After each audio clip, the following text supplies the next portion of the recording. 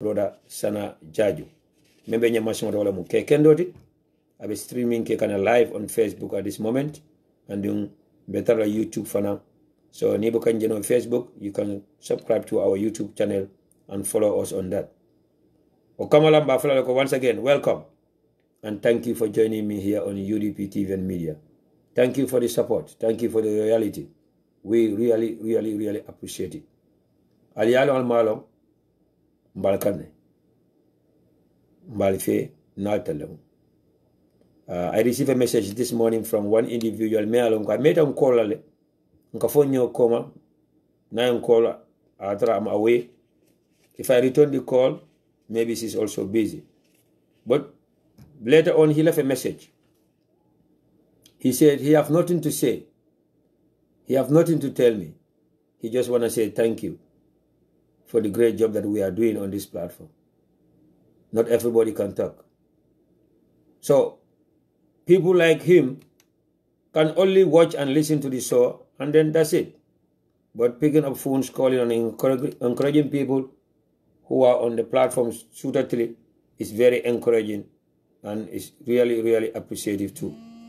So on behalf of the entire members of the platform, under the leadership of Brother Fode Jawla, Katando Kunyol Be Tola Nimen Kadiamu UDP TV and Media Cup. And in the other platform of Fonka, Bafala Kalabaraka Bake, at beautiful listeners only, followers all many algal Kataramfe, suitably. So Belve Dendina, Jiberlani Lamola Be Kajanta, Bebela Dogo la Keka. Atata Nyata. Men important than the Rongolamu, Kadoko ke aningania Senawala, Kadoko ke Yagambeleje, Daniela Patio Fananje. Because I believe that ko Patio Patibelo in Tonyaka and Ilota Tonyalaka, Ibe Gambele Jela, and you let militants of Fanabe Gambele Jela.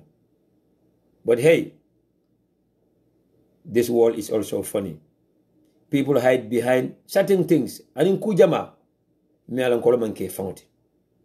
We see people hiding behind activism. We see people hiding behind journalism. We see people hiding behind feminisms. We see people hiding behind I am neutral, I don't belong to anywhere. Gambia moma nyorboko ma fen. But ila character soul, ila attitudes and their way of doing things shows us who they are. Badin Gambian Kolo, I repeat, this world is so funny and very unfair sometimes. In dunia mane bata, a funita, and luo nka kaku kuoleje. Mo besa fonta munyineti. But it's not about what you said, it's about your actions. Like I always said, I didn't ever fonka si jaluo nka dia mali. Malongalti, mansumaralti, nkumamfanalti. In fact, atal menke la moy, atal la fonka dotol connect juna dan telemenka diam. But in coming for jam what? Don't judge me by my words. Judge me by my actions. Nkamenke. Animbara ko wala important. Nana Gambia jele. One of the smallest country on this planet Earth. With the less population on this planet Earth. But we have the funniest people with the funniest characters. Ale haketu ninkuma kaumandia. But Gambia, we have the funniest people with the funniest characters. Yes, modo de ke mabo ndemu journalist olti. Dole ke mabo mina koma ndemu activist sileti. Dole ke mabo mina koma ndemu freedom fighter ti. Ngo dole ke mabo mina koma ndamantara dulato nde Gambeleje. Bokuma fen Gambia manyor. Dole ke mabo mina koma Gambia is more important. Gambia first before party. Not be more than kejele. But the minute important de jangole ibara kuolo. E kenyal. Anika menke. Nyabo lala suta tri. We can see the tribalists. We can see the hypocrites. We can see the psychopaths. And we can see the most dangerous ones, meaning the silent killers also. But at the same time, nita lemu badi ngolti. Nibe badi yala on social media. Nibe badi yala na community kono. Nita laka ben sangolto anun kuliyolto. But alabe mo be jole ngani yala. And the first 3 nights of the graveyard will be determined by everybody's action. Ibara ko yemen kanyen dunia kono. So moto mo nyine la no jam. Let's keep fooling ourselves. Because ndaka moda world. If you think you are fooling me, you are fooling yourself. So Najla na wonderful sister sol fanan joint and science meaning kata sister Yai Dramati and sister Abon Banin aka Saji Susoho member Njibe come all the way from South Africa. And in brother Pamodu Sanya and in brother Ibra Jide is also here with us. And in a wonderful sister Aida Ture. Balbe tentula mbaljaila ala barka bake. Also Najla Ndima Nakianko Alkali Yafa is also here with me. And in all the Kiankas men come to go. Pa Ibu Kurubarinyol, Alaji Pakonyol, Abdullah Sise. Greetings to Alaji Abdullah Sise also in Spain. And in Fodeli also in Spain. Mbalbe tentula mbaljaila. Sap Max Jane, Jata B from the UK. Thank you. Aning brother Lamin Kinte aning Janko Kaba Bafra Bekola Barkabaka Sana Sedi aning na wonderful sister Mari Chamane is also here with us. Aning sister Mata Jawara is also here with us. Alahaketu namor jembe call kang on several occasions. I think it's important. I call messenger, I call WhatsApp Mani Surali Mena. Alahaketu just 1 minute.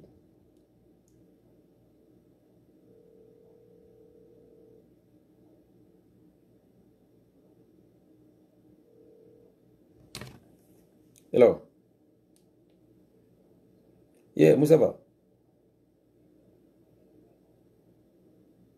No, I'm live at this moment.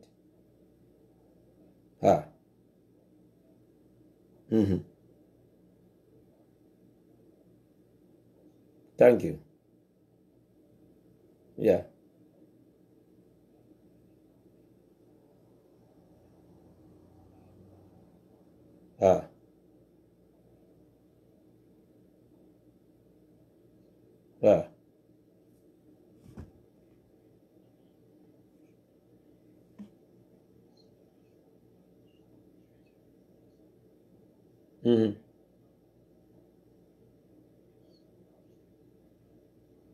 Okay.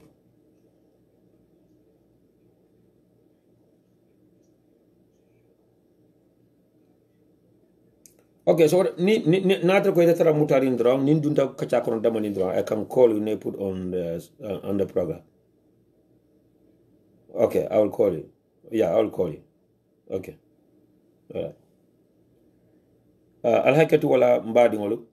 Ala haketu wala is another abebe do ko kono, so it's a guy, someone who's trying to give some information. Yeah, ala baraka bag. Mena wonderful in-laws fanan kontona menkata Dobali Sonko Jameti, she's also here with us. And that reminds me about our big sisters, the twin sisters, Awa and Adama Jame, member Houston, Texas, Sajo Adams, member all the way in the UK, and in Khadija to Mujere Kindobe all the way in Germany. So Mbal Kontona, Mbal Tentla Mbal Jaila, I thank you all for the love, and I love you guys more than you do. So Allah baraka bake, my wonderful in-laws.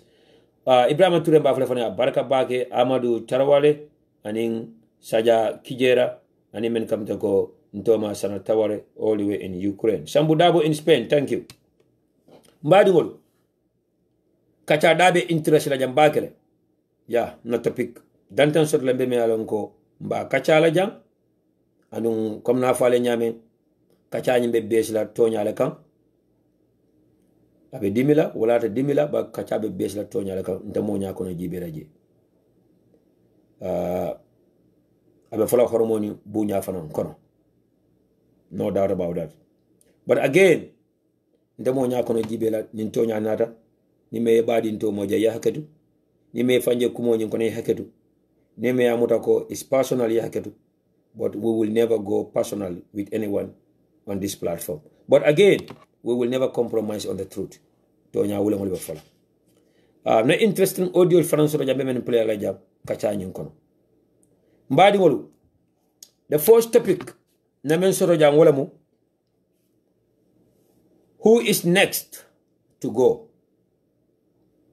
Who is next to go as far as the borough administration is concerned? Who is next to go? Jimale ba fon kumandi la foroti wala jimale ka fon kumandi foroti abe foro ya tamani la jam borough administration okon from the president himself down to the last person jam jimale ka fon kumandi foroti asontala foro yala anabe foro ya baro kala jam. Who is next to go? In topic of I will go into detail. Topic number 2. We will also talk about interbading Gambian call. Why nkanyina juna? Nina juno lembang for taunte yalembang for fanjawe yalem. Interbading Gambian call. Why nkanyina juna? Because in Kaluna ko fi fati hejut fi. Nino mankunja. So is it about being naive lembab, or is it about badi ya fasa lembab, or is it about fankum yalem? Because sometimes ikaluna ko jang nino mankunja. Fati hejut fi.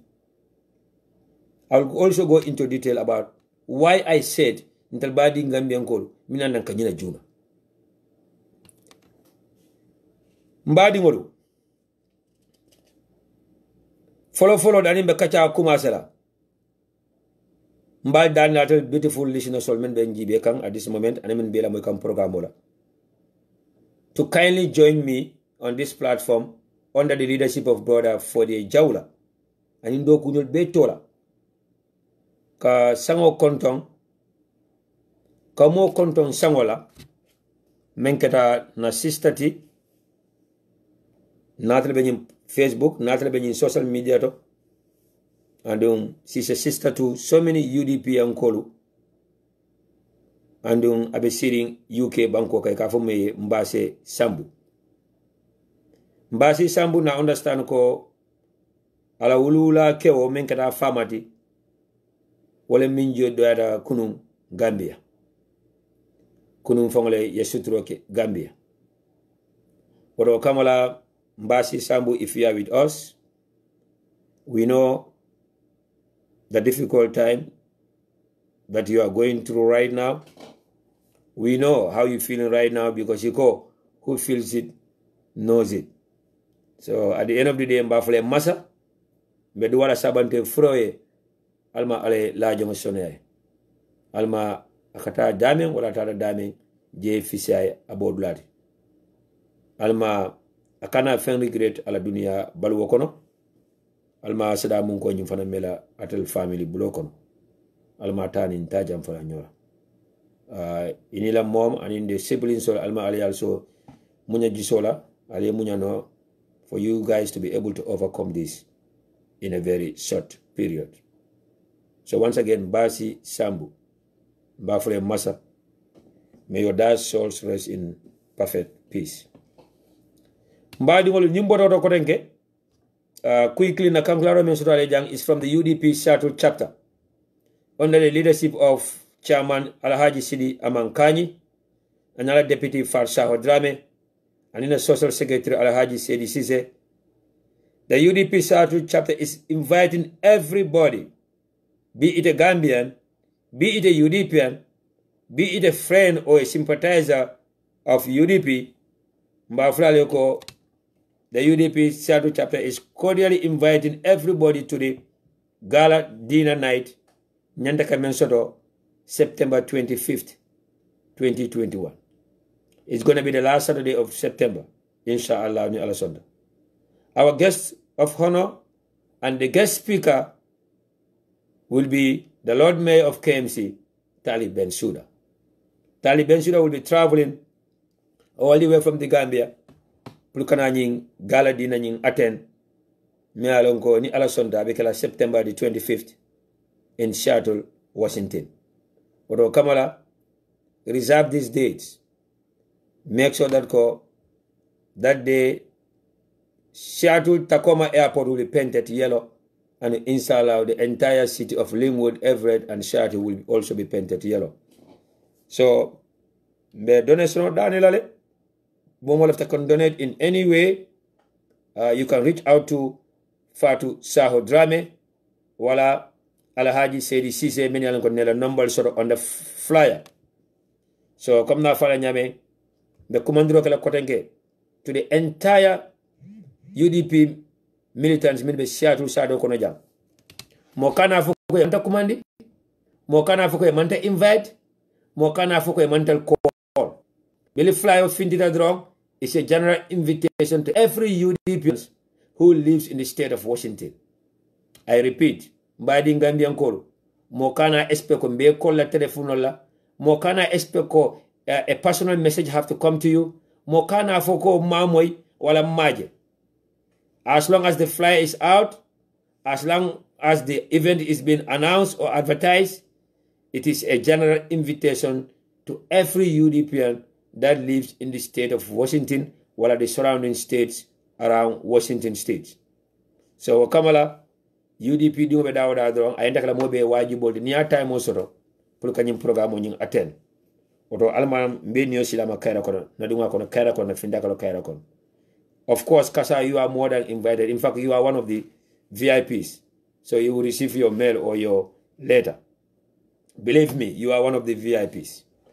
So once again, Mbafla Leko UDP Seattle chapter is calling and inviting every Gambians, every Europeans, and members of other political parties, as long as you are living or you live in the state of Washington or the surrounding states, to our gala dinner night, September the 25th, 2021 in Seattle, Washington. The guest of honor and the guest speaker will be the Lord Mayor of KMC, Talib Ahmed Bensouda. Mbadi wal nimbo do faran quickly, Ramu Sabali, and UDP Busumbala constituency, and UDP Mabal Kafo Menbe Busumbala, walebe Kumandro Keka. September 11. Wala mwenye sibiti nalati ni alasonta to a grand political rally ebe menkala at the Busumbala football field. Woto wa Kamala Ramu Sabali ni Busumbala UDP constituency aning Busumbala Mabal Kafonyi under the chairmanship of Mr. Kemo Sise. Ebe Gambian be invite ka. Ebe UDP nkol be invite la. Ebe friends of UDP be invite la. Sympathizers of UDP Ibe mo be invited to a grand political rally membe kala September 11 ni sibitinala at the Busumbala football field abe start at 4 p.m. sharp. Party leader and the entire executive members of the UDP will be in attendance. Oto Kamala Mbafrale ko welcome and come one, come all. Mbadi ngolu kataka cha kono quickly. Nko who is next? As far as the borough administration is concerned. Jimal ke fan kumandi num forola. Ikote mun foro dingolti. Ite mun tonya molti. Ya kula condemn num 22 years ago. Ibalanta kula la num 22 years ago. Ikama nyang amam beteya. Men ya ke ko ban beteya. Imanye na kira ye condemn le. Nataje ko sai wolle bulodi mola momi alonko ntele gambenul be kafuto nyoma in 2016 na kampenyo kaye na tolo na kulli na todiala na kontongo diala nkaye Gambia reforms nkaye victimol nyada fita nkaye justice serve nkaye corruption o kele nkaye Gambia fasa ay Gambia nyande afanna ay Gambia dingol nyande afanna menkata Adama Baroti wo Adama Baro mbadi Gambia ko na wolaje ala patio menkata NPP di woko aninji mala nata coalition oke aninji mala kana partnership ke kata election la together pour que election oke nyola together menkata APRCT Barsai liro sutata tongola men kum mayata jang men mun diamu dadi amanya ne kala de coalition partnership between NPP and APRC de wo manya na moja ma fango wori la wallahi wo manya na moja ma wori la anu amanta wori ay niyo kuya ay mbala fa but nkontanta in another way because Adama have shown us his true color and Adama member tinyala na fale jana suta tri abole kala member kasara abole kala kola momen ka nyatay nyaba ko kola moje but kafo nyun kono molle be je men yalla ko ye fan ko mandi forola andi ko tele mun forolati iko mun tonya moldi iko ko tonya la fasa sam fo nyin kafo kono bi wo mol nyanta tarla jele ba fo be tarla no jele. So who is next to exist the Adama Barrow administration, or who will be the next to exist the Adama Barrow administration? You know, yentakala kachadi dia. We all have our own opinions, and we all have rights to our opinions. But every right goes with responsibility in Gambian Kolu. Akosoni ambula kafa ko na right lemu, na opinion lemu, na jetenne. But every right goes with responsibility. Yes, mbe nyola opinion respect la no matter what. And motafala mo yente mo nekela wala yente mira nyame, but tonya wala mfana mbo fala nyoyele. Na ko yate me fine. Na diate me fine, but tonya wala mbo fala nyoyele. Tonya mun tonya da malti. And tonya de no flat. I'm not here to tell anyone what to do. I'm not here to tell anyone yente mira nyame. And I'm not here to tell anyone iron tale wale man wrong. Right tale wale man right. But mbe tonya fana mfala nyoye me mun tonya di mbe olone. Ni me afanja kono sala, ni me mafanje kono sala. Bal ndamale be nyo nene la bal mota ala nene la no jam. Akam tell sometimes nyina gambenol je ko nyo nyininka what's your take on ale memfo nyindula karito. Well, what's your take on ale memfo nyi situation karito. Wala yemine mira ala la kuoto. Sometimes I don't even waste my time to participate in such debates. Because ala la decision, ala la loi, ala melandi, mola opinion man mata odo kotenge. Moma opinion so odo kotenge. Moma nyina fala naje tena yente kala tenne. I remember one of our wonderful sisters nyina post doke Facebook. Akaka mol nyinin kele opinion la about certain thing. Wala akamol nyinin kele opinion la about a situation. Ndada fonko mbe comment kala je. Ka nyinin ka is this should be about our opinions or it should be about what Allah says about it. But Nata Jekofana Mole Melanko, I have never commented on her post. So if I comment there for the first time, maybe Bartonya Ngombanda Nyakasi. Eka Gamelol Jemialanko situation or Ekemialanko, Ala Kolem, Ale mem for the Wonder Tamalaji, I favor me favor, Nkanyoninka Nyola opinion, Walankalafina opinion express laji. Ala Sharia, Ala Lua, wala Ala Hashido Memfo, wala Ala Aquara Memfo, Ntakanyoninka Nyola opinion laji. Tilimbayal Tambita Walaba. Tilimbayal Tambita Walaba. Taunte ya Tambita Walaba. So Tonya Fanambo Nyama. Tonya Momanya Moninin Kala opinion la. Momanya Moninin Kala Yaji Nyame. Wayete Amra Entekla Nyame. Tonya Mun Kilinda Maldi. Is either Yafo or Yede. Aye febo, ame febo, Tonya Mun Kilinda Maldi. Tonya Bukafono in a different way. Bagambela banku to mialo ko Tonya kasfo na manke badi ngoti wala na e febo. Tonya bukafo ni badi ngole wala na me febo. Alma ale inde ma dro.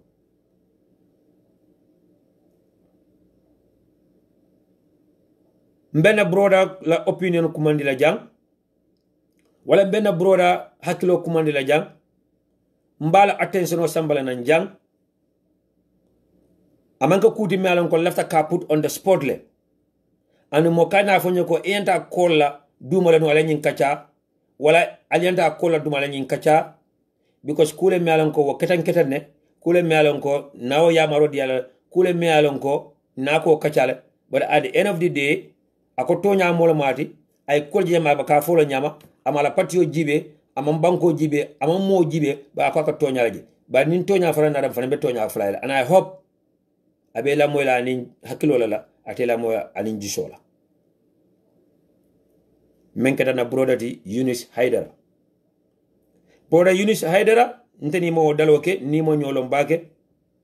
I don't even think we are friends on Facebook, but all I know is that we are colleagues and comrades me alon kon denta party ole ka fame the United Democratic Party namem fana longolo min ko mbe leadership me alon kon denta la na value and na believe ko he have the qualification and he's the most qualified one to lead us after December 2021. And nana ko mbeni ntenite be ngani omunete UDP masakunda si lawyer Usino Dabo ke president elected and he lead us after December 2021. But brother Yunus Haidara, if I might call your attention here, I don't know whether you have a personal beef with Mamadou Sabali. I don't know whether you have a personal issue with Mamadou Sabali. But Natra Fanankom, Yunus Haidara, you have a personal issue with Mamadou Sabali, or you have a personal beef with Mamadou Sabali. That's okay. That's okay. Do it anyhow you want it.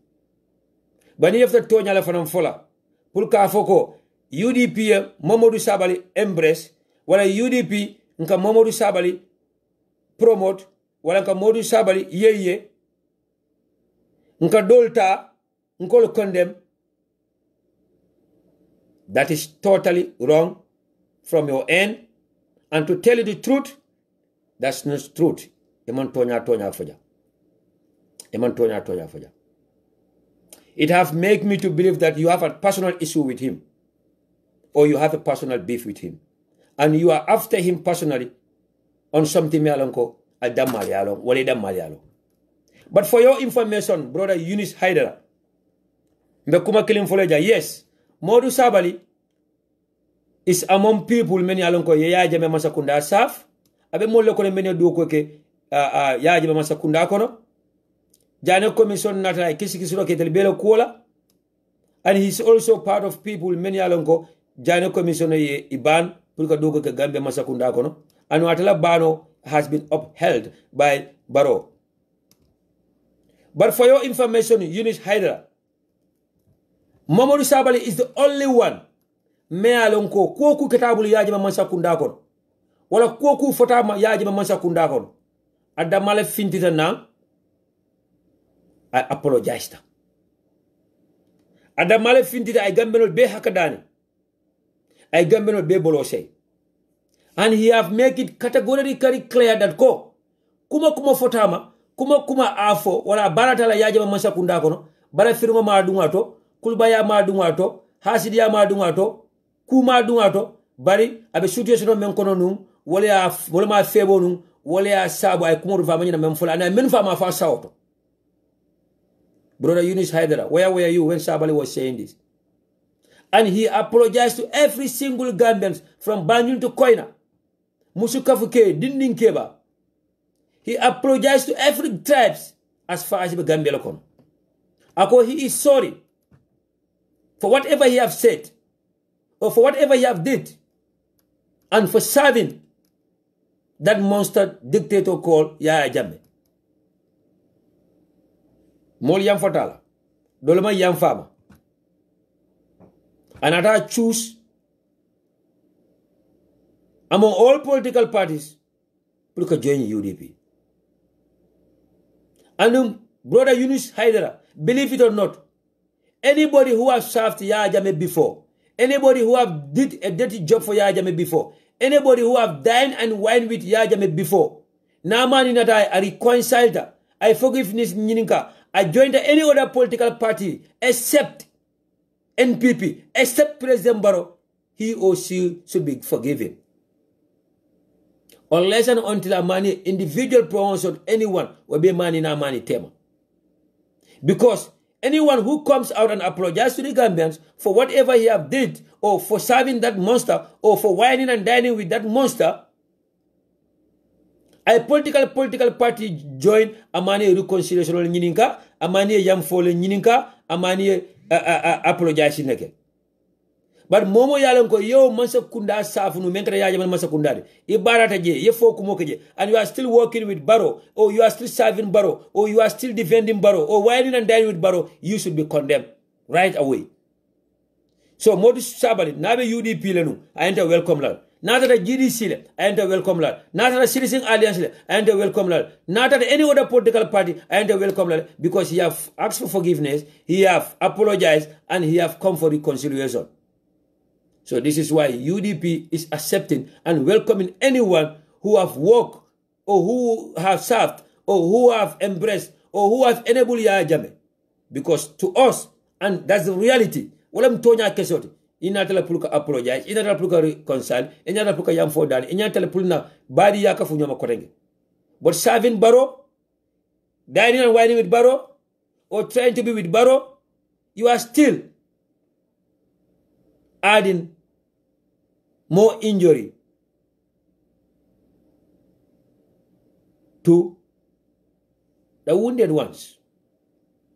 You are still adding more insult to the injury. You are still putting more kerosene on the fire. Momo yaja me condemn nu. Iko yaja mo mbete ya. Wale du ko yaja mo lenu. Ye ba ja ko yaja mo lenu. Iye yaja mo le fasa. Bi an ka bi ka baro masa kunda fasa. Wale ka baro masa kunda saf. Wale ka campagne ka baro masa kunda le. Ite mun tawuntelti. Ite mun mo jawolti. Ite is adding more injury or more insult to injury. So, Brother Yunus Hydra, for your information, this is the first time I've mentioned your name. This is the first time I've ever spoke about you. And this is the first time I have directly addressed you. We do respect to you as a brother. We do respect to you as a colleague. We do respect to you as a comrade. Please stop it. If you have a personal issue with Mamadou Sabali, that's fine. If you have a personal beef with Mamadou Sabali, that's fine. But this is not the way to do it. Unless and until ye manfo amantereto. UDP mantere ngani yokono. Wale malef UDP masakundala. Unless and until you don't respect your leader or you don't give him the value that he can for. Eunice Haider, if I might call your attention again. You are dining and whining with someone who have already served. President Yaya Jammeh. In fact, she have served President Jammeh on several occasions. You are dining and whining with someone, Mealonko. She have one time called Gambian diasporas the enemy of progress. Eunice Hydra, you are dining and whining with Fatu Kamara. She's one of your best friends. You are all over her post. You commenting on her post. And you have a good, cordial relationship with her. Fatu Kamara have served Yaya Jammeh on several occasions. Fatu Kamara have wine and dine with Yaya Jammeh. Fatu Kamara have put on the green Asobi. Fatu Kamara was everywhere attacking the Gambian diasporans. And right now she's one of your best friends. And you have never condemned her. In fact, you jump and start defending what she right. And this Fatu Kamara is supporting President Barrow. This Fatu Kamara is secretly campaigning for President Barrow. This Fatu Kamara is secretly doing a PRO job for President Barrow. So you have to tonya ala fola ito ko mun tonya molda, and you want to act like ite ka tonya ala mantra party interest jibe kay gambeleje, and that's how you write, and that's how you act, and that's how you make yourself. So then tonya for karobera. So like I said again, please stop it. Try to settle down your beef with somebody. Try to settle down your differences with somebody. Try to consult the elders of the party. But this is not the way to do it. And I don't think we have time for such. I don't think we have time for such, as far as the UDP is concerned. As far as the Yellow family is concerned. As far as Ushel Corel are concerned. And as far as the mighty United Democratic Party is concerned. I don't think we have time for such. So for your information, Brother Eunice Haidara, I don't mind having you on the phone. I don't mind having tete-a-tete with you. I don't mind going tit for tat with you on this issue. Just stop it. We don't have time for this. Nibe tonya for Carol Bela. Danibe Modu Sabale Malenda la Jamal Mala. Danibe Modu Sabale Conemenda la Jamal Conemla. Salna badi ya fanku ya bla interi ya fanku. Tonya for once and for all. Mbadi in Gambia Nkolu. This will take me to who is next.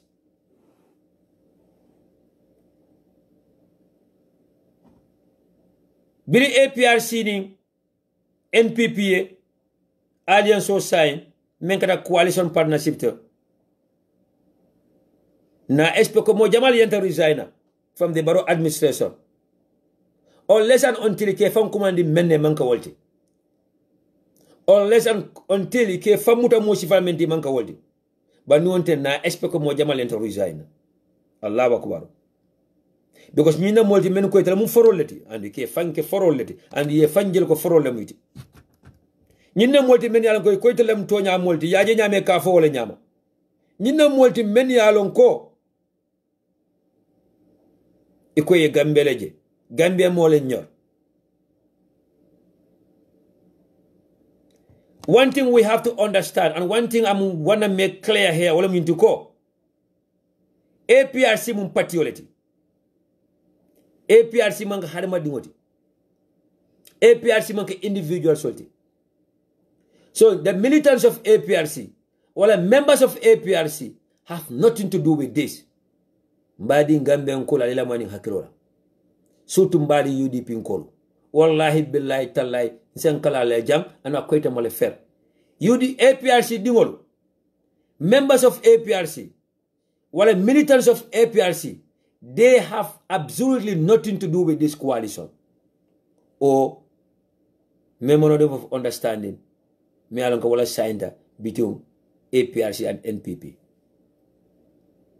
APRC dingolo mbadi ngol lemu nsi ñol lemu na brother so na sister so lemu banku dingol leti men yalonka ye ray sotole ka join any political party wala katara any other political party like kon telephone ray soto nyame katara other political parties to nyame bayla patio and in the leadership of the patio wala maramara nya jawala wala mantura for 22 years wala na mol fa for 22 years wala na naflo kasara for 22 years wala mol yemandi ye mol bute ye dol rip ye dol fa jimale mo leader ya jame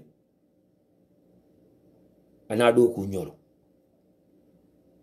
jimalo molti ya jame anina jongula sol men ye mol fa jimalo molti ya jame anamen bula bute rola pule mol bute ay men bula soron rola pule mol soron ay men bula fa rola pule mol fa what the UDP dingolo ni sañu understand ko 90% of APRC nkolo the responsible one atonya molu amo kendolu mfango signol na brother na sister, they are not in favor, they are not in support, and they are not in terms with this coalition agreement between APRC and NPP. Allah al-Malala. Wallahi, 90% of APRC are not in support of this coalition agreement between APRC and NPP. 90% of responsible APRC militants, 90% of Gambia Dinkenombe APRC, they are not in support of this coalition partnership between APRC and NPP. There will never be any coalition between APRC and NPP. There will never be an agreement between APRC and NPP. But the top executive Nkolo will damale bita ye safaroke ye agreement side between APRC and NPP. And they will act like Yake on behalf of APRC. They will act like they did it because they received the order from Yaya Jammeh. Ane. I can challenge Fabakary Tombong Jatta on this anywhere. I can challenge Dudu Jawara on this everywhere. And I can challenge Rambo Jatta on this everywhere. They did it on their own. And they did it to save their own lives. Number one, they've been given $15 million. This is what they asked from President Barrow. Nyinkodo siya jama ba fere nak. Nyinkodo is too huge. People will think that, oh, Sana is making up this amount. Or Sana is making up these numbers. But inshallah, they asked for $15 million. And Barrow promised to give them that $15 million. Or $15 million, ye wolata. Itel mo sabol ye inyolta. And then you don't corona for more than 10 sang. Many alankol, many normal applicator support. Fabakari Tombo Jada, Rambo Jada, and Induruja, Wole APRC ta ya mortgage to NPP. Ye ya jame to use. But behind the scene, they approach certain individuals, many alanko kunu kumba lemiti APRC, yolo fanan da fandi. Elafta modo da fandi la, wole wanyar. Wole kada Rambo Jada la, bilo kendunga ya wanyar, I mean approach in Lameng. Bande san, na brother Bakso Jaite, yo da fandi. Bakso, we do respect to you. Mbe da na dukare day. Bakso Jaite, we do respect to you. Mbe da na dukare day. No de ngay bobe la bantale. Wallahi billahi ta'ala modo be diam la modo ba fola. Bakso, we know what happened behind the scene. We know how much they gave you. Bakso Jaite. Iko muntonya molti. Saljo mute alquran ta ya taki. Ko fa bakal Tombo Jata de Rambo Jata nduru jamon ko dori tela pour ye joy. Pour ye kafuma in this coalition. Iko muntonya molti ko di. Iko telem general Baksoti. Mamadou Sabari, I challenge you. Mamadou Sabari, I Sana Jarju challenge you. Aning Omar Wali, na challenge ba telem Bakso terite. Ala fa Bakso ko nta Sana Jarju ko, ye kono diala. Ya bribe behind the scene. Play in coalition support. Ama support because I yajamel support. Ama support because I yajamel fasa. And ama support because yajamel already la. Wala ni yajamel diamutal. Bakso, wallahi, ita hanya kalila wala. But inshallah, abebe finita belala Kenya bato. Woto, membe kerinya wala mnyintuko.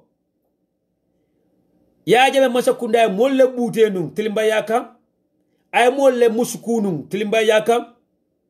Ye modo le tocho tilimba yakam. Ye modo le sorong tilimba yakam. Ye modo le ta yela naflo bushi buli yela naflo kasara tilimba yakam. And ye modo le ta ye baitara exile iluse le kobela tilimba yakam. All in the name of what dictatorship. Balo mo kilungol bi ebe baro masakunda kono ebe baro masakunda safka sa laftalon na le minimum la positionoti on this marriage between APRC and NPP. I repeat, ya jame mo jamala bute de, ay mo jamala fade, ay musi jamala ribde, ay mo jamala send into exile, mo jamala buri remelan ke ba dimo kambi ebe balo woni sa ya tema. Andi kanyim baro masa kundala fasanu, andi kanyim baro masa kundala sembentianu, andi ko baro masa kundala coalition ya al independent ya wala sabu telebeje bal sai o masa kunda o patio melan ko barole ya nyato ngaya bi football sita wolni APRC tema minam APRC ti patio melan ko ya jemele ya lead patio melan ko wole tele bute ay sorong ay do ki into exile. Say what is their take on this marriage? Na to ka mem fu mole ko wala muy telti iko farol la miti iko faro fulale wulu itele asabanja iko itele mu banko din kendol itele ko Gambia mo le ñor. Say what is their take on this marriage?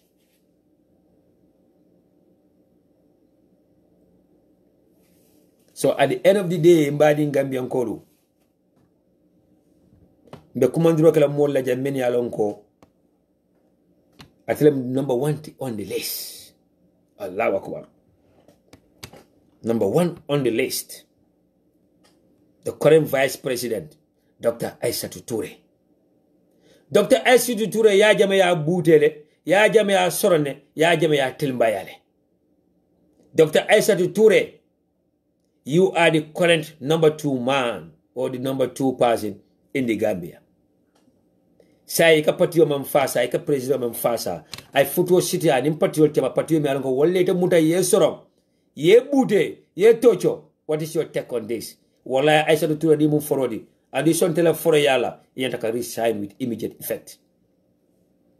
Ami bojan sisoho, what are you waiting for? Nimum foroti, forodim fulale ulu, yes abanjang, ikam mem for mole, ikam preach, ike fang islami andi menna, nisi the platform tema, ika kumbo, nindiamo dura, diamo kandideka.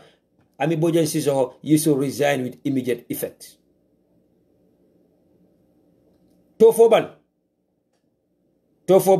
Nancy Sawola broda, Kasasi senyor la broda, Sedili terima, Ibrahim Silla, Ibrahim Silla ni mun foroti ngol le wulu ye sabanja itele folo yenta resign. Ibrahim Silla, where are you? Ibrahim Silla ila audio ye mun fonu iko ni ya baro ya jama fango bulan afindita Gambia tata iko ni baro soton wo agreement wala pour ya jama finda ita into exile iko mina Gambia itele demonstration on lead la itele protest on lead la itele kafo lead la membe baro kelala. Ibrahim Silla, where are you now? Ni mun foro dingoti manka hasidoti. You should resign with immediate effect. We do respect to you. Ngo, where is Ibrahim Sangare, the government spokesperson? Ibrahim Sangare, you were sent to exile. You've been in exile for years. You cannot return to your country because Yajime Masakunda. Now you are serving an administration. Me alongo futu wo city deni APRC patriot tema. Patriot me alongo wolle te tocho. Wolle asabitare into exile. Ibrahim Sangare, ni mum foroti, anum forot dim fula le wulu ye sabanja. You should resign with immediate effect. Alna tonya fonyoye. Yes, Junior Lion Sisla, you can say that again. Babala Commander is here to stay. Mamadou Sabali is here to stay. Ramus Sabali la brother is here to stay. Ngo na jambarole na so-called hero solo bal mo be resign for telu. Allahu Akbar. The UDP 1996 hero, the so-called founding members of the United Democratic Party, mo be resign for telu. Suntu Ture, where are you? Lamin Tunkara, where are you? Alkali Conte, where are you? Maimuna Sise Dabo, ile. Ule Sise Nyole. Allahu Akbar. But mo be resign for tell because it be damen teng. Sayale fise malote. Mo be push nan comme for tell because it la tinyate bulle. Ini komante, ini nyatonte. Itel titano nyatu, itel titano koma. Itel nimbaro be kasara nyolale. Malobe itel nimbaro fala nyolale. Fabu sana nyolo. No. Wolle be kala the last passinti. Wolle be kala last budon kolonti. Jiwol push dame wol bita wolto. Bal Suntu Ture, remember. Idia mutala foitio koita. Suntu Ture, ye protest organize UK le. Itara protest to le Brussels. Itara protest to dunia karobela foitio koita. Suntu Ture, saim futo sita NPP ni ya jamela patriote tema APRC. Suntu Ture, Ngo futo city da baroni ya jamel tema sai. What is your take on this? Allahu Akbar. Nyente diamula. Lamin Tungara. Ngo Imam Babali, we are expecting a condemnation from you. Imam Babali, we do respect to you as a religious leader. We do respect to you as an imam. We do respect to you as a community elder. You were jailed unfairly. You were sent to Bambadinka at Joshua prison. You were tortured. You were undressed. You were left naked by APRC under the directives from Yaya Jammeh. Say ika baro men 70 ya, ye baro men fasa ya. Faka fa baro me ko amanka mandin ko dal origin bota fula dule. Ika fa baro me ko ala baro men ka baro te ala baro mun bari ledi. Bi ko men fasa ay futo sitani APRC the tema. Imam Babali, we want to hear something from you. Imam Babali, we want to hear something from you. Imam Babali, ni mun foroti. Imum mislima kebalti. Adaji kole bela. Ika man kutuba el jamongoto. Wala daji ko bela. Ika bara wala. Ika mol kawandi mena. Wala daji ko bela. Ika bara wala. We do respect to you kebala with Alpha Medi. Imam Babali, we want to hear something from you. Patio mene nyato nko ye bute, patio me ye tocho, patio me ye sen bambadinga, ye ura, ye left naked. Patio me anko ko ita siyaje me nyato ye juma, ya apologize. O patio bi futo sitra warning baro tema. Imam Babali, you wanna hear something from you. Diamu. Nko. Who else? Who else? Allahu Akbar. Dusano. Lamin Cham. Siaka Jata. Unde Nyang. Alka mina batu. Alka jina foko forolo malti. Alka jina foko misri mola malti. Alka tendi mola. Alka ta misro to alka sali. Alka sadala bondi. Alta hijolela.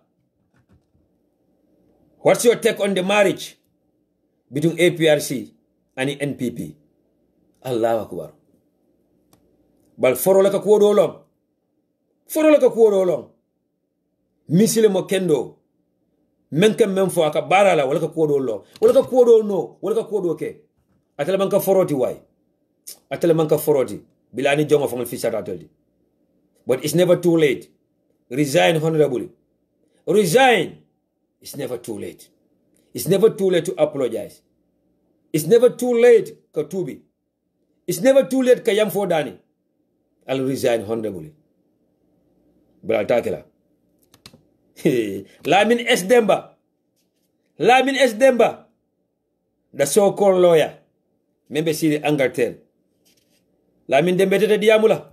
Follow, itala turu kola mole olonde. Ita bara ko mole wajila bilari Gambia be Kenya bal beto je. Ika memfo imam wonte daju kodi.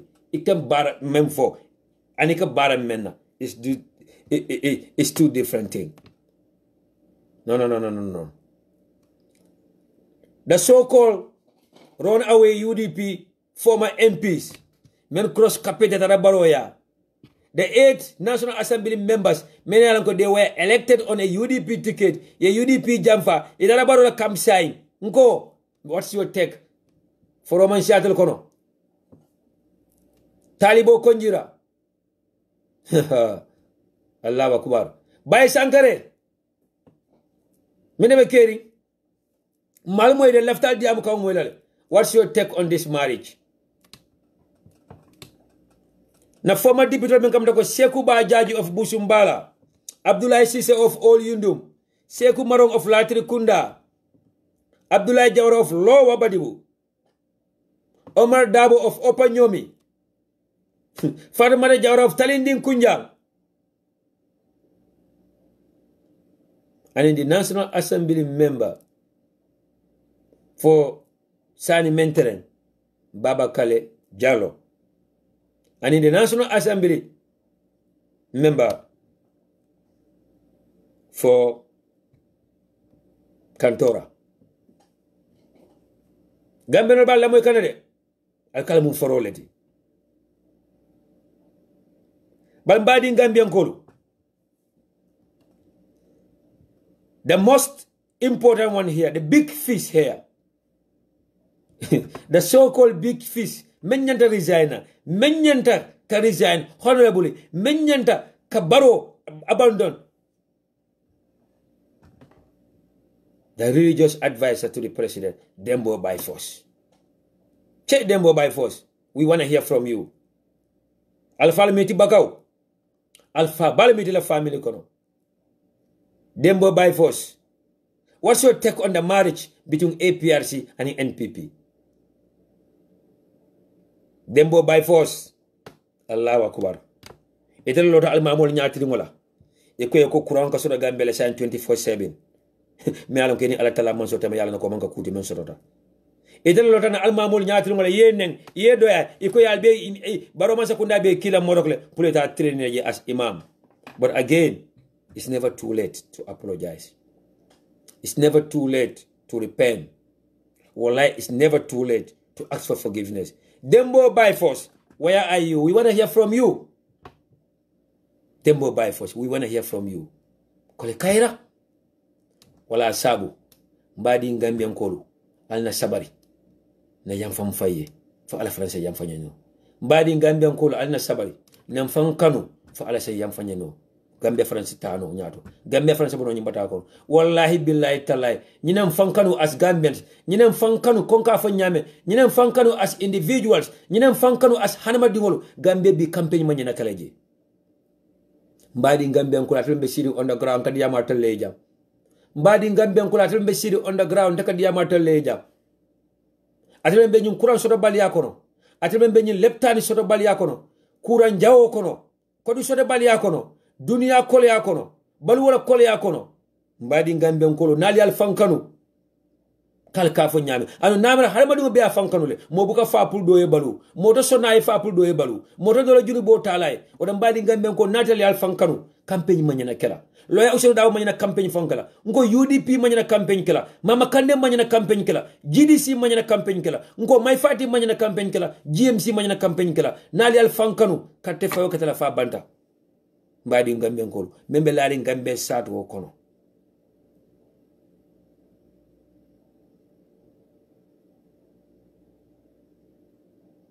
system basi sambu mbe dani la jang ya haketu.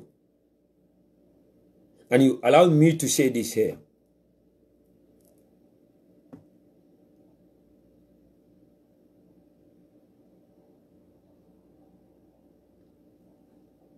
Ali alno Gambia sa satul kata leptano doctor ro kataraji. Sa satul kata leptano do doctor ro kataraji. Na system basi sambu men fama banta kununko bili ya fama ka samba leptano bila samba leptano doctor tiji fa jita. There was no doctor around, there was no doctor available, there was no doctor at the hospital for paringo jita. How many people knows that? Na ma fu moye balonal na la family ma fu me balonal. So it's only those who feels it knows it. It's only those who went through it. Do you guys know that this old man was taken to the hospital? He was rushed to the hospital. To their surprise, there was no doctor at the entire hospital. Mbadi Gambia nkolo atembe Gambia bi leptano mem doctor obeje bi ebe fitara leptano mento bi be jar la nyama ebe fitara leptano mento bi be welcome la ebe fitara leptano mento bi boro be sor laje ambulance be sikalanoje wala bandage be sor lanoje ata Gambia sato kono. Na information do receive about Dr. Lamine Samate, the current Minister of Health. Hey, ramadi ngolo mandia. Badi ngol malaka mola kende afo. Maybe because I badi ngol nafale. Maybe because I below them badi ngol. We do respect to the family members of Dr. Lamine Samate. Alkamem fal badi ngoto yara fa manka woti. Wallahi alkamem fal badi ngoto yara fa amanka woti. Doctor Kuma lebe Gambia mene be diamu kambi. Doctor lebe diamu kambi mene anko they are part of the Doctors Association. Doctor lebe diamu kambi mene alonko ikamemfo Mamadou Lamine Samate la kwoto. The current Minister of Health wala badi ngol fa nali alu moy ale ko dol moy wala nyalo to ko dol ka se bato. Number 1 ala jawaya. Number 2 ala corruption. Mbadi Gambia nkolo ale nyulono ko right now under the leadership of Minister Lamine Samate as the Minister of Health. Akabadin kari sikale. For example, alila moja. For example, abadin kari be do kola Banjul Hospital to. RVTH Hospital to. Kodi? Abe bondila wotole. Aye samba position of doto. In another location. Alila mali hakilo la jam. Ninka kamula la kam ama na kiti. Anu na ko nyin keta ko kuti amenka tonya to lumolu. I will also call my source. Na faniani na jana apologize. Dr. Lamine Samate a terol akafunyol abadingol nimbe do ko la RVTH Hospital wala be do ko la Birkama Health Center wala be do ko la Bakau Health Center. Abebon yebondi yesamba to a location of your choice. Wala left la dame it already ibe salary receive la from RVTH Hospital. Ibe kala salary receive la at your new location also. sa yemo men samana a replace at your own location o fana be salary receive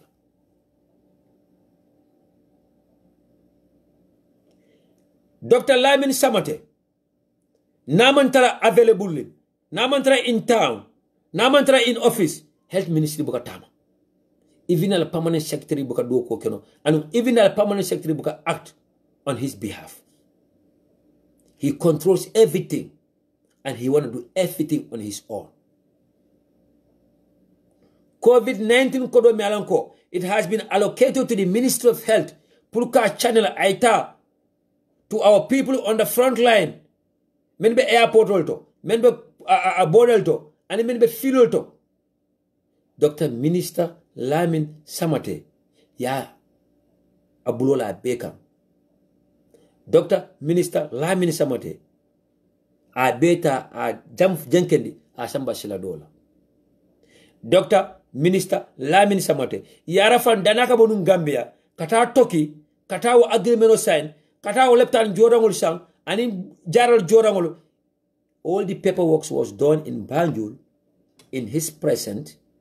Ya calculation olke yalong akamta ilafta bola Gambia ikata angater pour kata marchandise sa ya marchandise la sample kiena iko yanta sen nanyela. You already have an idea about nyinbe cost la jelela. You already have an idea about nyinbe sanna munela. So say for example ni ko ni data angater kata ni marchandise mensa abebe cost la $100,000 la Dr. Sisena la kuruk solo ye fansum budget de da Banjul instead of $100,000 iko $1 million.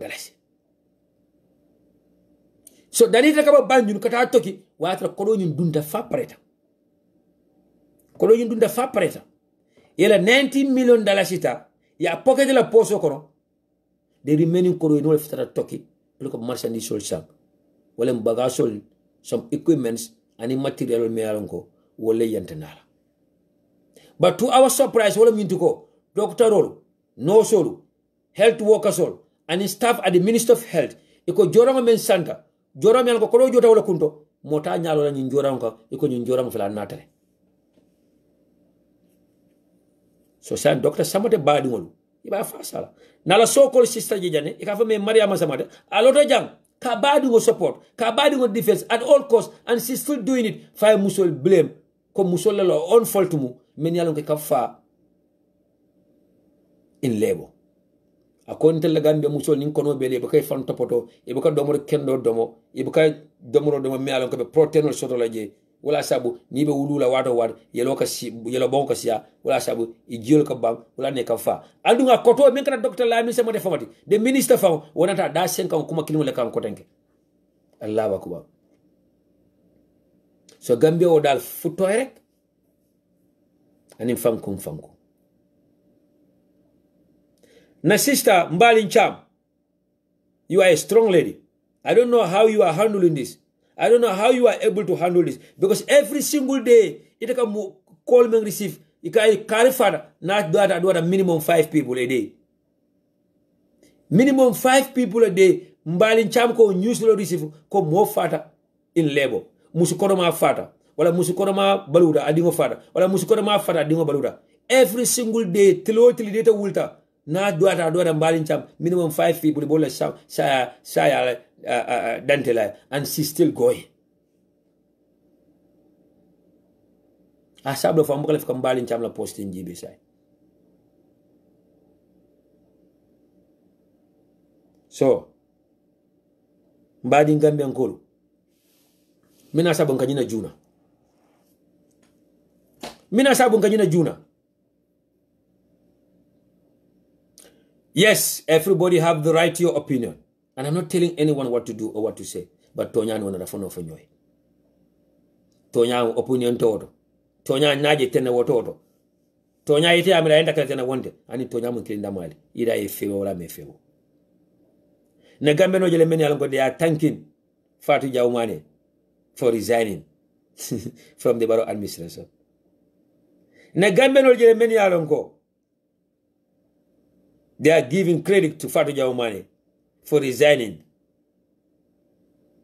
from the borough administration. Na Gambia no jele meni alongo they are saying that they are proud of Fatou Jaumane for resigning from the borough administration. Yes, it's your opinions. Yes, you have the right to your opinion. But remember, every right goes with responsibility. Remember, every right goes with responsibility. Remember, yaman fo nunkunu, ani bi kaman fo. Remember, yaman fo nunkunu, ani bi kaman fo.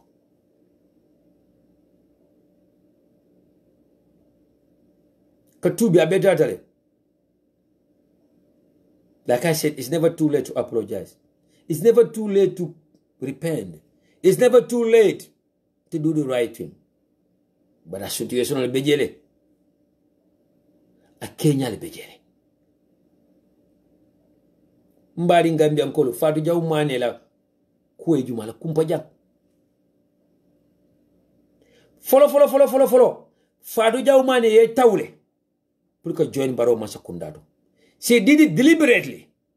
Wallahi billahi tallahi. She did it deliberately. Anu alonne abe menke kanu. Aye taw. Fente fo jawaya. Fente fo jawaya. Fente fo hasidiya.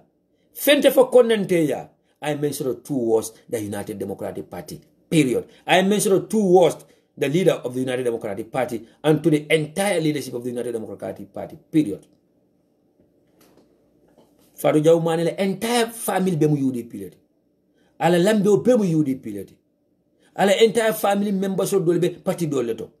They choose other parties but not Barrow. They choose other parties not NPP. They choose any other parties not Jamfa Kafoni. She is the only person out of the entire family. Mbadi Gambian Kolo. Danaka join Barrow Masakundado. Negotiation on leketa. Nal malon so faleja.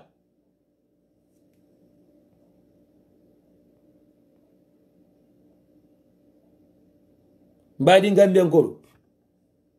Fatu Jaw Mane danaka join Barrow administration. Daniba appoint la.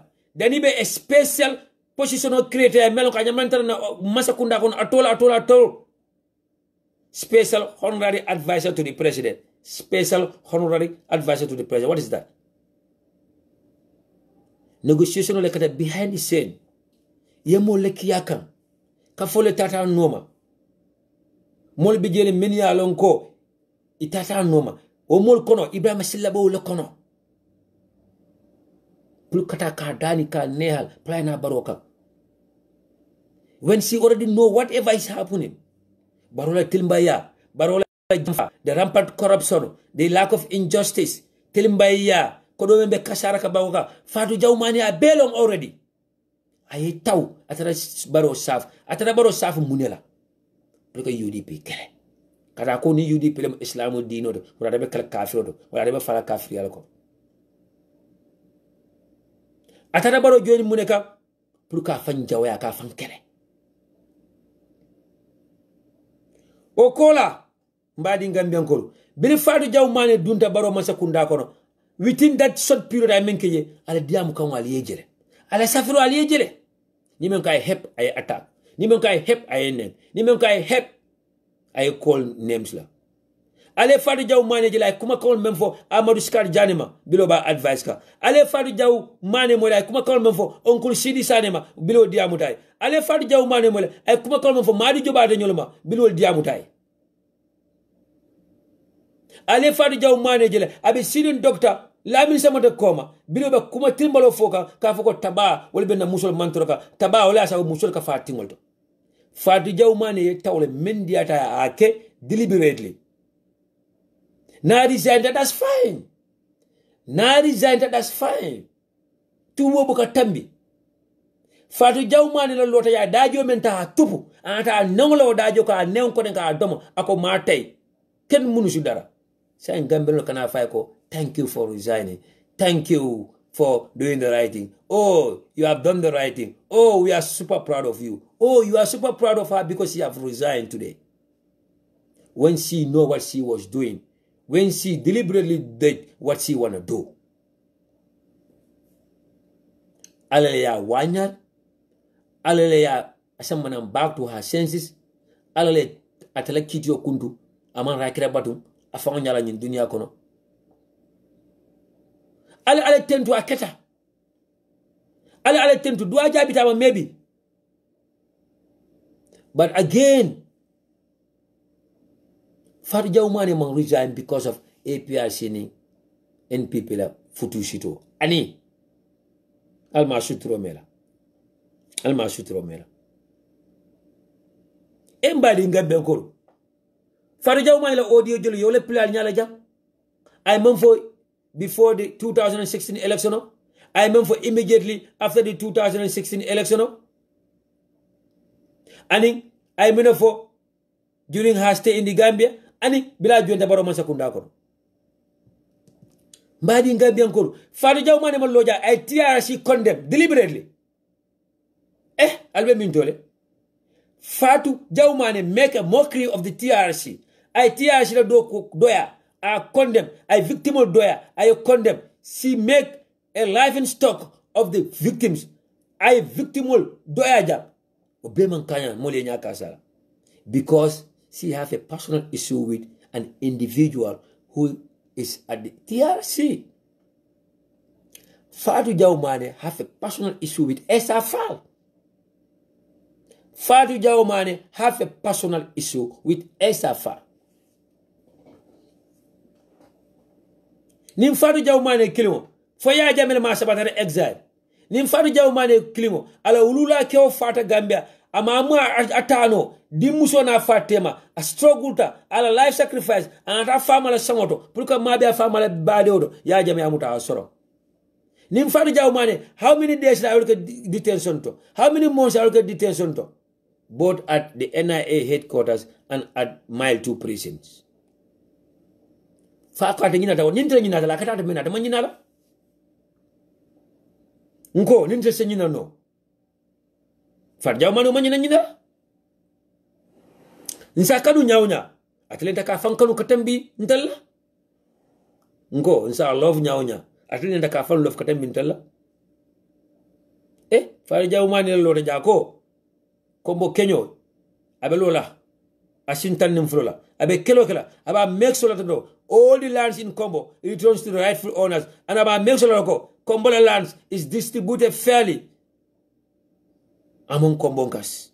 Ako luntamal men bot nang Guinea-Bissau, luntamal men bot nang Mali, in other words, Combo area to ja. Ika lunta yalte ke dila, ay banku di yalte ke dila, keka banku di ngolti. Iba make sure that adunda jana afindi jana within less than a year of Fatu Jaumane nata kabaro masakunda joy. Menkada behind sen almalomba. Because be tela legena Senia. Follow mbadi Gambia nkolu. Brown envelope la dita Fatu Jaumane la. Kodo. Anim position. Play join baroka. Mba challenge on anywhere. Wallahi. Na lafta nyindina ila. Men yake yalone. Sometimes we don't want to go personal. Sometimes we don't want to go personal. And we will try at all means not to go personal. Brown envelope wala dita Fatu Jaumane la kodo na afulo anim position negotiation katale karol lo kumolu transaction le kada behind the scene position mantra mansa kunda ko nyawnya ya position create play taje ay taw deliberately atara do ko ke president Baroye call my favor in State House.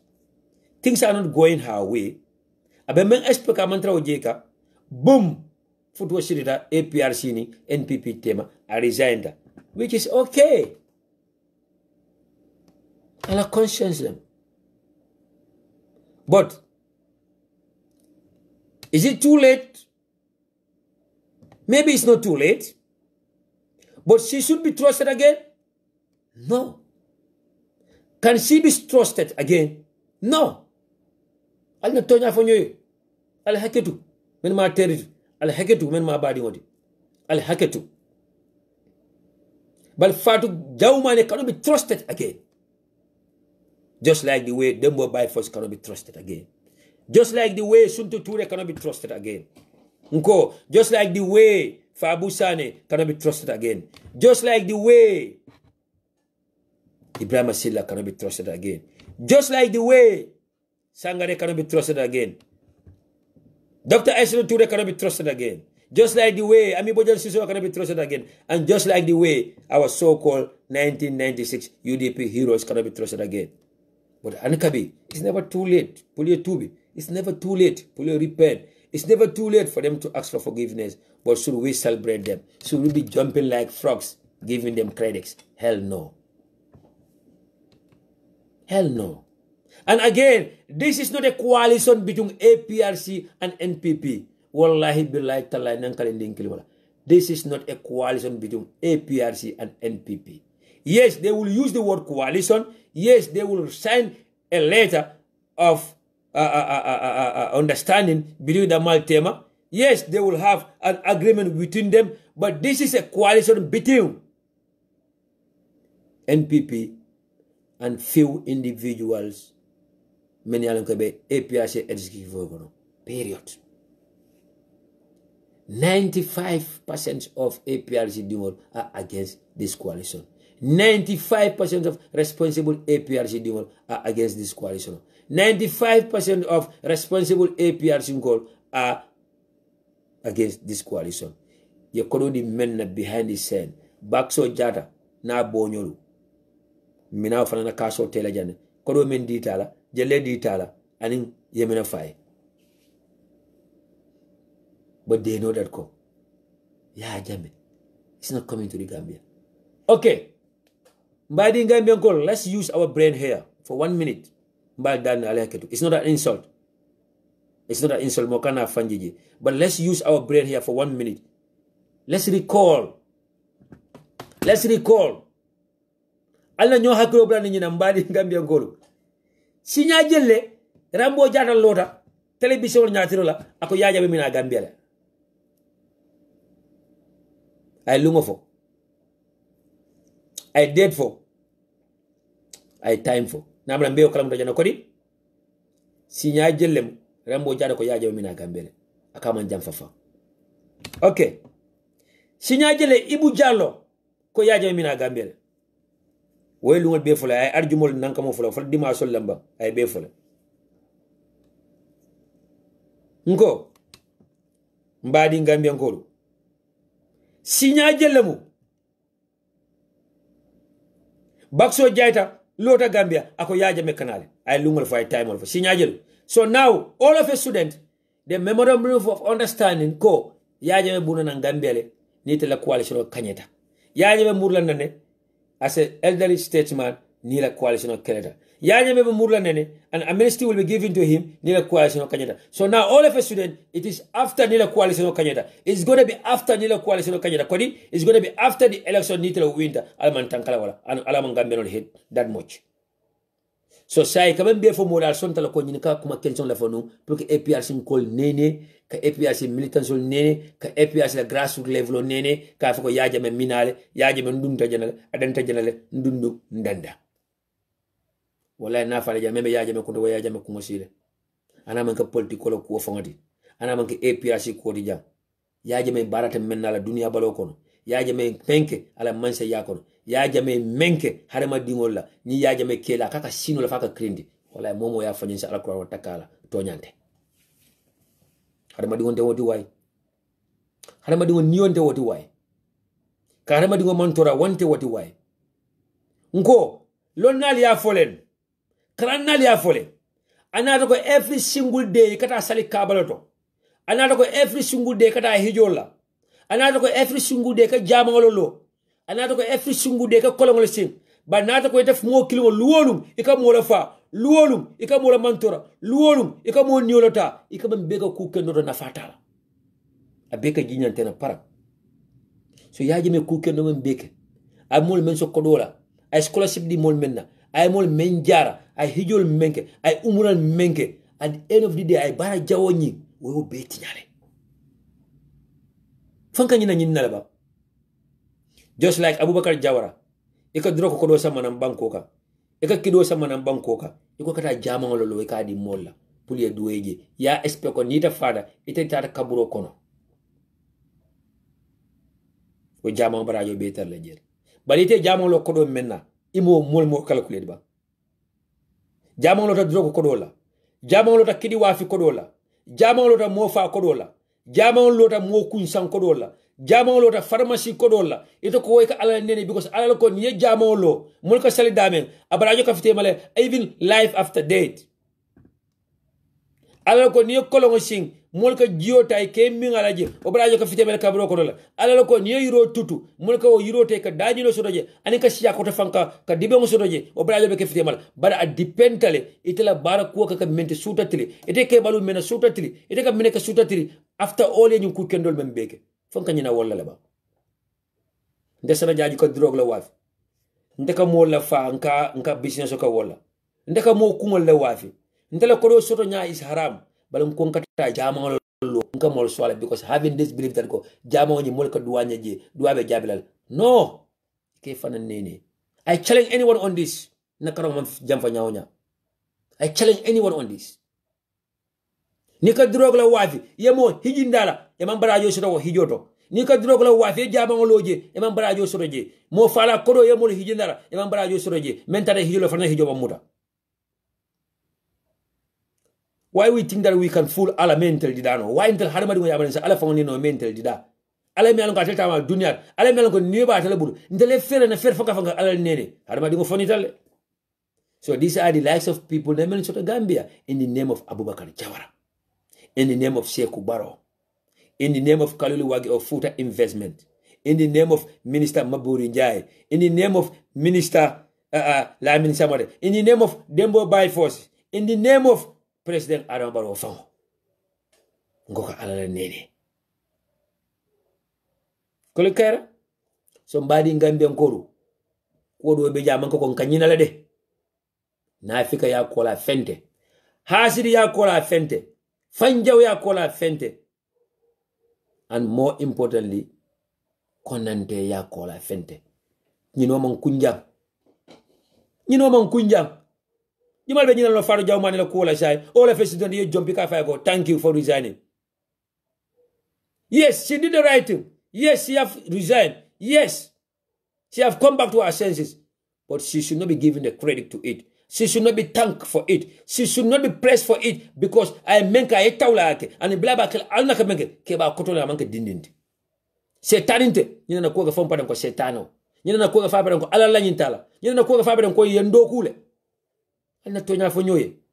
Just like when my colleagues and fellow comrades were jumping everywhere on Facebook, congratulating Bakar Baji when he was appointed as Minister of Sport, when he accepted an appointment from Adama Barrow, when he knows that ko akata krab masa kundala saf, when he knows that ko akata masa kundala mako membe gambeno timbayaka, me gambeno jamfa, me mone, me nimesadi, when he knows that ko appointment ota from a masakunda, me alonka struggle jamfa, but we were there congratulating Bakar Baji because we are friends with him. Oh, we want to be civilized, we want to be the so-called intellectuals, we want to be the so-called diplomats. We want to act like we are the smartest one.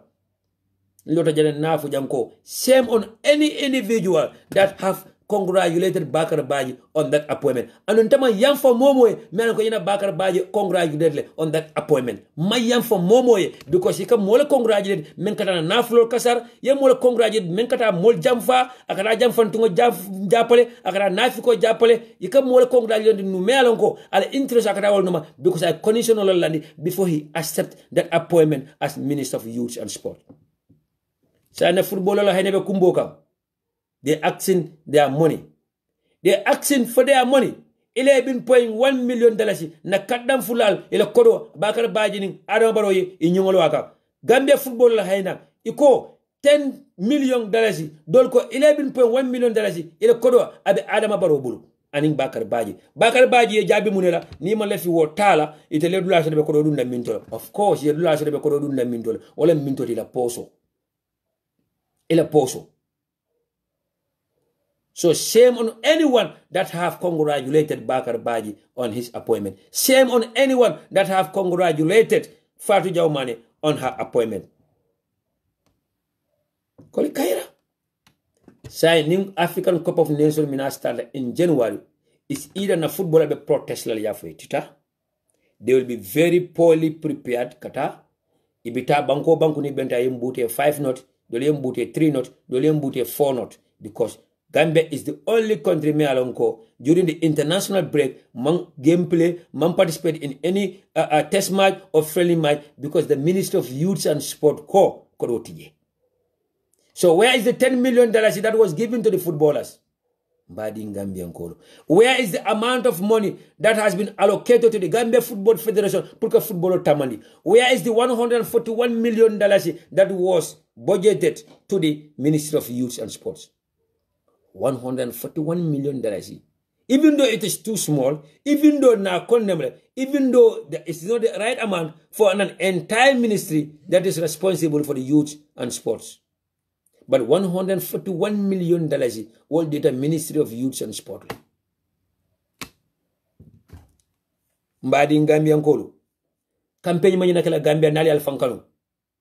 Mbadi Gambia Nkolo nali alfankano. Campaign manyi nakala Gambia. Dabo manyi na campaign kala. UDP manyi na campaign kala. Parti manyi na campaign kala. Nali alfankano. Mbadi Gambia Nkolo. Enough is enough. It is now. It's or never. Ninan sangolemu. A nyongoto sot la kodenke. A opportunity sot la kodenke. A kaira kode sot la kodenke. Mo kana mo slani. Nye election makante kela.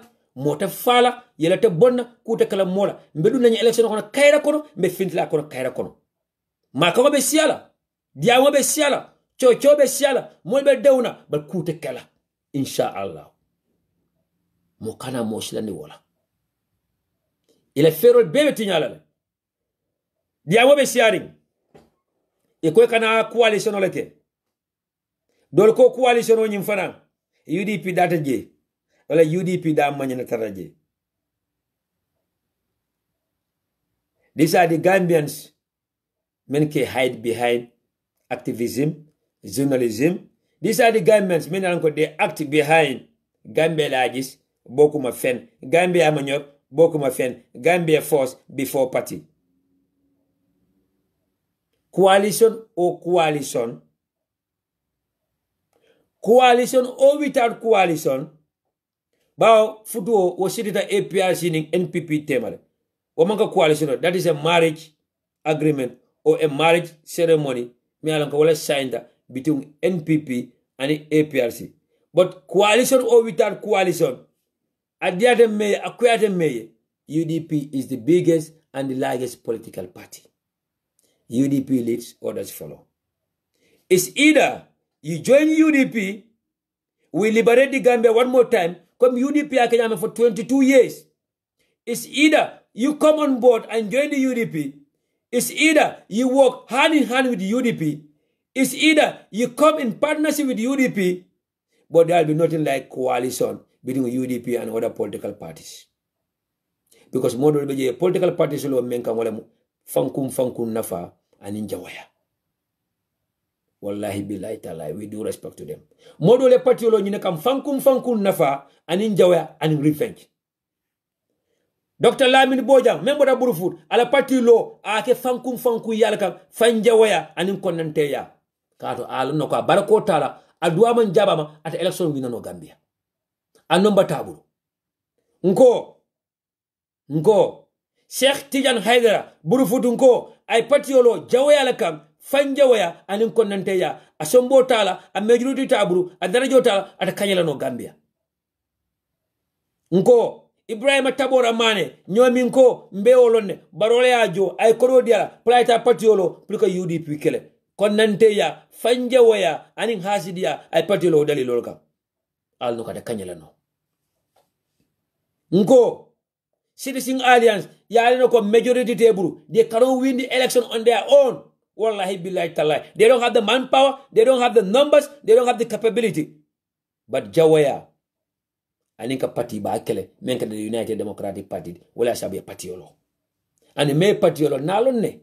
Gamben jele alonko, Ismail Sise is not the founding father or a founding member of Citizen Alliance. Mojimali alonko, Dominic Mendy, a former minister on economics, on the Yaya Jame, is the financial bagger, is the owner of Citizen Alliance. Nko, Doi, the All Papa Party, Doi, our grandmas and grandfathers, Doi, after 40 years in the Gambian politics, cannot pull more than 5% and will never pull more than 5% and they will not be able to pull 5%. Wala sabu doyin kol men ka foko. Suñ leen tegale box ba léegi sax doy la ñoo sanil te ñoom neena Adama Barrow dafa wara dem ñoom neena Adama Barrow mooy problème bi ñoom neena Adama Barrow have to go and must go. Wallahi, I said to you, you don't believe in what we said. If you believe in what you are saying, you will join the majority and take Adama Barrow out. But you will not be in this Bogo party, this Nyogo party, this Dogo and Gele party. And you knew that Koyita win. No. Badi Gambian ko, do not get me wrong. Everybody have every right to be in any political party. And everybody have every right to join any political party of your choice. And Gambia be the no UDP atan whatever. But kukilim fana wo koitale. Adiate me akoyate me nyine keri. Modo be party yo kono me alon ka koite mal ko nyim party to win no. Wallahi billahi tallahi. Modo be party yo kono, e be party yo fasha kam, e be party yo sembenti yakam, e be kambe kam party yo de no ko party yo to win no. And still go, Adama Barrow have to go. Because still, Adama Barrow must go. Mbadi Gambian ko akamtalo ko, if a militant of Doi be seen in Facebook, akafo Adama Barrow have to go. Adama Barrow must go. And you ko an kabite be Doi, ite be kanto fire Doi, and Doi to join the party dolka. Then how will Adama Barrow go? Ite na rakate tinyala. Mbadi Gambian ko, if you are a member of GMC, we do respect to them. Ika mai fatile fasa. Ika campaign ka mai fatile. Iko left fatile kanye. And iko Barrow must go. Barrow have to go. Barrow lem promote. And iko Gambia kanu. Wallahi ni ala tema yanoko. GMC to election will win no Gambia. My father cannot win election so as a solo party. You alone. But still you refuse to join the biggest party. So how serious are you with Barrow have to go or Barrow must go? Let's be honest with each other. How serious?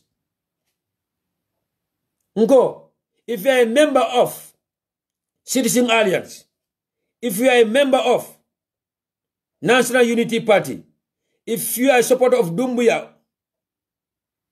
Usman Doumbouya, if you are a supporter of Darastaman Banki, if you are a supporter of Bojang, Lamin Bojang, if you are a supporter of Sertijan Hydra, if you are a supporter of Ibrahim Tabora Mane, if you are a supporter of Kitabu, the comedian, and so many other political parties, and you say that Barrow must go, you want Barrow to go, Gambia Mola and your Gambia Ngajis, how serious are you with these words? How can you tell me that you are serious with this when you are still supporting and campaigning for a party that cannot win more than 3%? And in Alatala Manso Tema, Yanoko, that party cannot win more than 3%. Come on, Anatolia for Noye. Anatolia for Noye. Join the biggest political party. Come in partnership with the biggest political party. Come and work hand in hand with the biggest political party. Come and work side by side with the biggest political party. We are not saying that abandon your party. We are not saying that resign from your party. We are not saying that join the UDP. Yes, Ndia, join the UDP.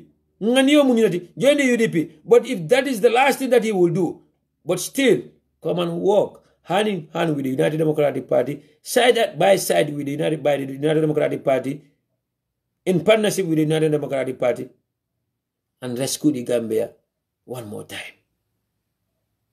One more time. But the diamo mo duma, me alonko, we cannot confirm it, and then we don't want to waste our time to deliberate on it more. But in bemola attention of command la ko kamamoy. Ikwe kana coalition lake and UDP date talaje. So italiame italo coalition UDP date talaje nyaonya itelebe winna or itelebe Barrow boinila. But again, history will repeat itself again. But we are calling on our brother. Demba is okay. Bibi Dabo of Kian Dumbuto. Bibi Dabo of Gambia for all. Bibi Dabo of GFA. Kana song mole ke fanjawati de. Kana song mole jelendi fanna an kana song jawol sawayloma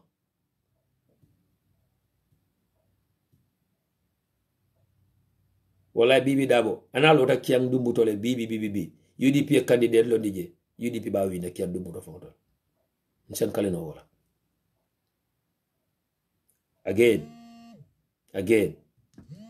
again mina be keri nyam ko denke atata nata jawaya atata nata konnanteya atata nata hasidida wode malbe keri nya yes jumale mu Hello, Mr. Sana. Yes, ina keba ini mbara. Andela Amadou from Jarabarokunda right now. I'm the German. Thank you, Amadou. Jarabarokunda. Calling from where? I'm calling from Germany. Okay. Ibe live le ten. Program on into man for after contribute la world about. Yeah. Ndela program on lango ka kumara mbali. Abaraka bake. Mbali tentula mbali jayela la do kunye. Abaraka bake. Yeah, comme the left al comme manding kol ka nya so so bor nya ka la fa yarola. Na keba ka mum fodro. Comme sign 5 agenda nyim findita al depend back o wa fola dina nyilla ni APRC MPP al nga forget nyim mol nga depend na campagne la na agenda wa mol ma because intel nga lon ko APRC data baro no ma ko tan 100%.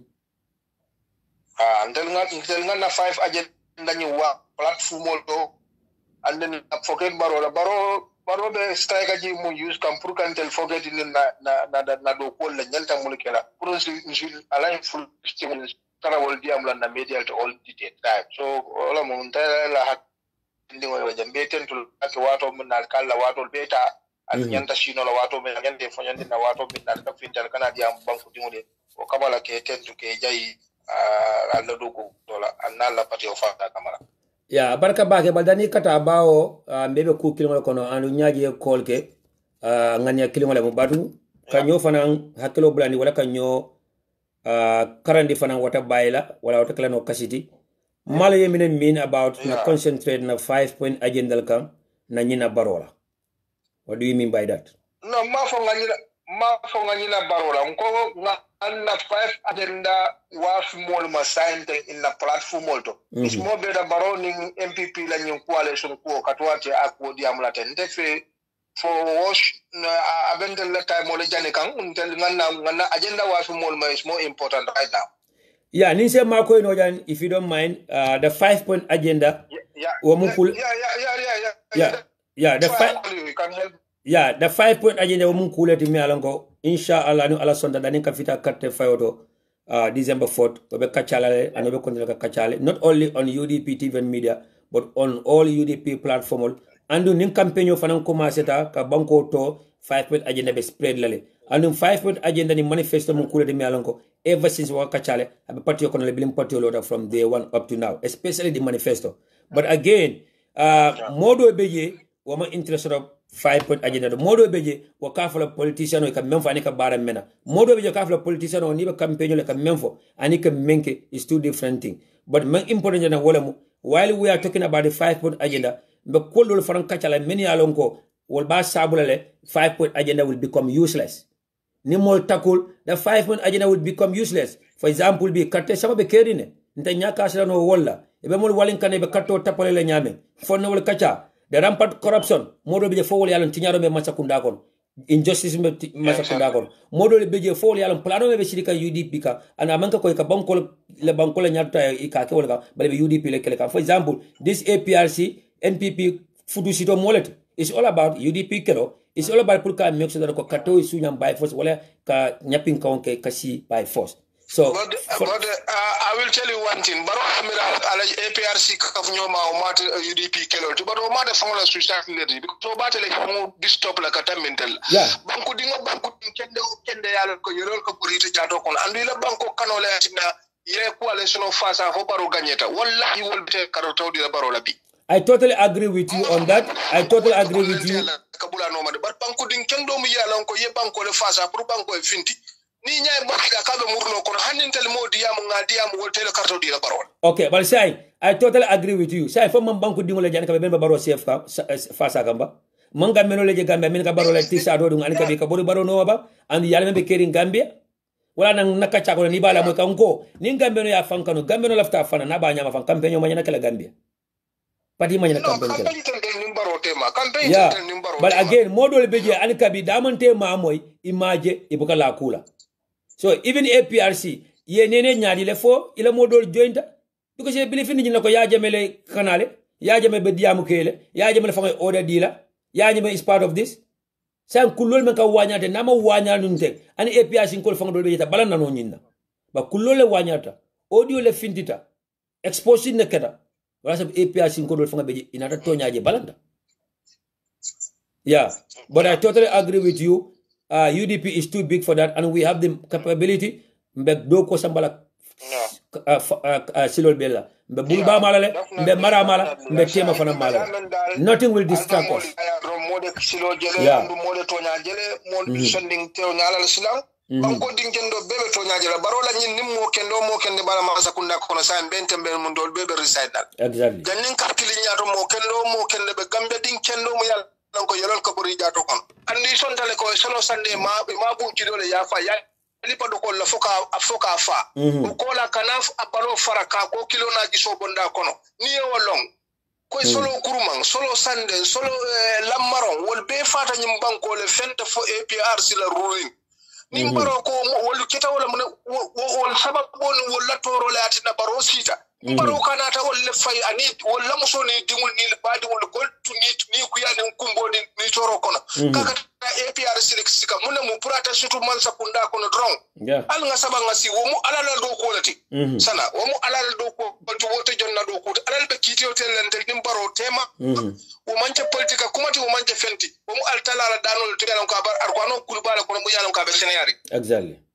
exactly oto nga alalon nimbaro tema ntel nga continue nga na 5 agenda wa fi molma ngana songa mo kaja fi ngala songa mo ni ku yandi mun sati na te walino na pati kono alanga mol yaya alanga mol mudari ya nge kilin na pati kono anna lankan jamale kuno jamale sikukeno adam baro ka karantale adam karantale bar silat la wala da tanyina ta wala bar gabben kol samurunda la wala da koto kan nata ma wala non samurundi bayi da ay ta siro kara. That's good. Yes.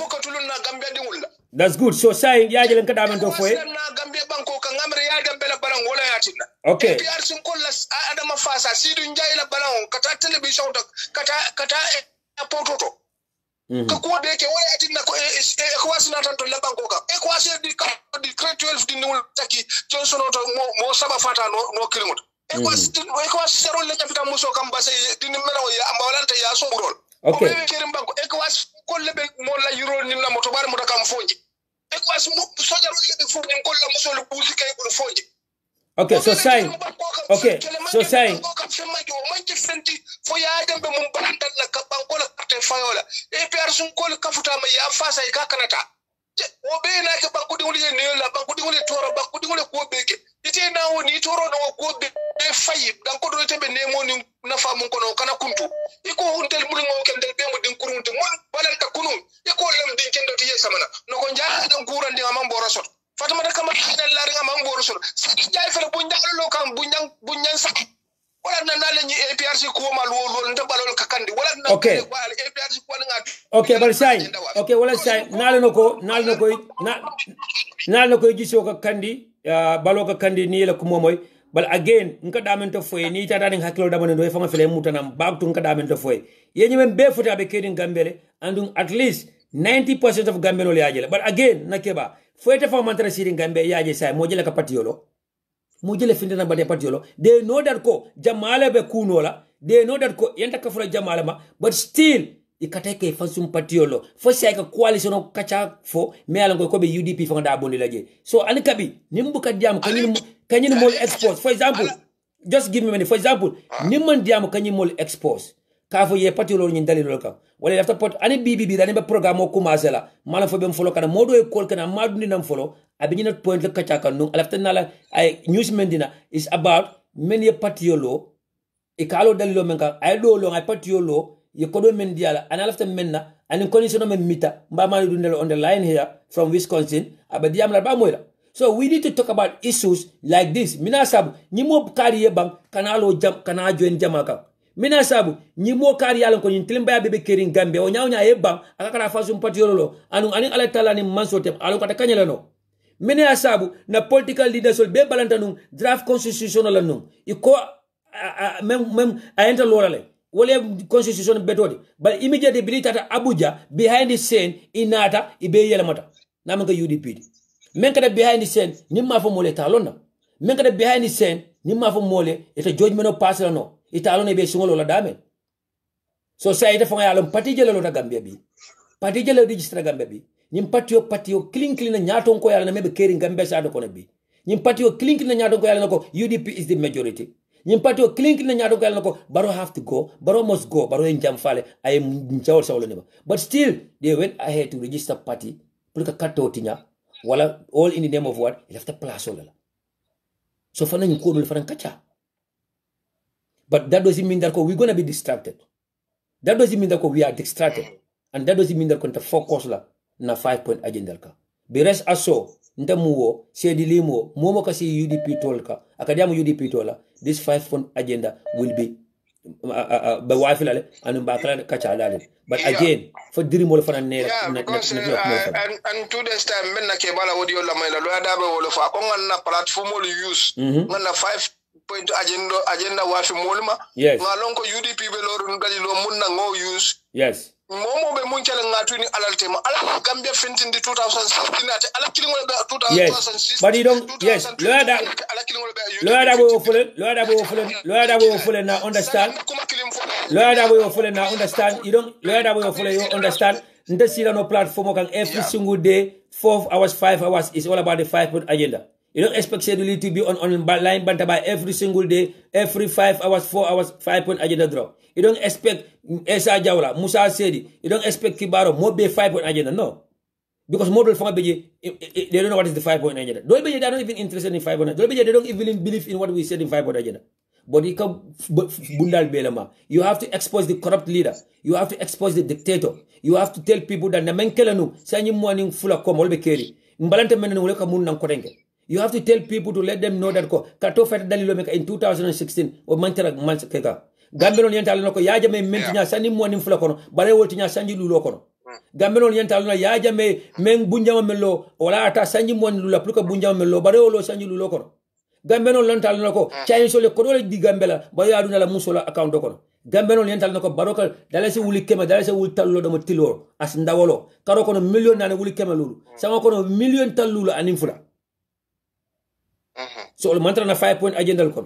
All mantra na manifesto ko. Well sana mbe kuma kilim fole ntel be nya kono ni biti ma itana na yaje dunia mara manko dunia mara man so jumalemu kabo Africa foita Asia foita man sati jumale dunia mara man so kakale ku ala lanna famola dino atla dino mo no kitabo kakale na fule tene jo keta president jumala na man ke Adama Baroti.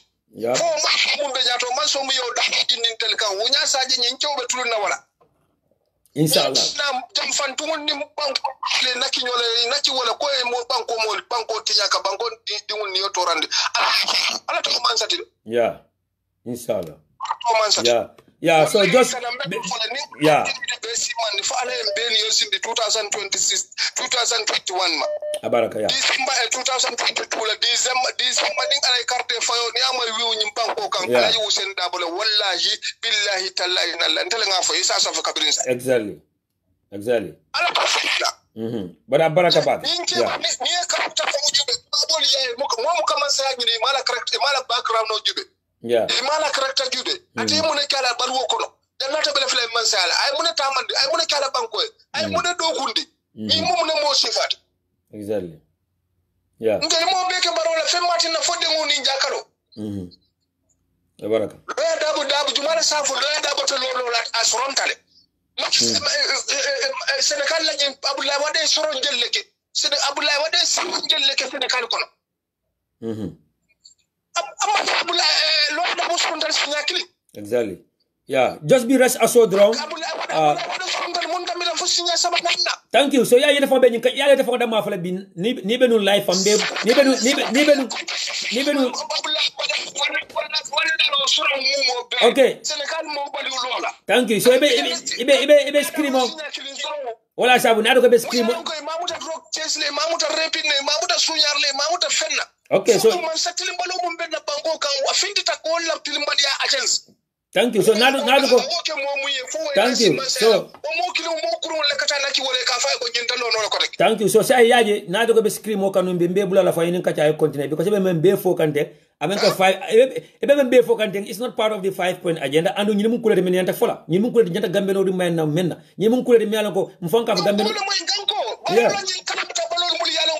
ABCD bondi nyoto imano mudem ba jadaki imano mudem ba di biji wala ko baro advice wala ko baro dum dimba ko adum be nyamar la munna dum fole ye boste e kana gambe me damen gaswelo be damen zanso bontal gaswelo bonta e kana almeto presque gambe mala exactly lo ya da bo mota fole wala batal wala gambe banko kan mo wulu nyama nyinyati gambe kono mo la karam ban senayati mo la kafalti man senayati ka fata lo la banko kan exactly luwa tinya la barole na gambe la luwa tinya amanya na lola ni luwa tinya la gambe barole na luwa tinya e pati lo amanta senkola amanta pati hanibi mo mana jumana mo jumata mo mana mo exactly abaraka bake thank you so much na banko kan barole na mol be de luwa be tinya na banko la luwa ya gambe man sala janna jaxtar da man sala ita ne jaxta moto jumala kono ya big speed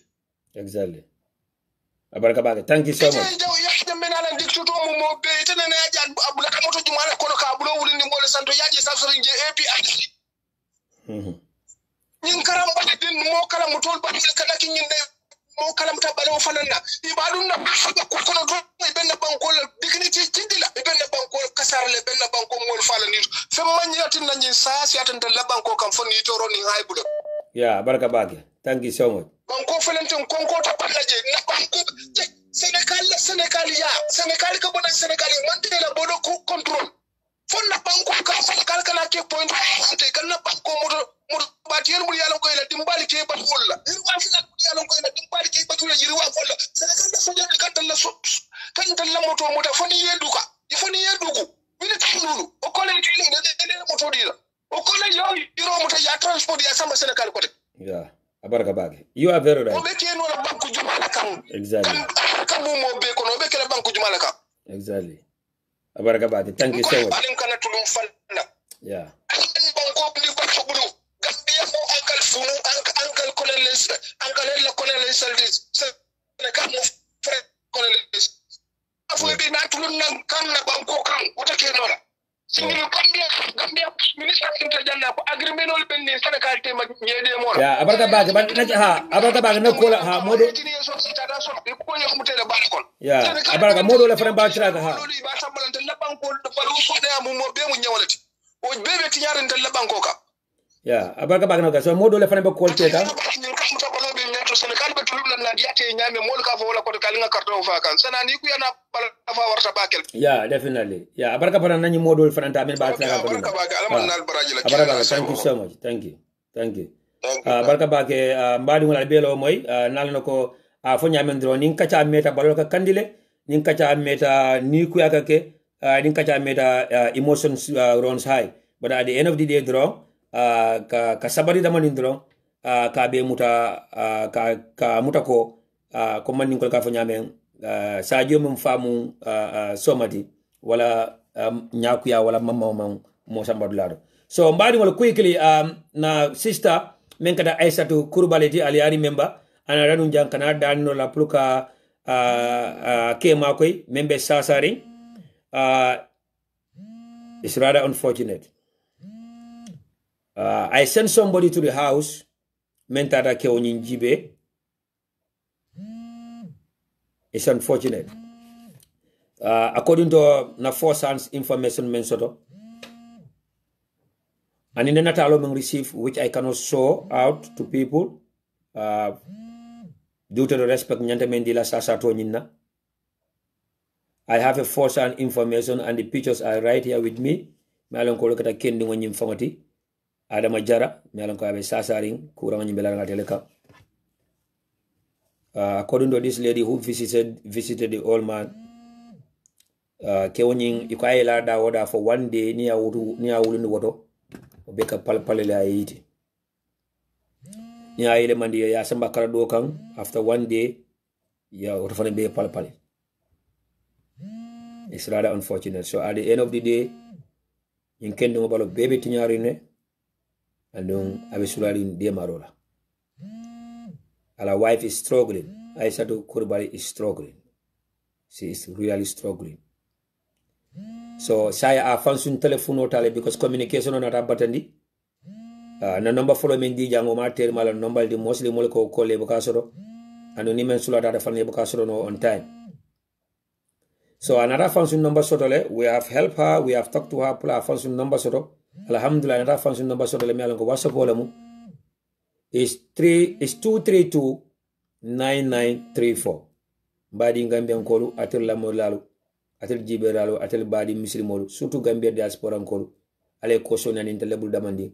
Bedanro kala kodenka one more time. Fisabilillah.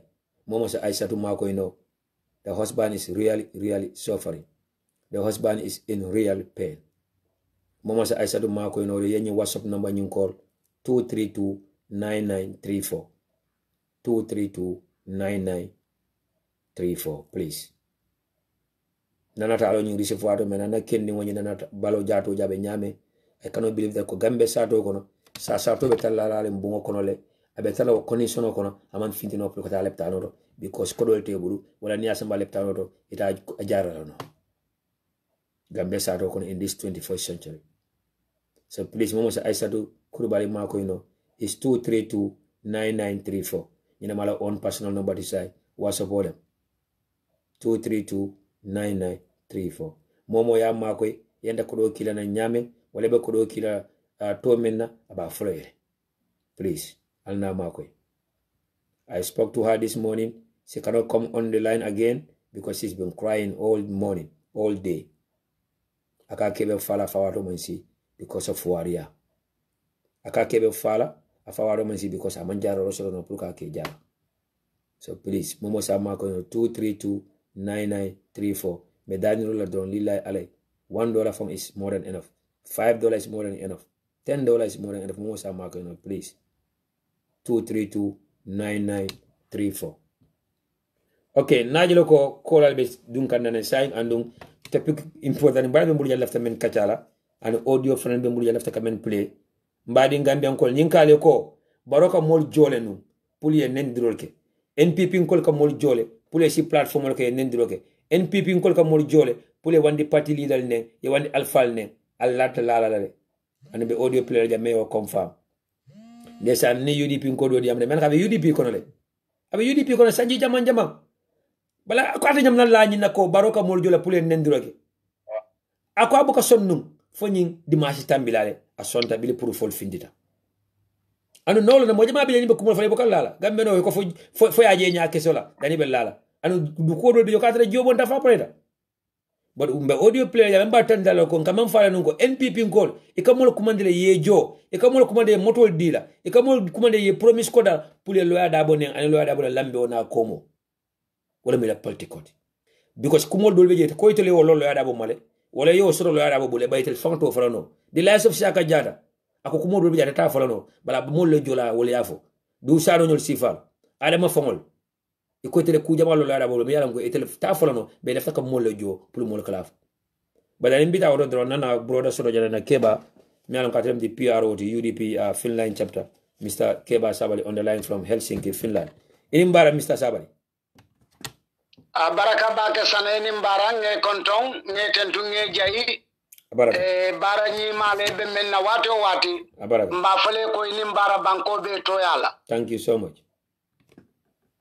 Sana kibari kilim fanam be jang me alonko be nyim programo ke ka wato menna ker fatu panana platform to yemo invite ge menketa unda nyanti molu kumpata itata kela moyala mo jamaya jube bari anata ke malubati unda nyanke ba asita platform to buba gaji ko e karol sambakan sana wallahi ni a programme moy e ko nyinal mo molu to mennu be president no bala ñinel mu molta be yakar di men ne yala ko mol moy malobe falale katum kumandiro men kala ja siata mo tanti mo kilinena man sodo kumandir lal kono meye kuma sono ka kuma dima foye mobe juso bota ko foy nyam banko la kole aje bang unda nyang tonya fotele dum fana mu moti baye yakaro di menna NPP koyte mu nyaton koleti men sidi amno molie yenyim platform badi la puriyana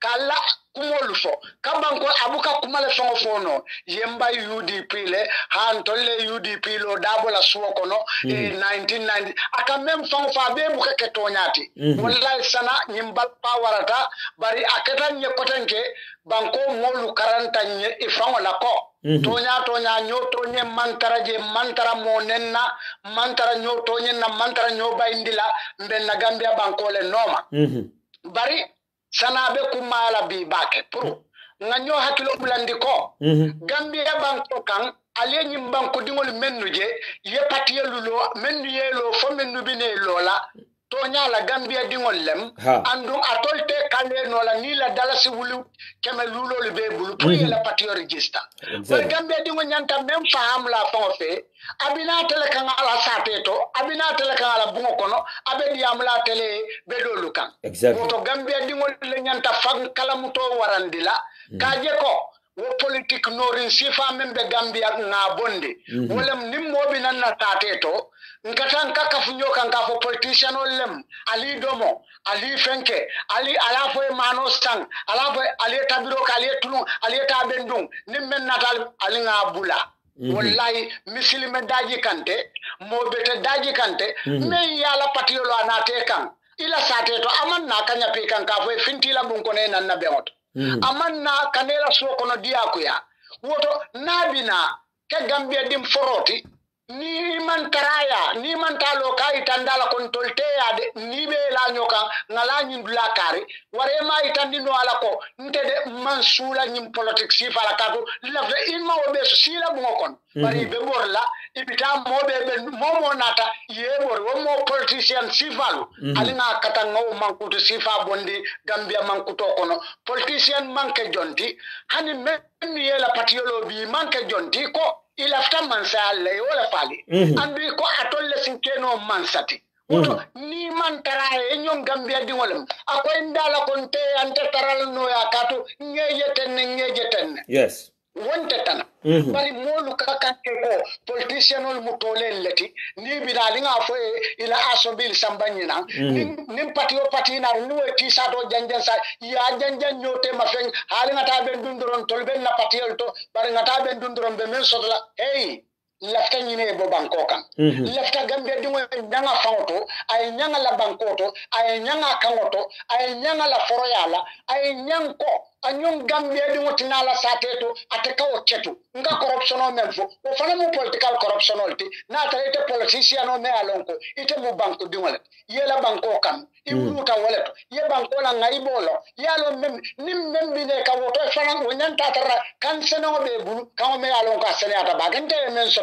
sana ndenga mutala ko momo be patio lo kam bi wallahi be tawla yalla kadu patio men drombe lo ring Gambia banko kam bi ite fane nya fa ite ko man fenje wala patio kono me ite fane nyabo fo fana ko ka patio woto be palasi ni non thank you momo kata on bodin as sede atala ko mu palasi gini lalti amanke banko ni lalti amanke banko pura e banko tankandi katu nate fango fa atala pati dole fa ko ay fen kala agenda tatra pati dole o kala agenda woto nim moli be kala forot be la banko kanula mo be nyante fa suute la pati do kono le bi na tare man tara palasi nyinol bar sana ñu kono palasi ñini lalu doron ne beje fay tandi lalu le beje andu alin kanan de nganna molu kalam tandi kado namolu ye politique nyamen karannu ya jamme maralo kono akata politique nya sangara bal ndim mom kana yalon ko kodo babu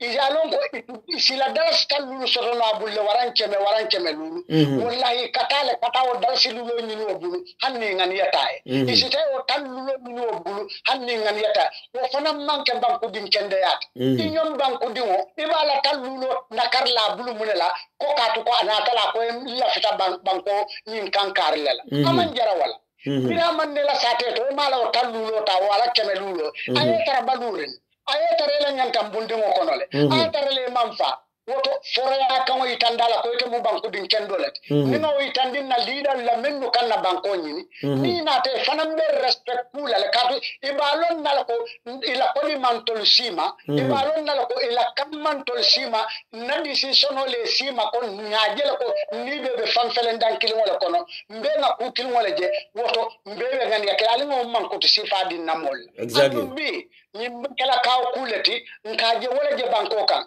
e kan kira so men beje ni mo ko tolu noma wallahi mo klinte am même la fitela bari be la fengol le asikeno poverty le o create bara ni poverty le o ke poverty manya nakala ritinota IMB overcome nyanta poverty fight la nin tonyal nyanta poverty fight la nin reality la ko nganna foroya nim mo yela foroya kante la poverty kon yaje nibe kanale ka kananin tilongal ningen ko men bebe Africa banko lukan especially Gambia nyol to kata Senegal abe nyim mankutu sifa dolu kono le katu dolu bije ikata o fengota o mo bulle faesia isaje ko ikango la kam foroyata Nina nate ya ko ha sate ni motara jabe mole wali na jani kurusito ha yalo nyi kambal tenkenye anata yin sate kono be jubele amam moja e kurusin so sambanyina akwa amam moja ja ha amam moja je fote muna kunun kwa e kurusin so sambane yale ba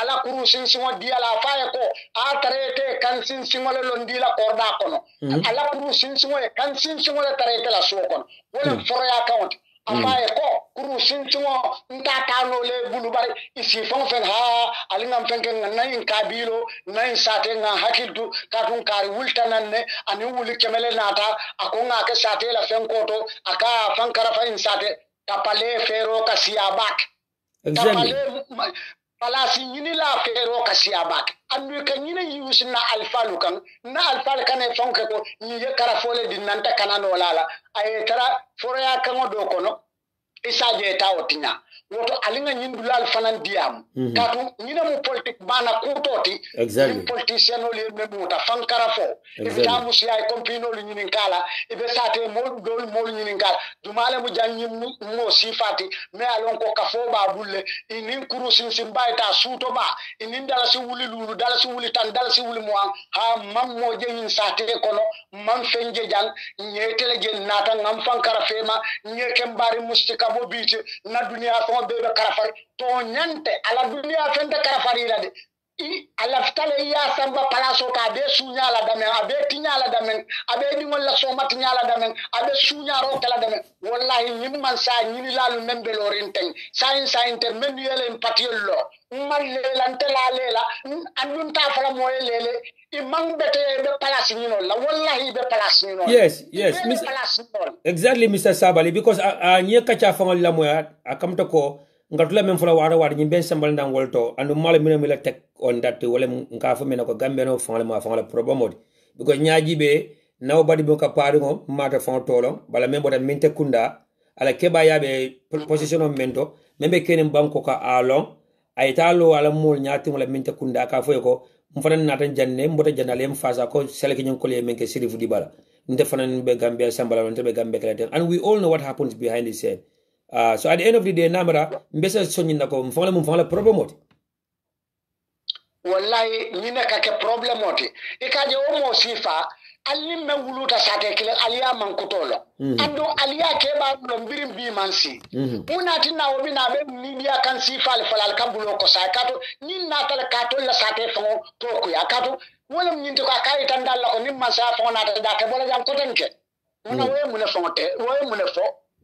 Fo atolla o sate atolla o kinte kunda jane awara wona masi man sakeno banko kamba fo gambia o fanka fo le nin lafta nim man sa dunta jang atenda nan tekinin nad dobi fo to dam male be bat gambia exactly man kara kinte kunda ko lula mo kendo le man bari be mo la men nata ay kuma fali me ya lonko tonya ke bale mati bari woluma man ke ba kuma aman kuma sobe fo state to aman ku kende bara o state to aman kuma fo politician kendo fanka kumo mem woto mo sifa ya karle fango be bari sana ntolle beta wota hani karte kesen dulo soto la o state to wallahi abari wolum ye mo mem beje bendinje ben na kinole tabi ila frakata wala do ay aninda yamra fabe dal tallul dile belaji molu nyanta o man kutu sifale bondila birabi na yela nyankata ngo men tare mula domo na tata wallahi balon na nga forole wale exactly alinga bo politicien lolu no ma bulu ko solula nga atara ko ngando te mu manke jonti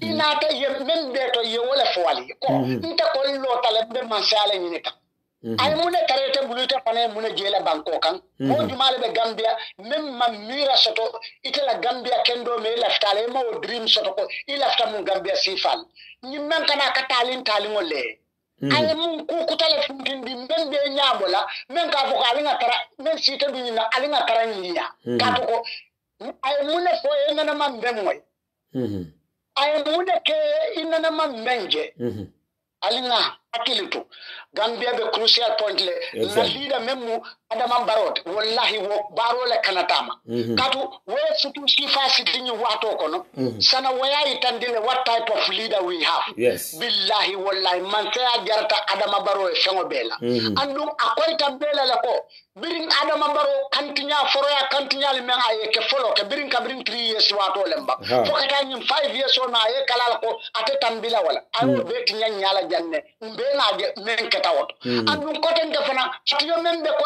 APRC ko ya adama baro bi nawol fanan mbela ko nten wol bebe kala kilimol faka si soko ko aka foko nyin ketanye se o balde wallahi billahi wonyanta itan la Gambia no lalako adama baro man na Gambia ide adama baro be palanto dam male no ma wala president yat kadu nabe banko molle wallahi billahi mun batina adama baro be nyinala modula sai men yalon ko hani kulol mambanno din gol kono folonde wurla mune batina adam ba nyinala ate fango adunta tabulo ko ta borta abitisa tabulo kono lumo menna abe jarajaro menna kija faro men bala me wala kam mune ba nyinan la wala bi mune be adam baro nyinan la solo sandonna me yalon ko ate yalon ko mu ke kendolati mo kendole me din kendolutu ay molutu bi wol fana nyanta nyina wala nun ka ifaye tarabaluri ke tarabalu mune adam baro nyinan di min bela woto woni na tawol bela damen din na tawol bela damen wallahi ajarta nyiye Gambia di mo fa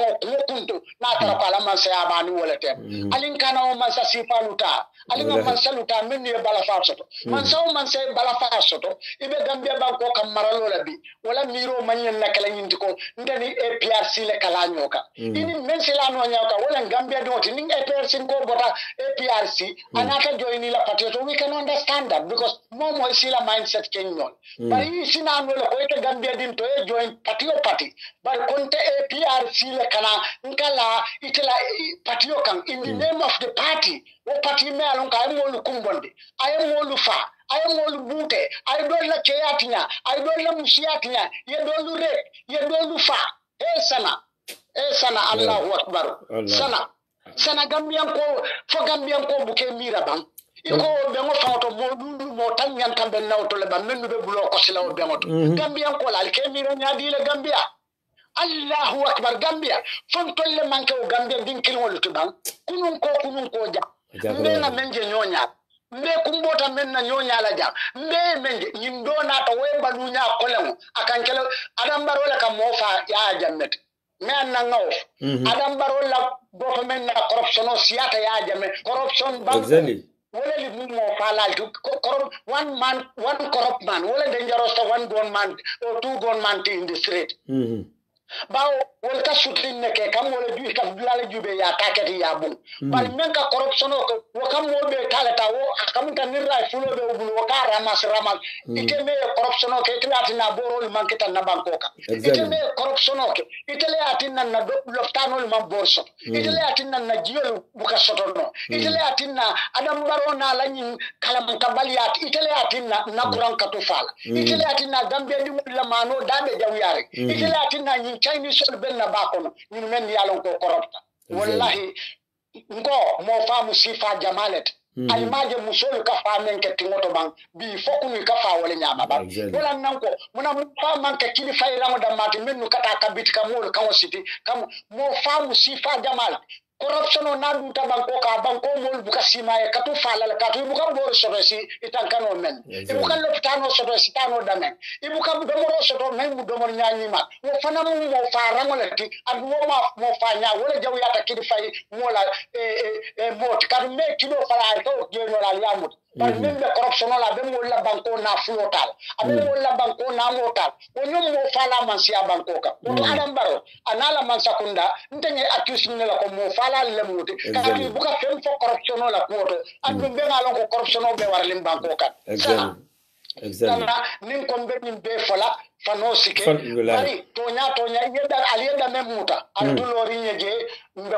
ko fitar la bangole to na fi fongol motale e katu waton kan jatili wala wata linkana song nawul kacholi na joboli na fongoli na kabe domo kabe tinya kabe pudum padan ko e to yamira ko tilikilin domoro lam be sanji jama domoro ndo wala kafun kan pour besi domoro ke besi tanka besi min besi jero ke hanis tuto di bosi du nyawnya be sa fi kon tankatale be bankole kan banko me alon ko ngajulu le dungala abe julu si dilan woto alinga kapnyola nganna UDP muta mokana decide ka foko mbenda silo men kan kambondije atarle nga silo te silaba koto nga silo walang silaba kende alinga tun noto andun konna parti leader afanyame na alpha ba ayya maro men di dukare mokana nendroke hanni memmota UDP alikana neng ni mennu nata UDP ke celebrate le alinga molu celebrate mennu nata mennu ko bita ninga moy alinge kumandi jandi bita ni londi ni tata fana alinga bule no me murunna be sulari mobe la cartela manjutu mola cartela bari mantala mo fana no manyina ko ka foko nanga danyo kampuru isi kuriya isi palaso sorose hani nimmen bina UDP na ko inata bankole inata kanole inata banku kanole kana je fanko elo adabole kam niyo ke hani kambila UDP kaya adasatal na UDP ko ye bankole kanu isina lo adabola woka kana UDP ko ye lo adabole kam kadu ni lo adabo tije ite na ke no la UDP ko woto na UDP ko ye UDP la kanu hanni lo ya ta jete be kala UDP let sanange tentunge jayi wallahi ye wato dinna mulme la moy falamde tentula ke jayi sanambe duwale fo alakane fo e hakilola alakane fo sembola alakane fo nganiyol bela men be to ku kendo to itele long alakane fo kilin naje ya kata banko e sana ya kata banko e ya kata bangambia ya kata gambia sana alama ale jo baraka ba ke misa sabali alama fana mera nyaato nyaaje dinol fana hayla atul keba lemu alba kono bile mangulu nada ko renken nalbi je ale silo di mol ale mul nyaato kaya mbal tentu mbal jala anu UDP fana nyaato ko fana bebi tan leadership fana bebi tan baraka ba ke thank you so much baraka mbadi ngolum be wan mo kola tala nsina audio pilale jang audio jamal be mbulu janyanta kamen pilale la mo ning hakilola alkani la mo la jisola comme Mr Sabali la balabanta men fula ten anala kacha bunda fa nyaaji be nyina famu 5 point agenda Mr Sabali men fo kacha kono jang nyina famu 5 point agenda so at the end of the day atata nata men kumare jang wala mi di dron kala mo ning hakilola nkana la mo ning jisola nse nyoya marno mena jando wala mu UDP nka wala momo kasi platform ka diamo ale diamo sunani momo bulu wala ka diamo UDP to le ka UDP agenda la promote ntese mo dane no mena ja wala ku sabadra number 1 ka chaake hormone mbunya kono ka chaake kulwo kono hormo kono bunya kono number 2 ka chada ay ka kuti melan ko abe senari male kuma tilundi wala to nyale akana ke breaking news kensenti aka kuti melan ko niafo ay soto wala moli aji ko abe kerine number 3 ndel UDP ngol men kasi platform kan ka diamu na tu nyoye competition to mo tema competition mentera mo ni mo tema mo kana fang allowed to be distracted nendrobe kelale nendirlabe kelale insal ku kilim fale jam danim be fitala November to fanka fita December kono ku jamal be kelale albe ka ku jamal le jela momo yalla ko man hañi odete break momo yalla ko this field is not for you brace up belto city ni musole mu de fano ci day bambam kap nun kewlo mu de kutote belto ci day bambam kap abe dula it's going to be tough, it's going to be bumpy on the road ti amo be siala pisalo be kelale but abe kala kairo kono mbedu na kono kairo kono abe bana kairo kono mota sasala mota yelata bonda mota fala tiw be sala makon be sala but même fanan kum mara jam ko den ko lom nyinti ko kacha bunda be fanulale kacha bunda yenta fanulale fanga fem findita ay kacha fanga fem be kere ay kacha diri mobe be dawda ay finti diri modu nda dawda ay finti diri modu nda dawda jewe bon aka jikando bon aka dimbay fita may finti sungobe dawda ay wanyar ay expose the 5-point agenda is there. It will be discussed. In fact, experts on that are talking about it. Experts on those 5-point agendas, many of the know-how, so they are talking about it. This is why we have UDP on the trail. Kelfado every Wednesday, 2:30 p.m. This is why we have UDP on the move. Paradise every Saturday, 8 p.m. This is why we have our political catchers on other radio stations and so on. But we always have to talk about the topic of the day. We always have to speak the language of the day. We always have to hit the nail on the head. I could draw. No personal issue, no personal beef, no tribal issue, no tribal lines. Because manding kolka menako ni jawo siada wala kele la siada ani manke is somodi ko wala fema. So raka menako dañu wex dunka. Nake kasi make kasi. Ali aji lañu wado kono me alonko I tribalist ya play a bondi dunia beaje, but they will never call him tribalist. The UDP nkolo motino. Kaw yero. Di man kaw yero lo. Kaw yero e Halimatu Sow textle. Ale messenger. Halimatu Sow UDP nkonyi. Akanyi ka foi tele mo Halimatu Sow tiba. Member nanung MPP anata UDP ba. Okay ha. Okay, are you sure that is you? Okay, yes. Okay, are you a real Fuller? Well, your last name Sow is real? Akamentendi Halimatu Sow wala muyindiko Fuller kendo manyina tara UDP. Wala Fuller foro manyina tara UDP. Ni Halimatu Sow mu fulo de kwari mu fulo min Halimatu Sow manyina tara UDP. Albe o message yojele I displayed on social media. And these are the kind of messages that Halimatu Sow is receiving from them. But they will never call them tribalists. And Kayore is the most tribalist individual. Anyum Fuller jawata keri. Anyum Fuller hasidu ata keri. And we have seen the likes of Musa Jen. I sura come from Namoy. Momo Musa Jen na kuma kamula moy. Nindi ma stambila.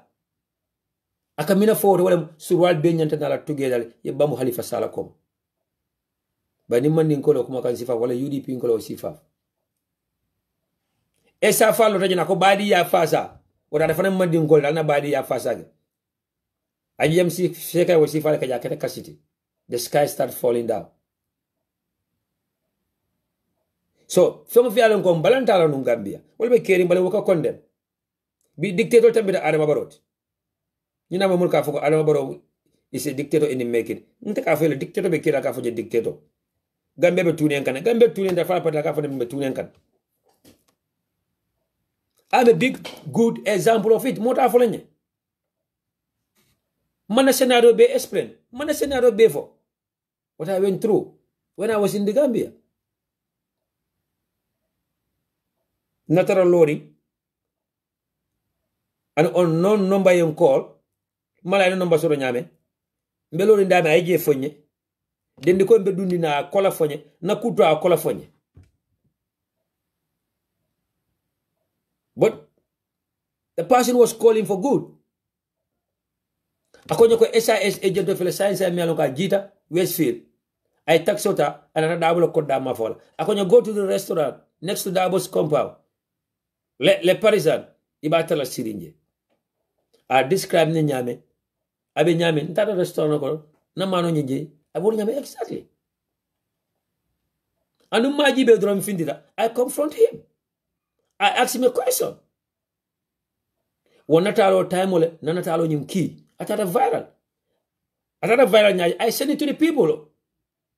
Nanatalo ki fode jawlay. Naki Magjane. Naki Wali Jinwe. Naki Namoli. Viral. That was the time everybody saw the Natal Soul on the WhatsApp groups about that guy in a dark space. Me alonko SIS agent. yow samba dabula kodda to munela playtara sire dabula kodda dala kamol monitor jumala ka dunji mala ka finti jumala ka dabo midi mala ka dabo midi so fo mo le kele non 2016 ba fo man katto fa pour ko le kele ba so sa be kene gambe an kabi on de dictator yat NPP ko le rise da kasi platform ka mendiata afo NPP ko le rise da kasi radio to kasi television to mendiata afo NPP ko le rise da kasi platform ka kamo attack personally kamo do ya kamo ne kasi tekela bani modo ya ke problème le baro support le rise do as a civil servant ay NPP t-shirt do ay taw NPP meeting do ay diamu NPP gathering do wala diamu WhatsApp group do ni UDP ko le yake ni mu civil servant you will lose your job folle man o be man ka dictator si yada nkabi baro support le rise do as a security officer ida police lo mateba for prison service mateba for armed forces ba fabe navy ba fabe immigration ba ay political ke baro tola NPP tola ate kala kasidi bani UDP ko yaka waye bay nyi jidi sin ko yaka waye bay albe mo je jamba e prison officer melen ko kabe don kan dabola julola ya bay bali NPP supporter the same prison office na jaay NPP uniform abe mitino da kala kasidi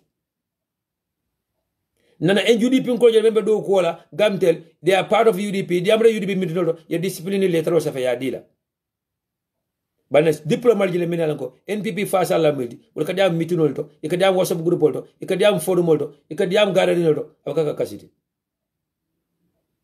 na president baro fangela as the president thinking that ko atelem president ate amra protocol to je silo le boka tama ate amra rasul as the president ka police fango kumani ka fa tamo arrest wala ka police order ka fa tamo arrest mbe ajila demonstrate in Basse two was an elected official, two was an elected chairman of the Basse area council o audio be jarambo fanam pile jalba mo a president of a country president mumeo police will be into coma, police will be into the tank. Thinking that people should even go direct to him for police matters. Ale o yuri jena miano do sa no telephone sika ka IGP call ka order diala. Ali hali mata sojela ala silence break in Brikama bilia invite State House ila time muneke. Now will ke moto dira nan korda. And let me make one correction here. Men ka foko bilia hali mata so bore NPP and UDP. Ali Marso have never been a member of NPP. Let me make this correction. So to atali UDP ngol melanko ikafa Halimata so boda NPP anata UDP. Halimata so nyamnantere NPP. She have never been a member of NPP. She have never been a supporter of NPP. She have never spoke on behalf of NPP. She was invited by them. She was invited to State House because she after I joined.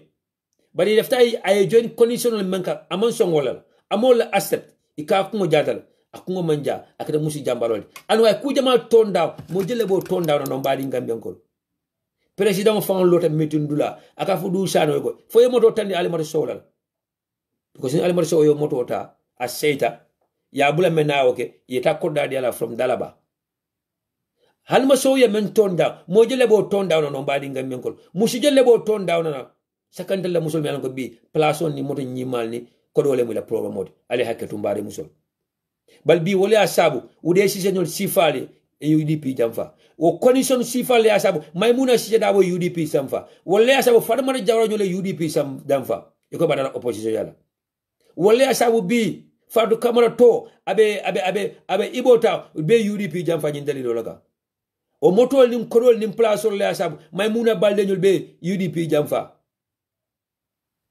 mama kadi bajo nyoro ayre nduru nyol o kodol ni nyim place si falle asabu bi sunkudi ni njama kata sunkudi kelson de Gambia bi hali mata soye wala ton down moto kuto pil koda anin kodo ay foroyata bi mo safa ko mo la foroya bo nyato ba bi mo safa ko fulo bije mena fulo foroya be ali mata sola foroya kam bambi nyina tonyal fasa na political and aside ali mata so turn down a brand new car, a house, and a certain amount of money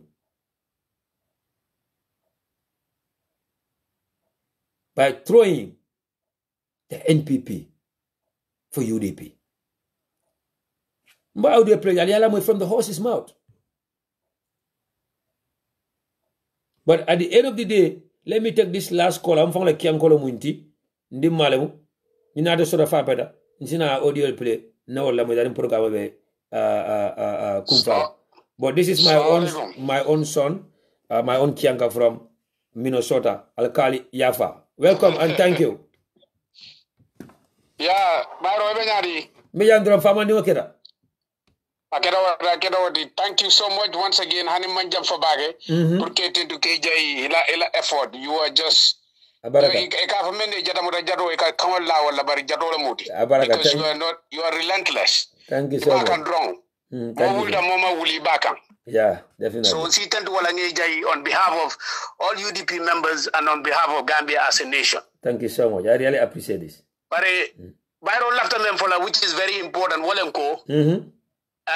Gambia na situation of Nyame Yalon Dunia Komembe Kering Ikakara Walla. So as a security guy, I'm gonna use Afghanistan as an example. Because men ketaji niaje bring American ole la bagasul sika ye kodi. Taliban na de nyapede kan men diate yake banko kan. Wolem because ye la banko la security ani banko la jiko ya du wandi mo le bulisita. Anu muna nanga nyimfo because bitilo la wala be Gambia bitilo te ni na security sector jibe be wandi mo le bulu na president wa jiko la wandi mo le kan ay bondi Gambia dingol kan kadi wandi mo. Exactly. And Bankome along Koyela security sika yadi wandi mola. There is no way ko be succeed la. There is no way ko security be provide lela mola. There is no way ko ila mola protection is gonna be guaranteed. Because men kana wandi mola na do de kela baga sul sika leta. Exactly. Isimnani kendo soto nyaonya. Itela banko kanun wala ko la banko dingol. Ite hanyi la pour kan lola banko e ko la banko dingol.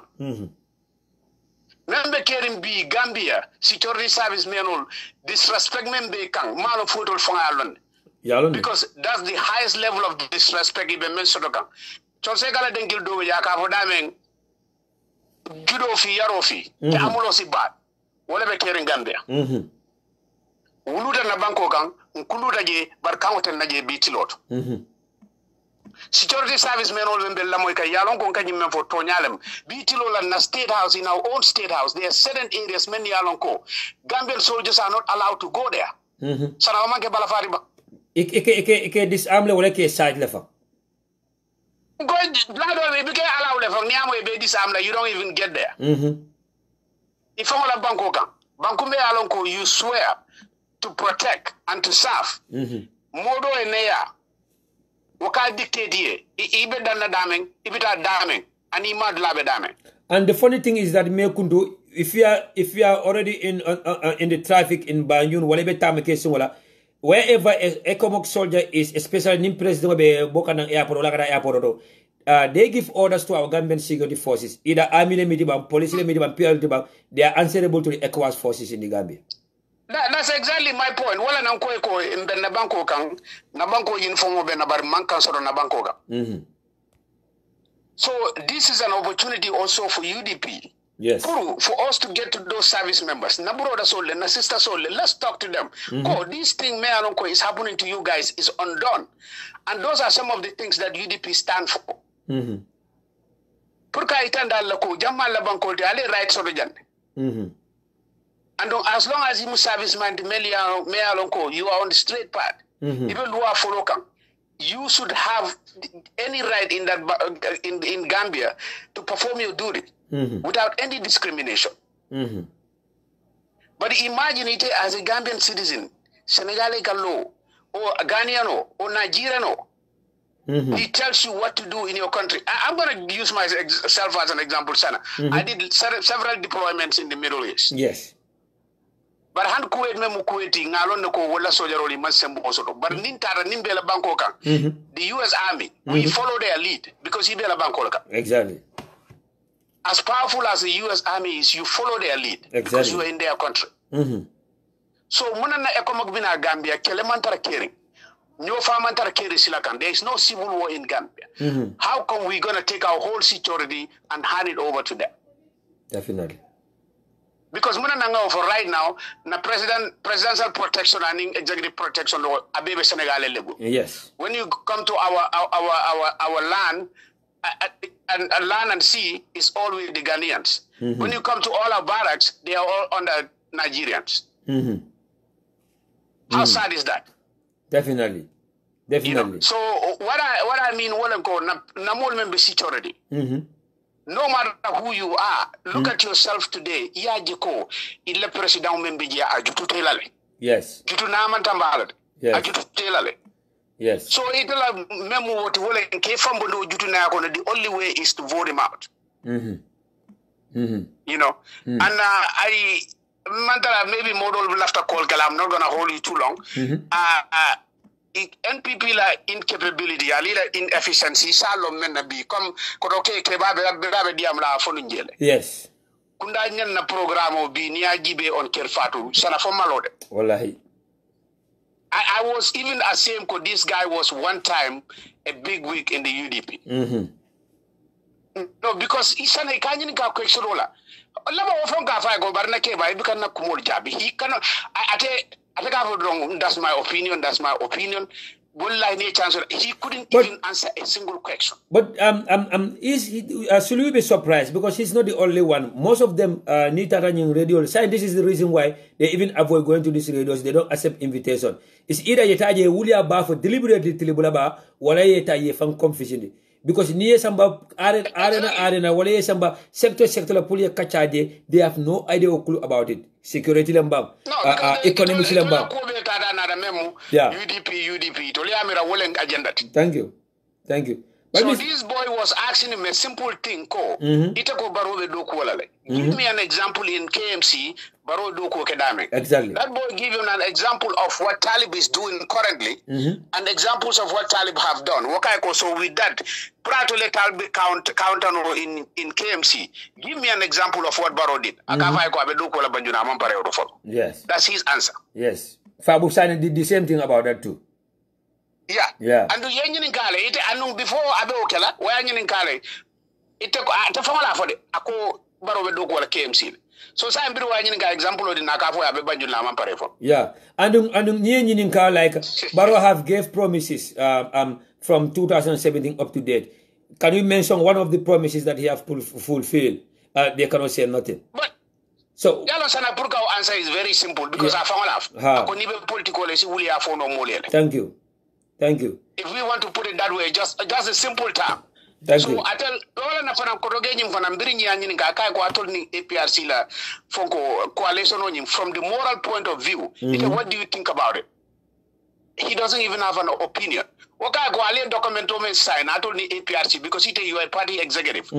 Documento le akate maji atemo long mune fanga be documento waka ko and you are an executive atol fanga long ale me sign. Wala mol bal dundi kamento ite fanga long. But you agree with that, but you don't even know what you're getting into. Exactly. But Mr. Yafa, that didn't be able to. Yeah, go ahead. Go ahead. Yeah, that didn't be able to as a security personnel, and you have served the various sectors. Nakula Jemenketa just recently in West Africa, in a country called Guinea, Menketa a coup d'etat. Okay, nobody is supporting coup d'etat. Nobody is saying that is the right way to topple a democratically elected government. But we as Africans, na promo kata coup kilinto na jeko that we want to have it both ways. Malafi mansa jawala, be mansa jawa complaina, but men fanyanta mansa jawa bondila, no kata nke condemn. For example, don't you think that the question should be why coup d'etat in the first place? Nobody is supporting coup d'etat. Nobody is saying that coup d'etat, but why? Don't you think that should be the question? Absolutely, and is a very simple answer to it. During a kedanu Mali, was President of Kafuta Nyoma, condemned Amanya Nakela, the delegation put together to go to Mali. Guinea-Bissau President Munefoe. Akwago nin left a Purkani avoid. Let's honor our words. Thank you. Let's follow our constitutions. It's very simple. It's a bank kaito tano le yaki tell a proper personal documenting. Thank you. Ni left a bia to a lam in the sama to a bakar, the sininda to a different. The constitution is more than that. So the one problem of it because everybody nimen nada. Could you imagine ning Alpha Condela legacy benu nyame? I respect Ben Sorono. before this guy was considered as a freedom fighter. He was somebody who was in the opposition for how many years? He did all that promises. What did he see? Okay. The same thing, remember Gambia BT law. I want to stay. I don't want to go anywhere. Thank you. So, stay. The example of the man Mayor Kudeta. Yalo sometimes for a gibe kokala. Is he because sometimes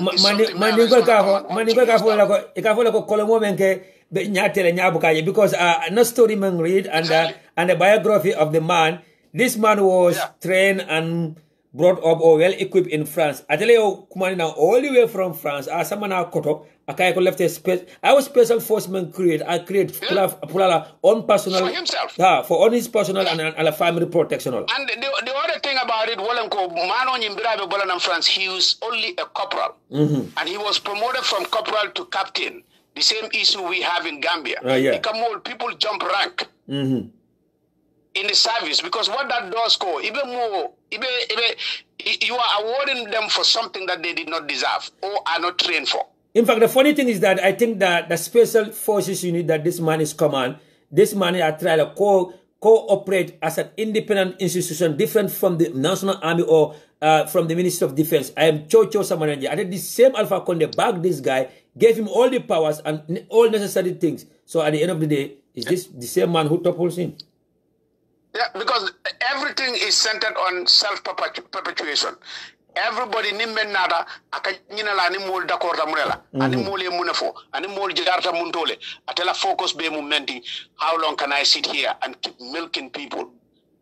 Exactly. Domandi ume ngasoto ka be ka sabana drong. So imagine example ntola president wa munafo baro ako mole ko nada ko dole momo sula ta wol altale programme dada aliena ko do bejan. Muna na ma odi same team for na hospital lole ka fo ko momo sula ta jaral jora wala. Thank you. I commission Olondi Puleta Diamu Banku Dingole draft constitution nata will call a first time nyata count lale I draft constitution into throw in the doors bill wasting $116 million. So if you tell them any other thing, Ikoeko Birintol Narangatara Jang almost the coffers was empty. But when it comes to politics, Exactly. So we are in a sad state of affairs in Gambia. So this is time to wake up. And the bottom line, everybody if Fobe das wala Fobe Gambia badi ole bebulu, bar muso ole bebulu, baring chole bebulu, tero ole bebulu. Talk to them. This guy have to go. Definitely. And the only way is mole for ya. Sakatu funding cholu. Ite funding keto do kote bulu bi do kote bulu sama ike kumandi ka fo kon kana 10,000 euro ralila ite bitaw do samo famo numero in fact ni bora ralila fam paso famo table. Okay, but what's your take on this? This man have to go. Gambians have to wake up. We have to take this thing seriously. What's your take on individuals like Mon Meni Alonko? But they still want to have their own political parties or form their own political parties. And Yalonko, they cannot win. They don't have the means. And then we have individuals like Pasambajao Coach. I don't like mentioning his name here, but who is always telling people that I can cut off about file doyle and any other tala most of them do it cut off winner or do it baro winner and not baro and the program. The lives of Musa General, the lives of Banka Manuel. Yeah, so the thing is when it comes to voting, it's an individual thing. The only thing we can do is to sell our party and to tell them the sense of urgency, why Barrow need to go. And they know that. It only along more than anybody else. But the thing is because of your disagreement with certain people or because there is no party may along go. People will agree with your agendas and your policies 100%. I have individual friends, many alonko, they told me they want to form a political party, and they told me to be part of it. Hell no. Because the simple fact is, there is no reason, I see no reason why you should form a political party in the sense that it is not for a political party or member Gambia, ideology is close to that one. Exactly. So if you are not somebody, you're just looking out for yourself, go to a party. Maybe example, it are a UDP. You might agree with them 75%. The other 25, work it with them. Or even if you agree with them 60%, But you know, you might agree with them 60%, but you disagree with Barrow more than 60%. Why would you go and form another party and give Barrow a chance? Exactly. But yeah, when it comes to people's individual vote, that's their vote. The best you can do is convince them. Yes. But until people that we can target, people that are close to us, until member diaspora jan dulbe jan korda sabanani ka wala dajin. Ntola so kono dindul membe je Joshua B ni dara je Joshua ya fa ko you tell them all of them ila ID cards. I have the pictures. Dindul nga fo bele. You make sure you get your voters card. You send me a picture. If not, don't even call my phone. Exactly.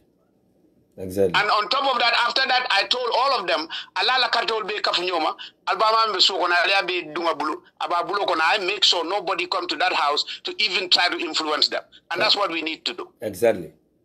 Nga fight Kenya Mempurka to stop the illegal voters registration. We need to do the same thing to safeguard our registration. We already have it. Exactly. Because these people are not going to stop. And we didn't want to target many alonko. They are desperate.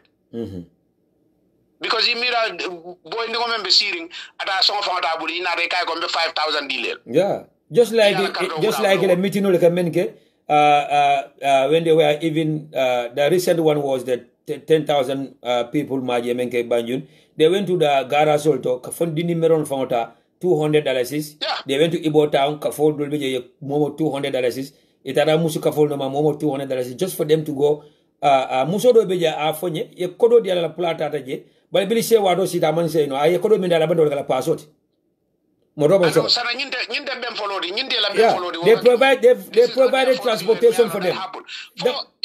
You forget about the incident na Kiambiri tadi ye nyun dino la sare dodo ni dara sare dodo mi bande to ko ya nemero jabi men nkai ko yanta tamale singla bilim banjunu fo sera kunda nkai fotelal ako nyebolo fo nkai yanta tamale singla because they provided transportation for them to go to Banjul immediately after the meeting me nyaso idundela moto lokone yeboli tara dolere sunkudo sikani tara so mero men sikani dinole samba ajodo bilim mi to bande nyinatela so mero ko atela paso alabante a town tripleta from the arch all the way down to Westfield. Which I to man for most I 200.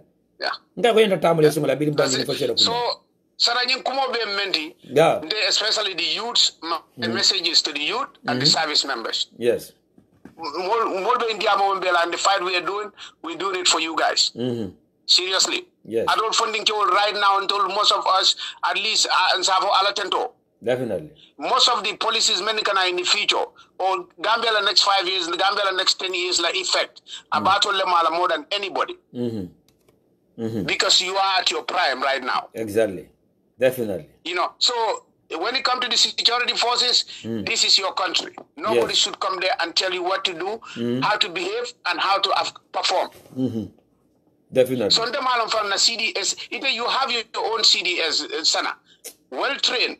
Wakatara sirinje ika Senegal la chief of defense staff samanang in waka meeting ke state house. No, I don't work every 2 months or whatever. Sometimes Sometimes you know are they living in another world or in a different planet? And no one will dare to advise or to try to correct things. Bilai. But especially with the current government and most of the things yalo ne memu tonyati yalo ne memu solutionodi or solutiono metol febo because now if it goes the right way most of them membe je taralaje and the manya na kataraje fana so kumo be tara another world this is an opportunity kan na banko milk kan na domandi membe je ka be kafu nyoma e be fufuro la because if fanga alone da in the bottom of their heart jamaa alone ko jikote exactly yalo ne jikote je bari opportunity lam our president is not waking up. You know, this is my legacy because what Alate Atambidal already. That's gone. This guy will not have any legacy. Exactly. You know, so not only you did a little bit about Fadjao Mane, I'm not going to go deep into that. But my only statement about that is she telling Osco, she just know from this last Saturday after the alliance call, Barrow was in cahoot with APRC the whole time. Good she just know that. This is what I'm saying. That ko alone me caring. Account ya dunta jel. Even in my Facebook, That's what I said. Good question. All the other things that happen, we all know in APRC are in Kahoot. Yes. Not only that, but Lumen Solo Sunday Mefala, who was the IGP that day? Yeah. Was it not Yankuba Sonko? Yankuba Sonko. And he's the current interior minister. That alone, anybody disqualified to run away. That alone should tell anybody to run away from Barrow. Exactly. Because he has no regard for the victims. Yes, and then when herself was detained by the NIA or been tortured by the NIA, who was the director of operations? Is Usman Shaw. That Usman Shaw is the current director of SIS. There you go.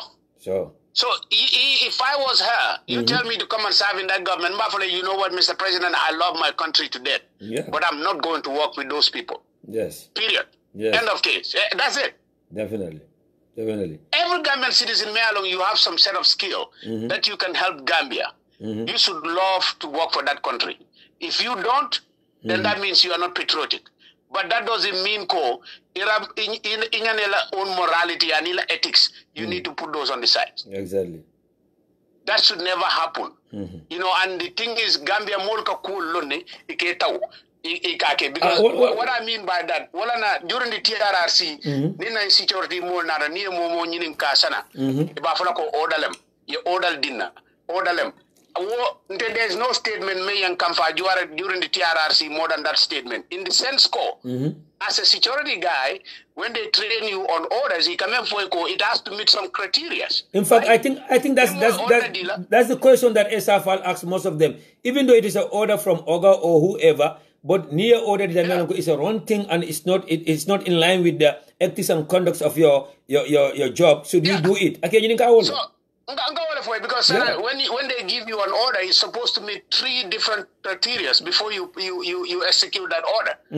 It should be ethical, it should be moral, and it should be legal. Those are the 3 things. So, nimmo kode ko kare hainang bakode. Teta kama, ya nyasiti, ya fa, or ya somurola, whatever. Is there anything legal about that? Is there anything ethical about that? Yeah, I'm a crime law commit. I'm a that's what I'm saying. Exactly. So, but more Gambia, and I believe because some of those people, many are, because Gambia and people have this belief when service you work on orders. Some of these people make our excuse they already know the truth. But this is something that our society accepts and they go by that. Exactly. And those are some of the civic educations that we need to do. Definitely. But ngaro model be anum program of na imeta kande ya kata back. Abaraka. So ngane muta back jam. Thank you, sir. UDP dingol, let's focus. That's all I can say. Definitely. Focus, let's guard the vote. Come the way we protected illegal people from registering, we now need to shift our gear into protecting those votes. Yes, definitely. Tinyal bal kata wodo ye ferem bal city wo registration no time wodo kuba ala de maroka UDP no mo na rebetala yeah so that's what it is. Abaraka bage, thank you so much. Abaraka bage, thank you for your time. I'll play some sort of I'll play all the audios. I have about 1 hour 30 minutes to go, so the audio be play lale and you'll have to call our financial just few minutes drunk na audio play don be muna na call Mr. Sonko. I will call you. And then Pa Amadou Sane, the number is 1425. The number is 1425 7730949. Pa Amadou Sane, the number is 1425 7730949. It's a WhatsApp number. Yeah, I will call right now. I will play the audios and then I will call her. Yeah, and in so few minutes around, I will play some audios and then I will definitely give chance to all the callers. Ali Diamo. I'm just trying our sister from the Gambia. I finished a jam. Menkara Anchoti, another member of the UDP TV&MEDIA. Also, she is the PRO of the UDP Student Win. Also, the PRO of UDP. I am voting UDP 2021. Sister Jarai. Jarai Fainke, you are live on UDP TV&MEDIA. I know it's a surprise call. Thank you, bro. Yes, I just saw that there's several like a scream okang. That's one Momodu Drame, a message okie, ele message akono, and akeneng sarahule kangola.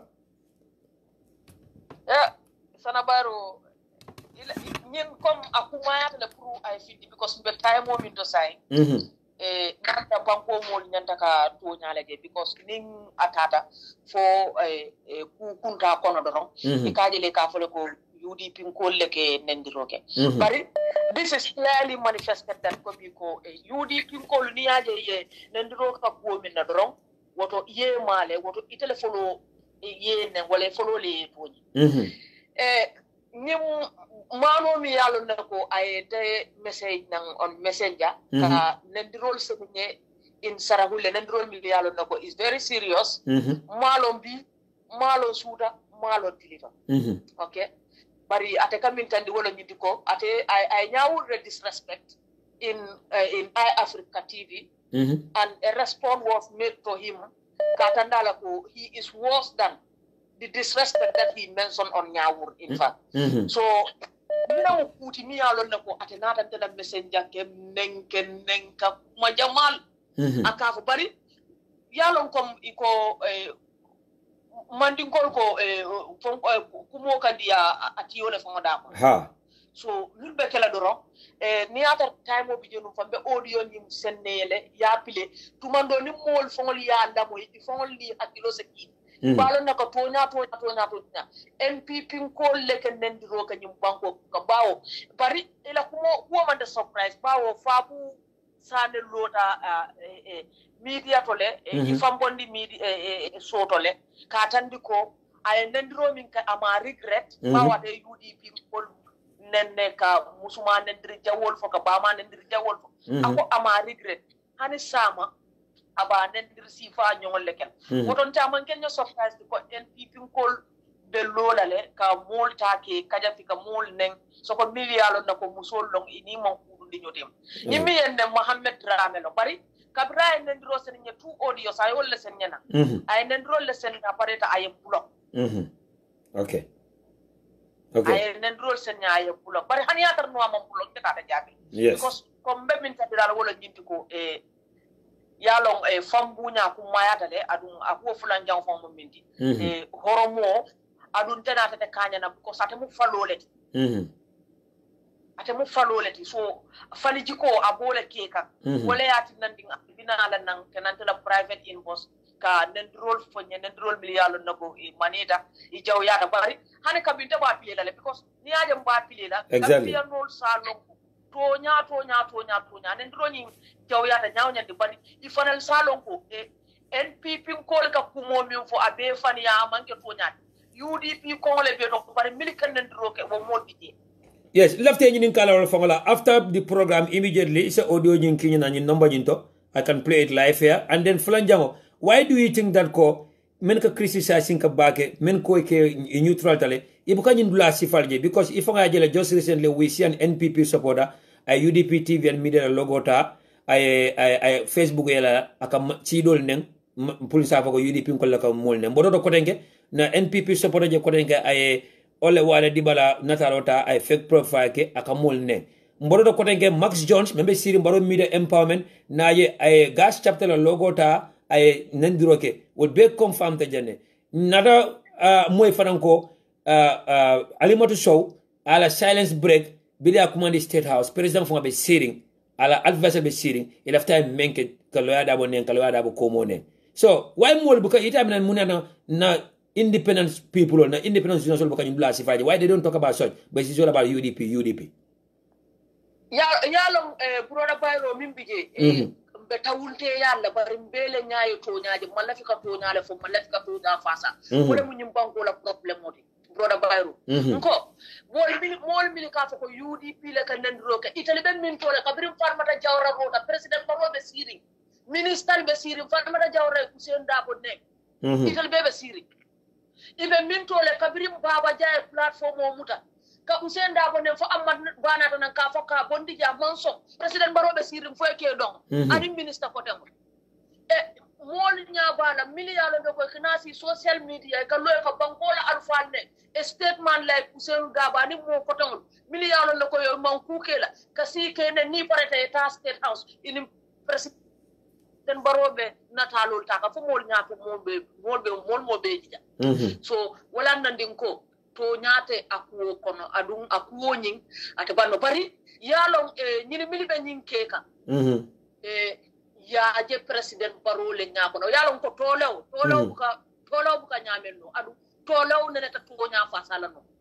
president barobe abe dikirin damen kan anyanta ka bo woletu ate nyanta ka pin understand wolo nyinti ko in 2016 b ate bi milika lo ibtalu la platform wol to be wan kola alfal ne be mo ko ton nenna 2016 kol dol kasile ika foko intel bukanda ka politiko kono man politiko do mo especially mbadin sarakul lawol ñinon to ñati ñina ke minde nakku wo fonko na ñina ke dimi ñina mu dalilo mi yadna Mohammed drame nata ken nen because a bulala ko kono le akonte nte karanke din kurun te be bulaka Usain Dabo non yaajel so president barobe dikirinda min anyanta ka bo wolto ate mu bankola alfa ita fon folobe fam buñala a mole buña sunketo ino malankole na o horomosi ka ya dandam mo ko tamaya bar min nyinte la ko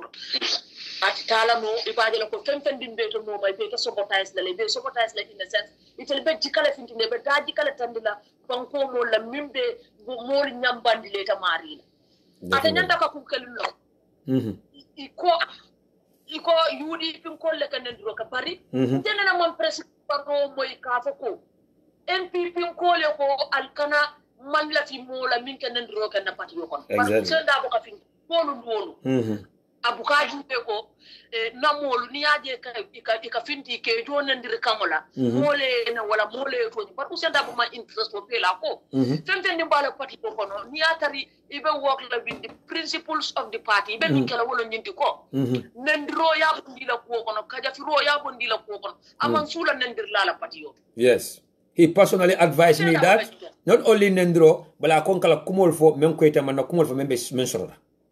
Exactly. Exactly. Adum akamentandi wala ninti ko United Democratic Party la police ila agenda moli tako wala ka was. Exactly. Bari wato sidale amanjam fa bawo 3 months le tudani election oti. Umando president Barol no malankoli tel be jikiri minna itel baje la ko itel jikita femfandi nan tel jikita katambi itel jikita minna bawo nim moli ni yola gondi moli la nafuno le kasara kaje ko kanyim banko gondi itel dinkuru mal be siring o taymo ko itel buke da bula sar politiko kon itel buke da bula politiko bari itel nyaaye ñom baadi ko tamol jele sokon defol baadin sarahulol nyaaye ñom ko tamol jele miliya ko sarahulol le muti be patiyol ko ne be politiko balundi ka ñim banko ka bari ni enjoy meno ita marina ta ne ko ita binala na wota mole kana ka bula mol la ka mol ne soko mo miliya ko ni mantar kukri ndemo sarahulol ita ko tebe baro support fodu forcelo pour nte tari NPP amanka forcer nte patiola police la je nela programme la je naje ko yudi pile mu patioti miyando ka se nyum banko gondidu adu yudi pile mu patioti miyando ko ilo tan nyum banko yele kabrin ko le yabe keri fo bitilo adu itelle mu patioti miyalo ne ko for 22 years of existence inene mbuka set from their agenda. They are always consistent with their policy and their program. Exactly. So I don't know call us all the yes, but Danibita quickly, come you mentioned that you are not the first and you are not going to be the last. Just recently found Najele Kaoyoro also inbox Halimoto Show in her messenger, trying to ask whether full of for Tonya la last name was Solitibang because I can message you to go Nini Muriel Floti while the last name was Saudi, she should have not joined the UDP. And come here, Halimoto Show, according to her, Abenung. Fenkeleya Omuso todu from the only female candidate. What's the name again? Marisok. Al Marisok leano. Abra Marisok ya la capability long. Niya invite ayebang. Aka fonga tada UDP Google. UDP la program or manifesto. Ajiko UDP is the right party. So sign. Iba no me ka fa ko ibang ko flood. So naje ko la kachala kono jara ika folo ko hard facts kumoto diala bale membe kere bolo fola musolo media and you always emphasize about musolo role in politics naje ko right na be musolo noma and you tell register ite le siata multi men register ite le siata population odi and you tell ka bada political ko bale be noma kam men sai the latest plan from the NPP wala baro kamole mu yiko kana musolo don to kodola ebe force le la foundation to use la ebe baro to use la ko kana musolo nene ko kana don to kodola because election no mina asila sai ma what is going to be your message to your fellow women and women's folks brother Bayro yeah Gambia musolo ni man karang president baro la jamfa ala fisir waleya ite ka karan na ko tanke yaje mol nim baro tambi na kabo 2016 for now 2016 kabula sawla sanji nani fokata sanji lulu kam bo manke tili lulu tide amanke loku lulu wallahi baro man min keno sanji nano kono ka sanji lulu ka italia habira ko wo po kelele ba mo min lota ko ni be campaign ole se fenfendim fo nole diko to la ko wala ya tan digam be la ko amanke to nya moti amanke moti mi yalo nako asara promisol fulfill no amanke moti mi yalo ko mo la no alal because itata lole konte ko ha nimbe na haajo nyinenka nsa fende fo non ninna haajo jarata woto mbekelam fantale exactly woto itel nyanta kam mi wonda sa gambe musul nyanta kam billo banko la kola ya na la dia bentelle bulo ko don ba ma nyolu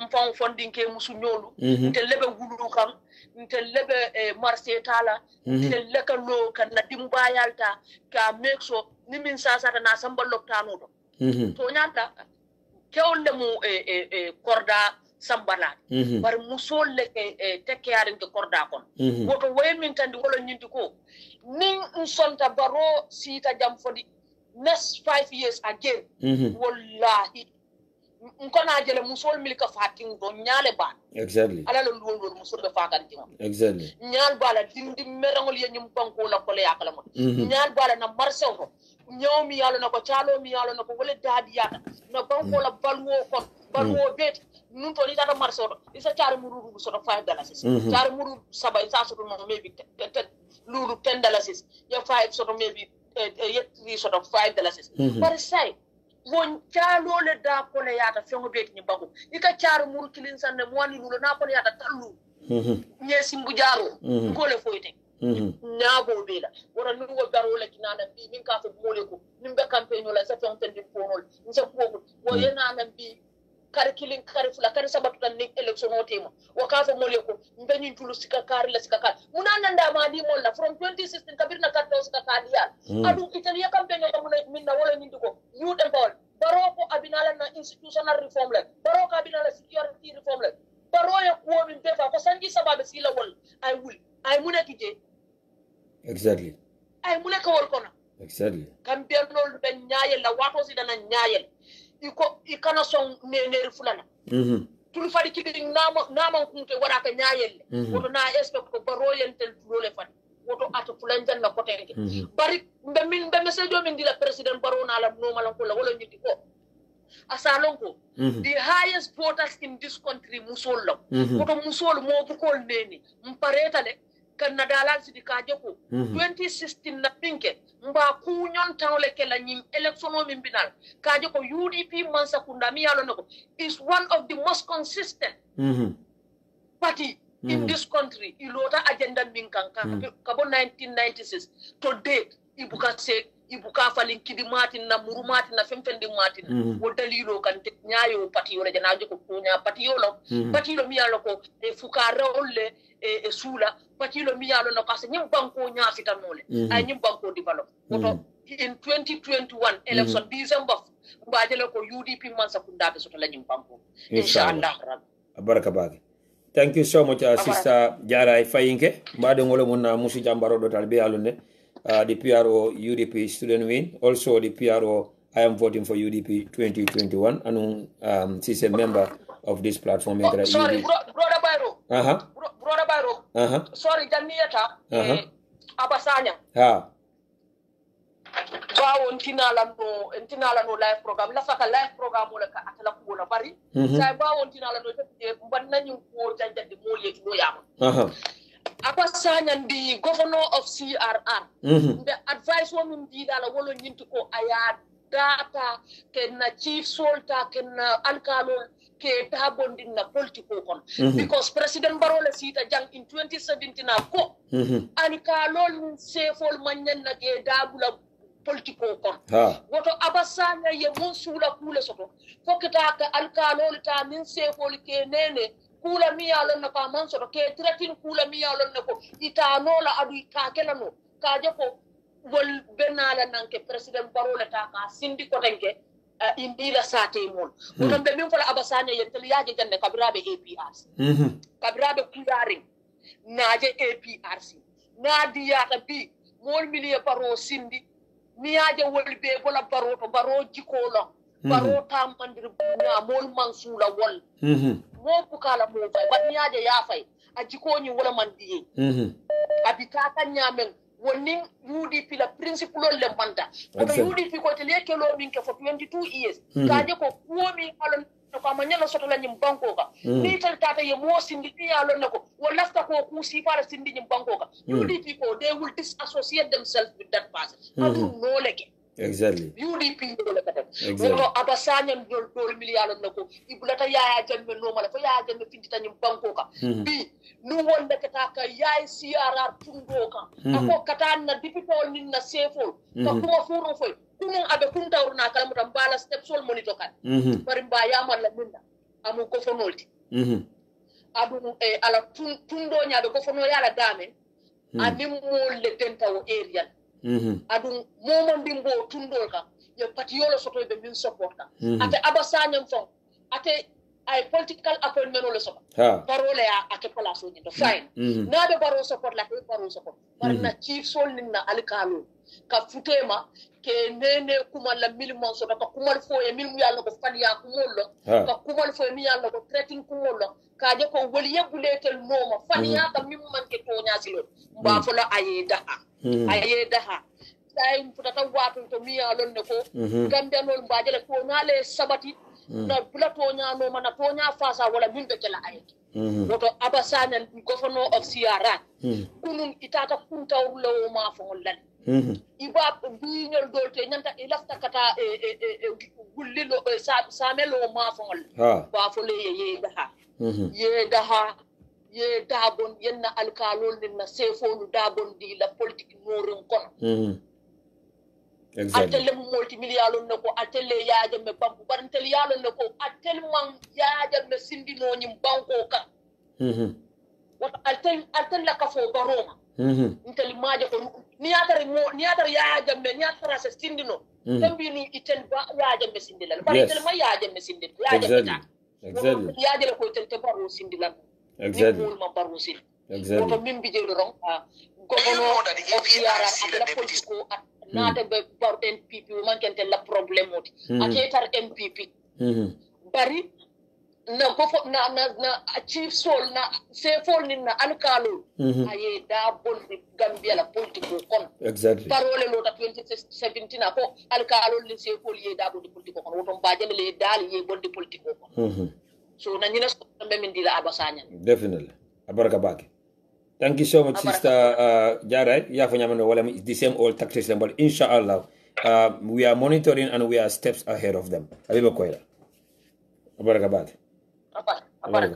Mbadi ngolo quickly, alna lamwe nyinna jang, nsina call alta. I see all the missed calls and I will return all the calls ni alasonda.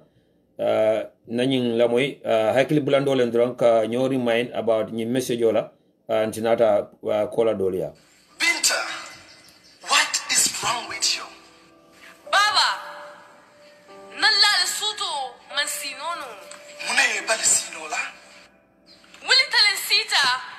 Na miro jamfata Binta konkoko do murokoto wala konkoko do kutakoto konkoto kulukoto bonyalo bari baba nalla la koteke hanwo mansinono haklo ya mokende bama mokendo la mokendo. See, a day must be cold, but sometimes it seems great. He who justifies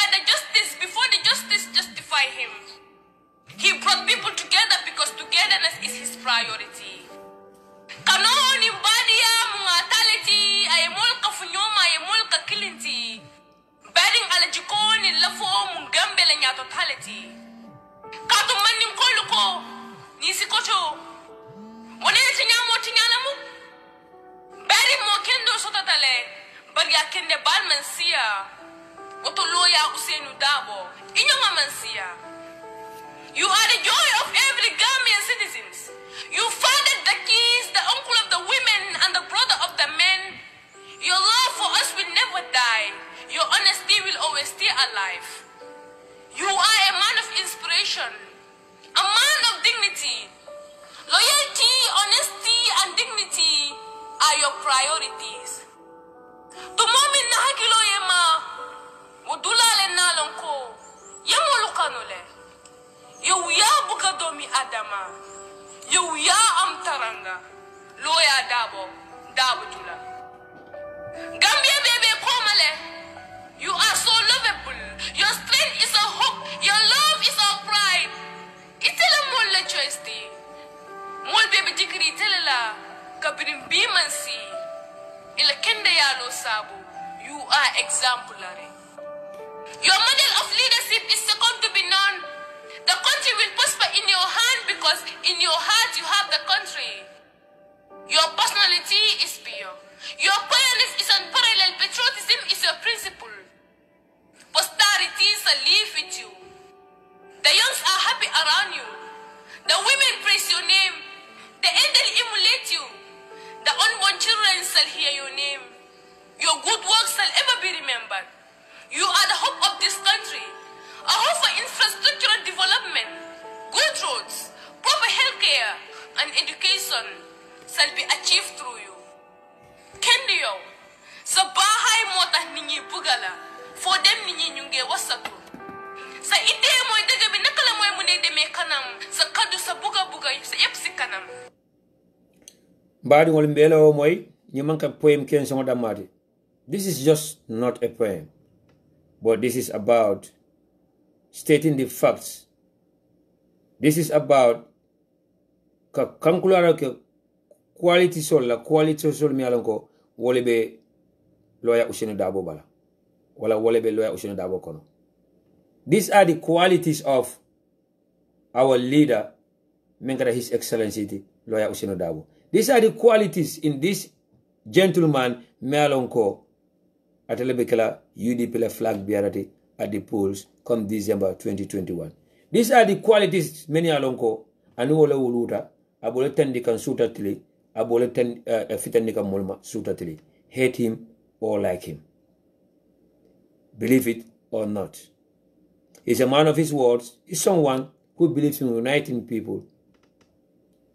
He's someone who respects values, cultures, and backgrounds of every individual. And he respects every individual, irrespective of your tribal affiliations or religious beliefs. Wala sabako, Gambia mama mandi ko soro wonte Gambia di, Gambia mama njola soro wonte Gambia di. Ako Gambia mama surwa soro wonte Gambia di. Gambia mama akuol soro wonte Gambia di. Gambia mama sara hulo soro wonte Gambia di. Ako Gambia mama manja ako soro wonte Gambia di. So Gambia, wala mbanko di mealonko, all these tribes are there as one family and as one people. And I call him as the flag bearer of the United Democratic Party. He's not only the leader of the UDP, he's not only going to be the leader of UDP, but he will be the leader of all Gambians. He will be there to serve every Gambian, whether you vote for him or not. And he will be there for all religious groups, because he will be the president of all Gambians. Imun Mishina Motiba, Imun Kafro Tiba, Imun Guru Metotiba, Ika Baptist Olekeba, Hamidel Motiba, Loya Dabo will be the leader of all religious groups. So, ninka toka fay qualities on lakam, wala mola mankuto kam, wala mo Kenya, wala daji ko kam, and mobe men nola, and I men londo soro. There's no one more qualified than this gentleman. Menkeda His Excellency the Lawyer Usenu Dabo. Yes, I'm a UDP, and yes, I'm a friend of UDP in call. Yes, I'm a friend of UDP. But again, they will say that they don't like him. They will say that he's all. but nobody can bring any proof or evidence to say that he's corrupt or he was ever involved in corruption, or this is the proof or the evidence that Ousainou Darboe is proof. For 22 years, you trapple sitakan. For 22 years, for 22 years, for them to come out with fake stories about him. For 22 years, NIA for 22 years, yala monitor movement be monitor. For 22 years, yala cool be monitor, ala transactional tanina. They cannot bring anything against him. The only opportunity that came their way was when he went onto the street asking for Solo Sanders' body, dead or alive. But apart from that, nothing else. Badi ngambe ko na tonya fasa lillahi alay na bula tonya no ma lillahi alay na sabari na yamfam faye fo ala fanan say yamfanye no. We cannot have it both ways. We cannot have it both ways. Badi ngambe ko iko jaye dia iko e jang kondem ani tan jang kondem la ani anna nafika yalla bunina kol kono anna konninte ya bunina kol kono, just like what is happening on social media right now. Be coup d'etat kare Guinée Conakry mo ma fa coup d'etat nyantale mo ma fa coup d'etat enta kelale mo ma fa coup d'etat is the right way or the proper way to change a government. But mine nyanta kala nyinin kardadi mina sabu coup d'etat kake in the first place. Mbadi Gambia nkolu Africanolu alna mfanyini ka mena coup d'etat ka buka ka tuba abol la banko ka mina coup d'etat buka ka America, mina na coup d'etat buka ka Angleterre, mina na coup d'etat buka ke France, mina na coup d'etat buka ke Norway, Sweden, Italy, Spain, mina na coup d'etat buka ke tuba bankol ka. Because ela sartol mina lan kuy beka d'accord wala e ka tama wala la hidul me kake e ka timmandile luwal me ka landi e ka tama wala e ka promisol mindi e ka fulfill. And more importantly, President Mansombo Soto katami banko dungola, President buka power isa diate nyame, President buka foko ay mem folbe kala in all the western countries. Mbadi ngamen ko na Africa yabula way. The so-called intellectual soul, momankara motija, momolondo soro motija, alay mom also in one way or the other. Men be social media saying that ko men ka coup d'etat celebrate, men ka coup d'etat welcome. Nobody is celebrating a coup d'etat here. Nobody is welcoming a coup d'etat here. But what about if you don't have a choice? Mina sabu coup d'etat ka Africa in the first place. Let's just take an example of Alpha Condé. Sanji jila mansa ya nyinola. Sanji jila mansa ya nyinola. Ani fenke Lansana Conte. Anam nan kanye because not because Guinea Nkola Malafala, but because Katefam Kakanu during the time of Lansana Conte, it was never free and fair. Okay, election sunya. Okay, election sunya no. Ata the first sasata. Abelari moboka Lansana Conte je. Alafta ka dimota ka impose to be the next president of Guinea. Coup d'etat n'attaque ne yata fon bonne. Ala n'attaque ni Alpha Condé na kanye.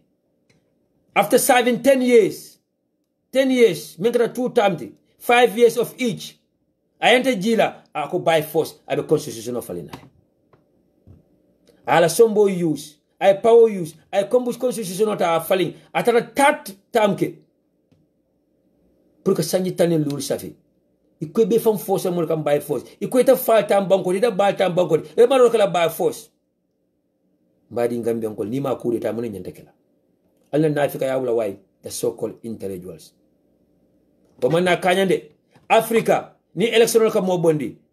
Election be mo bondi Africa de siala because men ka election organize the elections in most countries in Africa is never free and fair.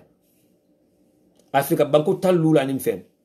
Ebe banko tanda mal kontrol sa menako ka tefa ka ta silo la akata tilimola changes ka ke alla de mara fonko sen tuba bol be somboy conditional landika na kafu balon kam ko ECOWAS AU and UN ebe conditional landika banunde election buka free Gambia, election buka free Africa. So say falendre be klono nyaade mbadi Gambia ngolo ni election buka free abuka fair man sama be silo ka tapale and wo the same thing be keri Gambia bi. This is why Adama Barrow ala party benkata NPP during the legislation process ala yajele NPP da mala political party men na moto kata dindingol sika minusol on the age ke transport ke samba registration center do pour register NPP da malam political party de mealanko e la moto kata luntangol bonni nan Casamance Senegal sate do le ka border cross pour na register Gambia because of la election sunya. That is the only option and the only way you mention pour ka fuka be kanyela no and be jikiri mo damala ko e ka fuka be kanyela sunyar bundal me yelandi ay isi la karola lamba luwala karola lamba ballot box la karola lamba tokuno la karola lamba yo jikki dal damala soto. This is why they are so obsessed with minors because on the age of register Gambia by force. This is the reason itara luntanguloma a political party the incumbent menko 75% of the Gambian cartel fasa ako 75% of the Gambian cartel left atella and akabe kanyalal minana ka coalition okay bilal yal fallong al nyana sitting government je mintole and incumbent government je mintole asking for a coalition APRC ma Adama Barrow approach Adama Barrow le APRC approach APRC ma Adama Barrow dani Adama Barrow le APRC dani Nindia mo de bisa sana jaji left coup d'etat le Gambia e sana jaji ko coup d'etat lo support because ka plus ko mo la ko mota car twist upside down Gambia no tarata wala le ka ko mo lu dayma mo fa Gambia no tarata wala le ba to nya wala mo tam bof la ñoy coup d'etat ka bankol menka li ñin ka do fro mina sabo ñun coup d'etat ka ba the so called hypocrites like Mamadou Ndiaye ñol Mamadou Aliou Ndiaye ñol so called hypocrites men ko iko they know better they are everywhere telling Gambians are celebrating coup d'etat we should not celebrate the coup d'etat no matter what is the condition so nyanta tar la falale na tara nitoro kono na tara bata kono na tara jihado kono but all in the name of coup d'etat manyana kala because coup d'etat man civilized okay sa mbadi Gambian ko mbadi Africa ko al man la fi batala al ko amantara betali al ko kola be keri al coup d'etat kanake al man la fi ka fa bata ko al man la fi ka tara bata ko bal coup d'etat fanan kanake and Tonya Wulang for your way. Alpha Conde of Guinea Conakry. After serving 10 years, Alamanda Banda, I entered a retailer, I came ex-president, still I be called be sort of Yamal, Ako Ali, I constitutional falling by force, Asita Korenge. And Alpha Conde election Nyamnam free, I fair in Guinea Conakry. Macky Sall of Senegal, the same thing. After serving 7 good years as first term, and another 5 years, I constitutional, I reform solke, constitutional nyintara referendum, a kanyeta, I mean for a color 7 years should not be counted because of time of constitutional manfali. A color 7 years manana count. So I 5 years follow me serve, Wobanda, I no mean abandoned, I another 5 years serve. What time I left like a 1,000 mandake, ka fam forced to go for a third term, Billy Macon, I come a dolfali. Benin coup d'etat Senegal ko amanya nakela wala Senegal is one of the countries man ko coup d'etat nankay bani meke ko Macky Sall ba sala coup d'etat ke Senegal. The same thing in Cote d'Ivoire. Albiano Alassane Ouattara I bata menke. That was a time ko Cote d'Ivoire dingo fountain. That was a time ko one of the parents is from Burkina Faso. He will not be qualified to contest.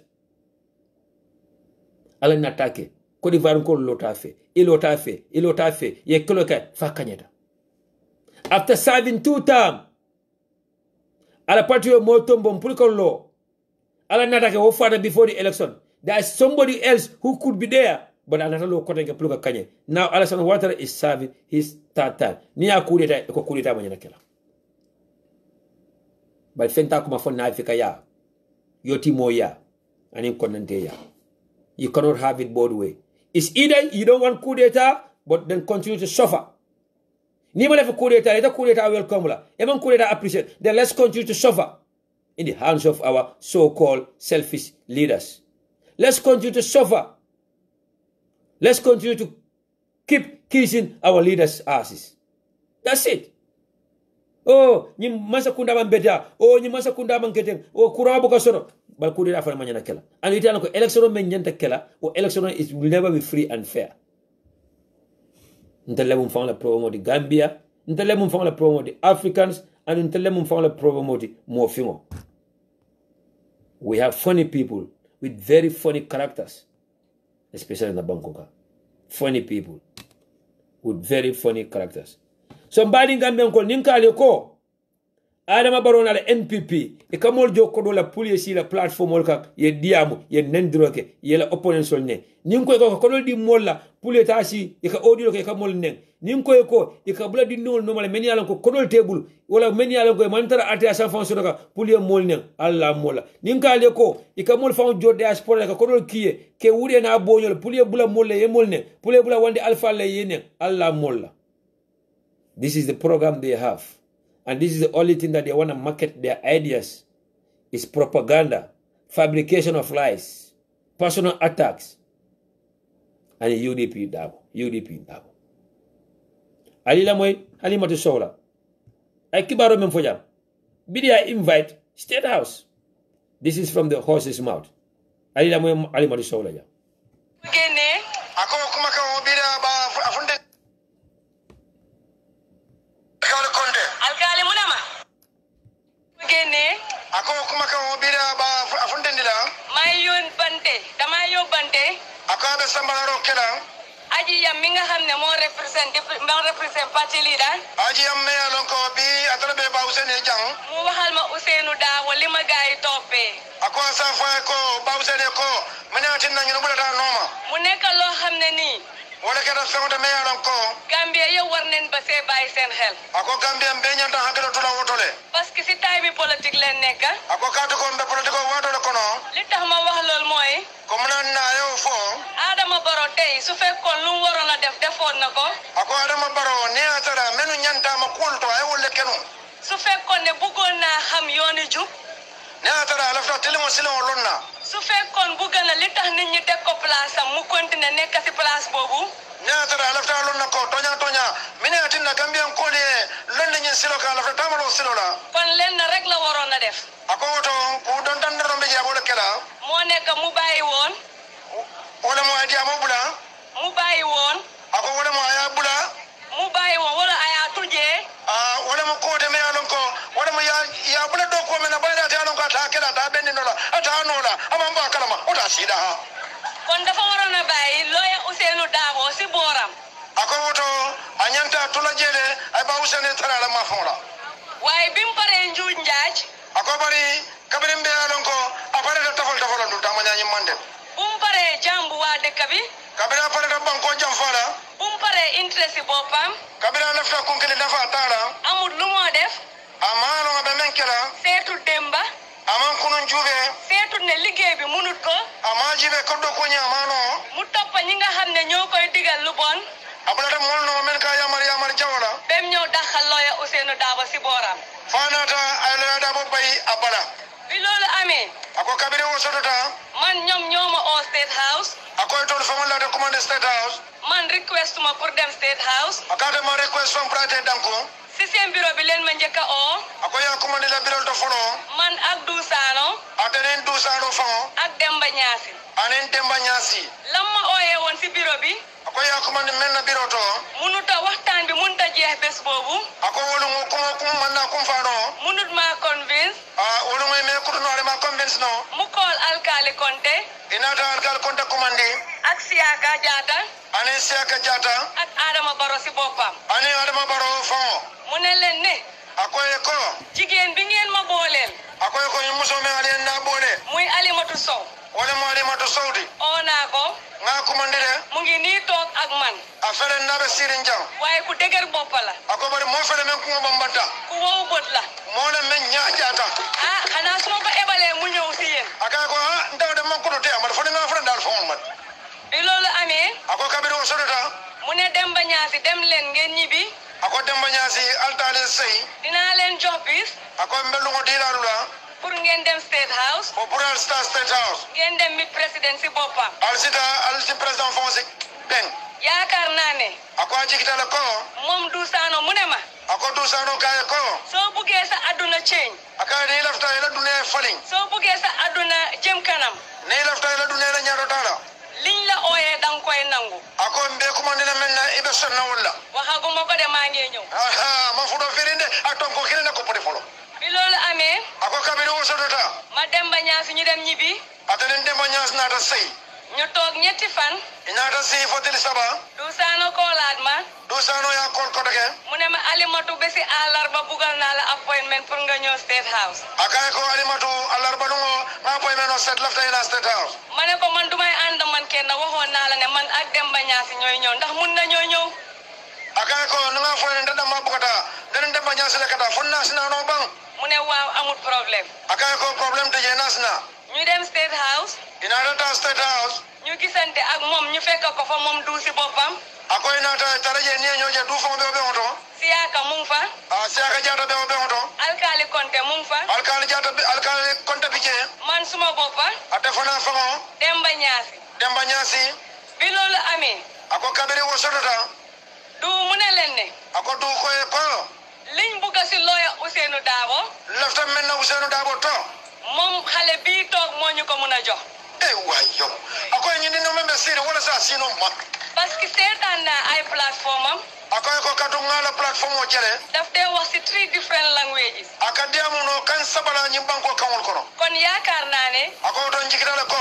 suñ waxtaanee ak moom ninna kajata ñu waxtaan ak xelam na kajata hakkil maaro ñu jënd xelam nga ni nga hakkilo suñaano nga san kon liñ bugg dinañ ko am si moom ako don lafta menna to mbaw sodla tole si yaaka jóg ako Siaka wulta mu ne ma Alimatu akay ko Alimatu man balaa ñoo dugg si waxtaan bi akay ko janne meduna kuma kakaja ko nte dafa am lu ma dig président Barrow akay ko ndanga président Barrow ngala hil fenela te xam naa ne sax mënuma ko anu ngalo ne fon kontano la te start naa si di am problème anu ko fon ko start ka ko ya ko sorodo moo nekk ne fu ma jógee wala mu ñinde mbaro damen moom Siaka Siaka Jatta mu nekk ñaani kayaay ako wonam ñaani kayaay ti dafa am problème akay ko nga problème o soro je parce que UDP ñoo fa wiin akay ko kato UDP la kanyata je mu ne ma léegi li ma bëgg a mooy akay sa ñu lafta menna da ngeen may baala dinaa jël seen time tuuti guddi na waaye akol saketu bala wato tal do man soko danam mu ne ma léegi li ma bëgg a mooy akay ko sa ñu lafta menna nga dem nga dimbale ma ñaani kayaay akay ko sita itam ma ko ñaani kayaay Demba Ñaasi mu ne ko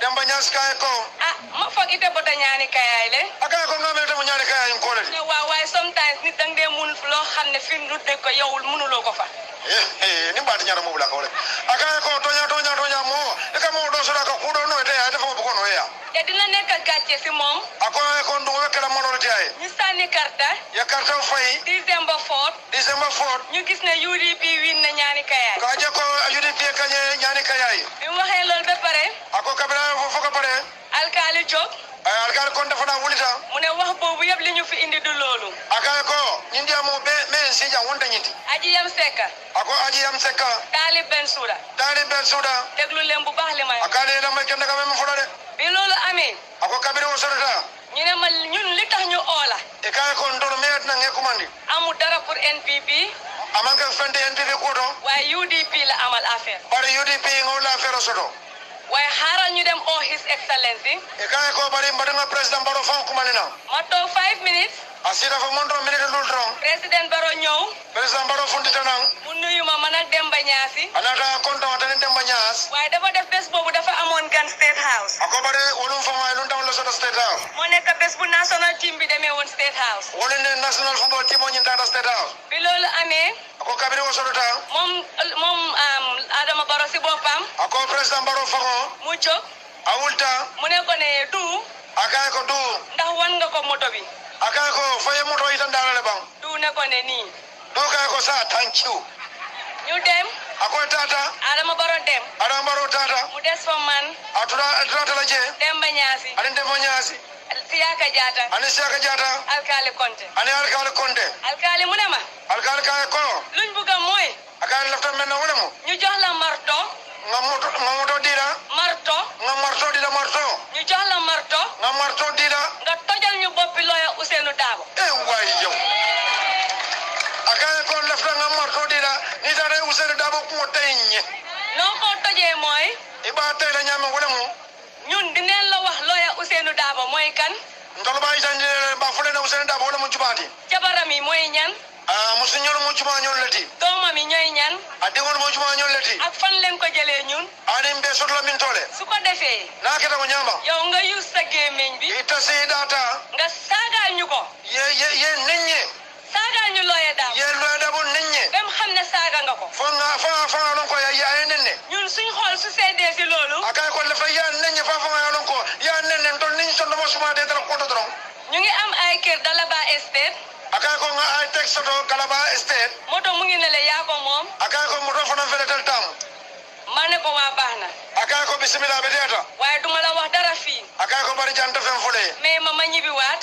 akay ko songa sey ma xool suma bopp ngatam fan juube bi ma ñibbee ako kabira sayta si laa jël suma téléphone oto mo ala téléphone ta massage UDP parti ay UDP parti o saj massage lawyer Ousseynou Dabo ay Ousseynou Dabo jibeje ma seet seen structure si ay la parti o loña lon ko jube fekk dégg naa tamit ako fana be fo ay moy fana ñuy wax ne UDP parti soose la ay ka moy la fana ko UDP mo mandi ka parti o bi ma ñëwee gis aji yam sekka kabira na ta je aji am sekka je ma dugga si profile am bi adu ndaw la profile to ma gis ne olof la ay atara wo musurwaret ma seet keneen ak keneen ay do ko jube ma xool ne lu ñoo wax ne UDP parti soose la ako odumo la lon ko ka fo min ka fa UDP mo mandi ka parti o di kon loolu amut aka lon ko man soto kon su loolu amee ako ni o bekeri man Alimatu akata alimatu so lan la ma looyee Dabo def ako loya dabo e munekante looyee Dabo lan la def dëkk bi loya dabo e muneke mbanko mulula loolu lay laajte nit ñi ako saya ka mo ni ka fa mo ben nafa kan do anjom bere nafa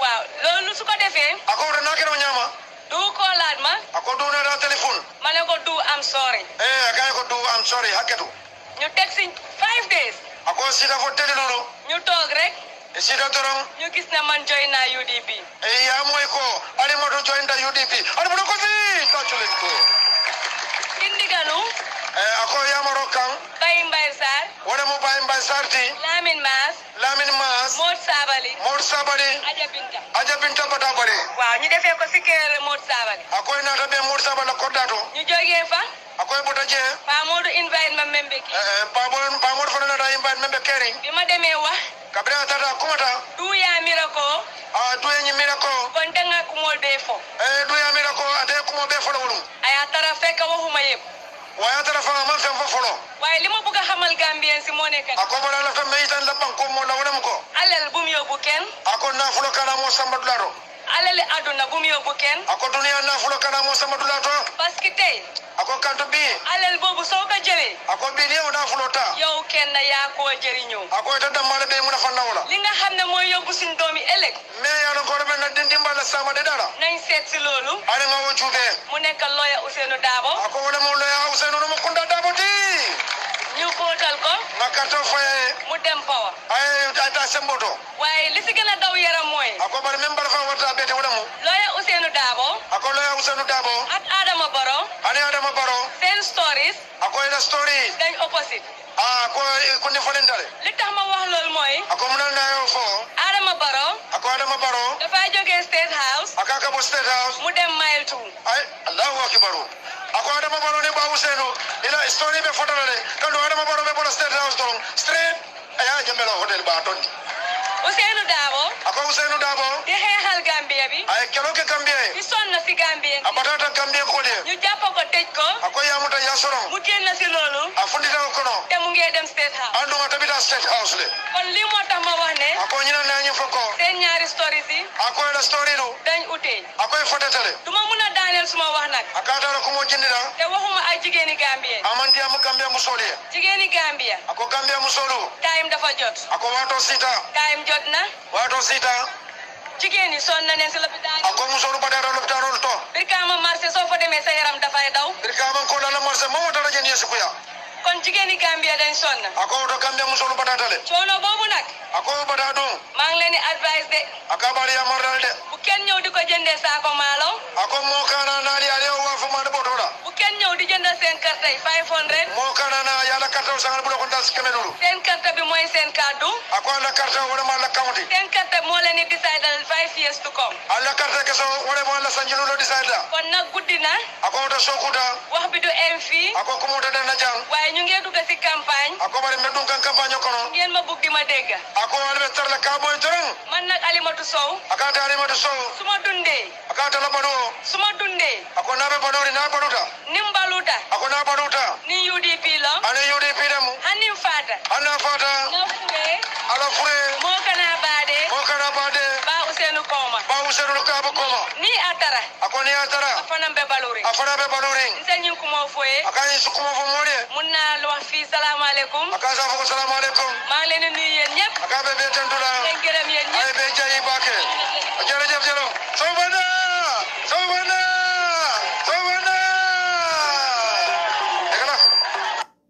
So ñu ne asabu bi the likes of Kaw Yoro mi alon ko faka doylo support bang faka Hamad Baro support bang faka NPP lo support bang abe ñing inbox kan aba threaten kan ka ñini ka fo ñina real content mu sowlati because ñing sowlam wala ñing flolem amay UDP support la but ku jama be kiri na social media to ku jama be larin kenya bato bi ni UDP nkol koke iko UDP nkol ka nendroge ni UDP nkol ka kanu dunia sika dunia dodi but nafikol men kamoto ko fatu network ñol sifalu lamin jay ñol sifalu they will never write about such, they will never talk about such wala sa UDP nkol no matter what ntelam bakilim fakilinde anteli atu ñoy drop na ñomuta na ko be wala alabul UDP nkolu lamor lalu jiber lalu surtout atle gambel melon kal kwal independent elemental lado nka fale la wato nimbe diamo ndakal dani men dro wala allen la moyani hakilo lan kan la mo len jisola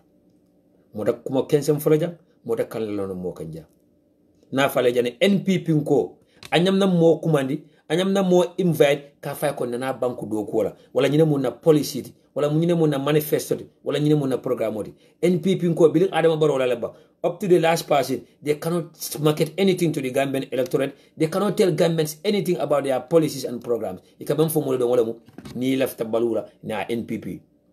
Ni lafta Kairola na NPP. Ni lafta nyato tale lafta fanka yala na NPP. Yenyina fo sukay da habay.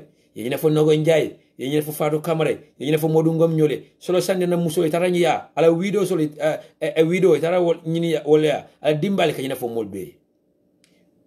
Individual so be sato ko ne kanyina fo mobe bali kebula dogo la so aliamu yemam fo nyie bawo ko kodda ni moto gambe no tano moldi say e man na dangola de ibe mol abuse kam physically ibe mol attack verbally ibe mol bula kam mol noma pour que la personal information deg e la musole be nyola neget picture bondi la ibe nyo record la ibe nyo tinyala yemol do plus nendrol ke bay sankare be janem be ajaay menke ja njay mané ka menke mbeya moyde mu ke wure musimama Max Jones Fadimara Jawar and so on it's the same thing it can menke so some president of our have taken it upon himself na faale nu janne and alala alpha kendo le yafo alala teriba wala yafo ako Adama Baro wayeb campagne commencé wato mena Adama Baro ya commencé ka gambenol mit ka diamuye abe gambenol nenna abe gambenol abuse la abe attack la personally na me ki ko sa kulpeño fo fay for the first time in the history of our country ale president jala be kelo kala physically ale president jala melo ko be bulo ko silay abe don na platform oka anu nga fere sai ay men ka basial yajele an individual occupying the highest office of the land aliajila menke base alna la moyo compensation la jam ene mi yalon ko amam fintide bari quand même fo wala men ka fo wala president Adama Barrow amantara kontan nim bake fo de danjo la ko wala atangen laji do bari mune fon kera ni nga chairman fo de danjo ni nga sodo nga du ni programme kon hello chairman be live King FM radio 94.7 hello ko jara alhamdulillah baraka ba ke ngeen soro programme to ñame baraka ba ke ibrahima jara very well akamunta his excellency president Adama Barrow ko kabiring atada base ya be mol bulo di kam wala konton di robe kering mol na raje fan kabiring afurati la president ngolo raje mo sabo ya ja ba bulo wulindi kan santo mol ko in a song ani song kada wala ya aye song kandile kuma kangol to mi yalon ko aman sen ya ba ke kabiring president furati la mo ne kerenu baraka ba ke ibrahima jara elo ni karola alaketu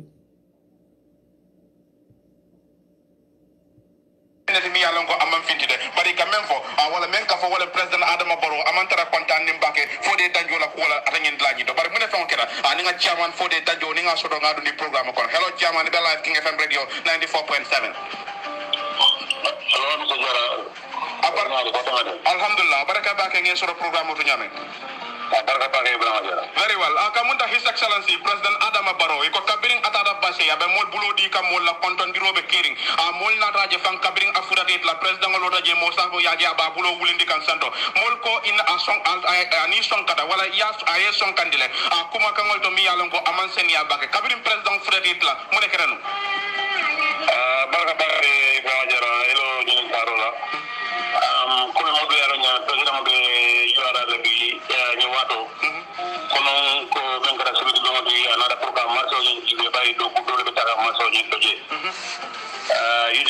president mena mo ka la lo ke na ta mo konton kile ay konton diro ko na fa ko ta ma wata men bulo di nyola aba tam da bala ngi jota da man su be la no smart for the train su be ako ya juma lan kiama non ka amuka ko bana ako ne ko ete bane fela minister la ka ngam ne kana minister la ako ne tele minister ko ka ba ngara minister ko men nga pa mala ka nga to lo na ka nga record mo pa ako ne ko ya on the have you ever seen somebody recording his minister ako ay yo solo do juro ko ka ko apa ina mala ka nga record okay na ka ma pa no sa ko ka ko nga pa na nga ka tele di president of the Calgary president who also end up in kind ka tara ka ko ba no tele ya tele ka president la den san okay ngo ko ka tala ngo ko ba ako ne ko manya lo ke la ko ne ko ta ma men ko no ngambra no jambi I was going to call the police to arrest you yes samba okay ka ngare ka ko na okay so no problem I'm available. So sorry, let us put this into context. President Barrow ko kabiri nga fole no ko min fura no basi mba fa police wala ye arrest no ita kay ko ha ndebe pare ne ci mudano le nga be pare le ko arrest mi jam na ta la so arrest no ndamba muna tina abaka ba fa police wala ye de arrest on what basis muna tina la fa police wala ye arrest no ko nga ba kala ko ko ko ko men ar nga men ko men ay ka man teri ministre o ka jall no nga ka ngari ko ta basira ma so la ko basira ma so ko tanna on so no na pa na no ba do steering committee ko na ka tempo na ko yemen responsible in development ay luara on ko ko be men kala sa wala bay ma to na pa na ka ti ko ma so da ay pa ya hanu ko no na ko da process start la let us start the process now by the time ma so hanu ko da process jampara den abatalla interview ni hand over da malo ko no da manela so somebody mo do ka ko minister the minister en ko ka ni nga wala kai general council dan tawla be ka ko tabai so process is not going to be one day kai na process start world ko ka na stop kai hani de kai amman de ka general council promote kai go so ni la ko promote de na ko ko general council about okay ma record wona le na di general council la mo la modola ta ka bonni jang ka butan la ma atendo ko wona la ni sangara ba ni diamo ay no ba ka diamo ni ade ko la ni ka tam ko da na bro nya so no ni gal kala president tara je na la ni sare dara obis no ay o diamo landing ka ko ma ko ni na rambe ko compromise kala nga ngi jimbar ma ngi ko na ke sponsor ma ngi ko sponsor okay ay ngi ke pour kala general council te pour non tabita ani tema ko mo ko na sa ma ko all the process start yes agree for be sonna na ko ma ka ngoni na ko that was on Tuesday. Agree for be sonna na ko ma ka ngoni na ko that was not a proper way o manga silo di mi yalon ko imanya ke okay fully knowing ko minister le ma mo safo akamunda nin kacha be dunal tema you could have tell him to put it into writing I safero nyin I woke ka kina ye ka ko do ko nyin rande rather than recording him no because I explain how to on that okay so the entire general council ha ko na babal ma any evidence wala ka farhada ba evidence pour ka general council si lama ni ko ya explain ay amana ka understand ye mun explain ay initially mo explain ay amana ko ka understand ka fa nyadi kind of general council ko pour na ko the process is not going to be one day wala ka na process is start time kuna by the time ma ko na wala ka para ka plan na wala kala allocation okay dai wala ka na ba ko melu ko ma so ha no para ko na no mo ke ma bolam be api ko ba na ana interview de ana allocation ka wala ka na process is start time ko na process is start ko ba ka plan na wala interview de allocation ka ni ma so ha no para any time ni continue with the process in the midst of people mold came out lamental ko president be loading aje abulo fay abe kamfarim bake brim president be ko mo foke ye fanje no nyaade le so ko bray police ko faji ko ni surprise because rabira ndina president aje amana ma da president damande ismaël da bro ko bari be wala yara jall wala ko me na ndina open o me ko wonna ko na den ka ala bala de dubule la in the public ayi da ko ni bin non ko la ngara dan ko ala then I have been in the public. So with all that, the minister was also behind him, saying that I know somebody is the Prime Minister of local government. So there is a problem, or there is an issue going on for President Mayamo.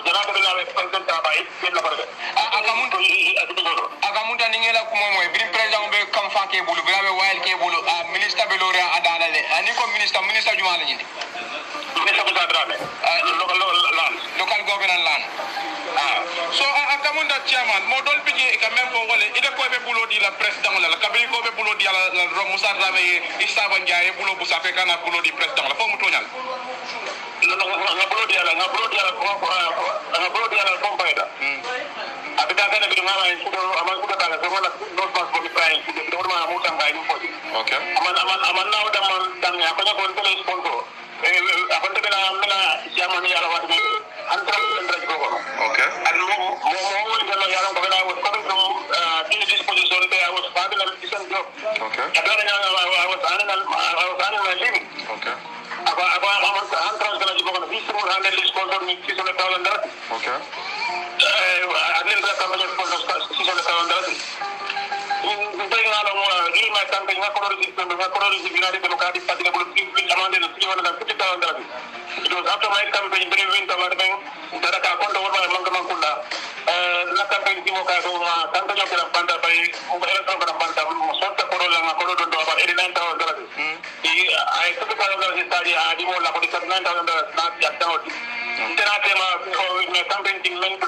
na ka mbara men kala $50,000 and UDP $350,000 na de ya di mo la adi mo di road me ka ka ni chairman kan be contest on the UDP ticket so ya fole ko kumbotal dum wala antuma kabrin president ngin ayo kuma kan ngin fo e mo molti mi yalla ngoy kumbota ata ngin la ngin dol fo kero non man ko bot la ngin to ko da mo do lo ngam mera do nyaaji ko do ngam mera menna andi ko da la system financial work and contribute to president barola campaign but I contribute my energy okay ngana energy yele so ngam mera wala o president mena ko la ngam pa mena ko la bi wena lo public is trying to distribute Mr. Danjo base area council la menda ko tem moratala ngaje ideni central government al temo montra diaring nye mule ay mune kolandi la dogoro wala mama ko central government official ngaje ngata na kala mule dero du poros okay mo ida ina so gal do dina mule dero du poros pero on ta bala dogola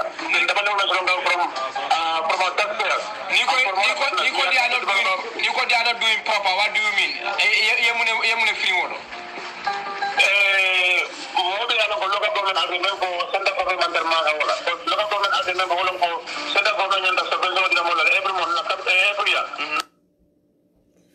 mbadi won mbelo moy ñine kering Gambia so na ba nyama comme ka fo nyame mbadi Gambia ngolu ni leftam fanna nam fankano kon ka men claim kon lefta banko kendola mina campagne fo ñanta kala Gambia la ba mo ñanta campagne fo kala against Adama Baroba ba ye president osoro president mumo ku mayambe presidency la ku mayambe official la president kallo physically ani molka nyon neng wala ka mol neng wala ka mol abuse verbally wala ka bulo fay molka lota janna ñim faale janna justi yola madi aka fanje junale kutun kanola madi ni mol ya faale ka fana president mo nende bal Musa Drabe mina sabu abulo be minister bundal beto abulo be chairman be official abulo be mayor be official just recently men kada KMC that $12 million scandal involving Senabu Martin ali ajala role ben play for bil court decision make ko wala bal basse issue ayala men bejeba nyaaje ye basse committee wala the area council committee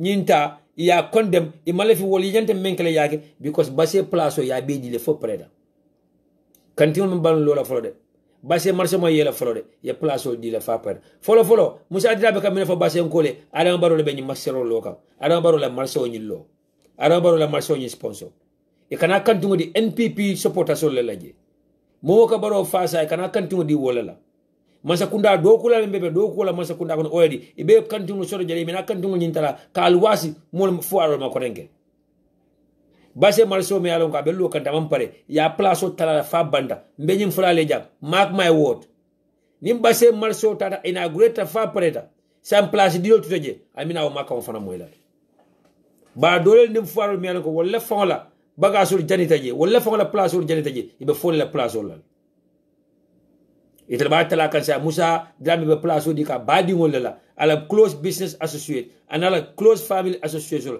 wala ala family members ol terror wala momota trois la family members ol bibe place o di ka wala rayna lefta ka basse area council bypass le lefta ka tambi fode janjolo office la imale fe call involve place on the quarter. This is why for the Janjo call, I left them mental last stop. Ale committee mello pour que ni marché ko ni fenke ala stop. I left directly from his office in Banjul, place allocate. This is the problem right now. So, albawlo na dame wala iko sa ambassade mo se fala bantila yeltal sa place do kulal yow do ko commencer wala bidiki tole ta wa fra commencer albe chocho jama mo albe diam jama mo laji ndela fana nyi lungo fala jama my words. But alna lamo Ibrahima Diba fanana I audio mendida in solidarity with Honorable Fode Janjo, the chairman of the Basi Area Council. Assalamu alaikum. Badin Gambian Kolu, Al-Bali Malakadiamu, Ibrahima Diba. Mr. Chairman, Fode Janjo, Nseltela message you can sign. Nala Moi, Tonya, Mo Famadi Molamuti Kuluta, Yefem Faham. Ni wote nung enyanta min for the president baro kunung anyanta sara fo jani balu na kabro kono atanyina la wala yaje mole president baro ke minti ngamina wala be sele ka kuma la selam aba ke kam mol bulu jang kam kuran jambantan wala bala dina wonene te soto la nyimbanko kanja Mr. Danjo yete min fon telata wala mtonya ati fana andun ite fem for proof babel president baro fem for man soto man sabati ena kuma mo ay nyina ken na ko ke dola ninga woto fo adobata te diala dara saji wa fitullah woje akoy ko ay tala nyinti ma diplomatic passport odila na fen ko fenke o kay ko ndoke nkonton ntamanke fulangoti yaje president bukam matem president ya man kutite president baro aman dajika amang president ya makamo nyimfa barabe min suman kanyim bankun kanja wallahi wote kala nyim banko kanja ka foko abakala molbulu dictator we are not going to accept it and it afale ba banku di moljile be doyal ite mo monete no ite president baro ite man kenu fendi janko da wa vila la muti mole mu de eke president ti jang yeke ko be ti jang inyanta fala mole nim bara la baraka bare ka fole ko be kuma ba fala mole ka be man ke president yeke jelle dino mole la jang hani fuy ima di mole no nyim banko kanja fode mbebe men fole next time na min fo ya koko fay kana hani malu mole la wala nata ma fam bunya as a president abe lole te nya ko to je ba fala be kumo be fole te nyemu ne ke mole jang ba fala mole ko ngam million sabale di ngawul kemet wul talu di o kumo ma sabari yana kumo mole min ka te wul siata te min ke mole nyemu munati abe boyle la December 4th o kan faale bara hana kan faata fo mun kala ata balla boyolo bangkok my friend for the bari ngetentu ngejay UDP di mo kamaten you are responsible bari imagine you stand on your ground ka fa ko ay ikami fo man soto thank you so much na ya bulo di la suma kana bukana bulo di ala ni nyato ngam man ko de nyinna anyanta la faling na man faling ala kuma ba fambul wala mu Ibrahima Diba de mbadi woni Ibrahima Diba man fonka diamu ten bili president baro parta ka bay from Saudi Arabia a kumandi ay mina faye e be nyim place o mento ntele keje anu dabo fele saying kuyadum dan na temale the battle line has been drawn so say ya choose yes tente ya yela do ko kip wala ta dabo ya ne bay ajina fa Ibrahima Diba ñin be mu forole Ibrahima Diba hena amam fa ay balu na la ñininka ay ñina fa kemme sen jamme ay di sem kuma kilimo la fa tuku jallo ñoli ay di sem kuma kilimo la fa edi UDP kay mi anako ye place soto Gambia masakunda kono wala coalition masakunda kono because fele UDP kay ya ani nakata ko liye menke ara baro bila pata promotion banana UDP tema akanyin be kilin kuma ndila ake offer either for them to use Dabo or you have to use. No, they will follow the place. Mansa Sumari, the same thing. At a diplomatic case quo. ye wala wolindi e ko ba sorona ida itra UDP wala itra ate baroya and mobe banka foroti modo ka pisali modo be ke kan kantano ani telefoni amuda ko gambe be mon political procedure gambe no naflo dia dro ibe be ji kambolde wa itra no e mololo.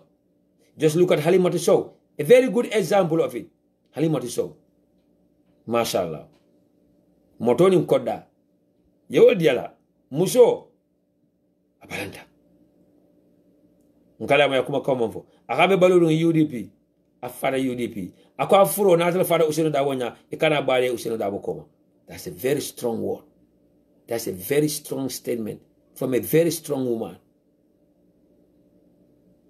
Lota jana fale ike jole pule nendroke mansa sumara ya nena num play nendroke play lo ada bonen mansa sumara nyama ma aman dolo ming ame bu wala fano kono play lo pluka faka lo ada bonen na wo nyama ya jole is what it was the money that was talking bay sankare nyol njay mane nyol du sano nyol the so-called deputy men be borda ye be santenne ye forolondi talibo konjira APRC de mobe alon wala minimal promodi he was involved in a visa scandal ay kodo leta amul bulka fa bi visa nyinne wala mam possible ya report police ya muda ayende dala bunjangol to ye dadu ngo koto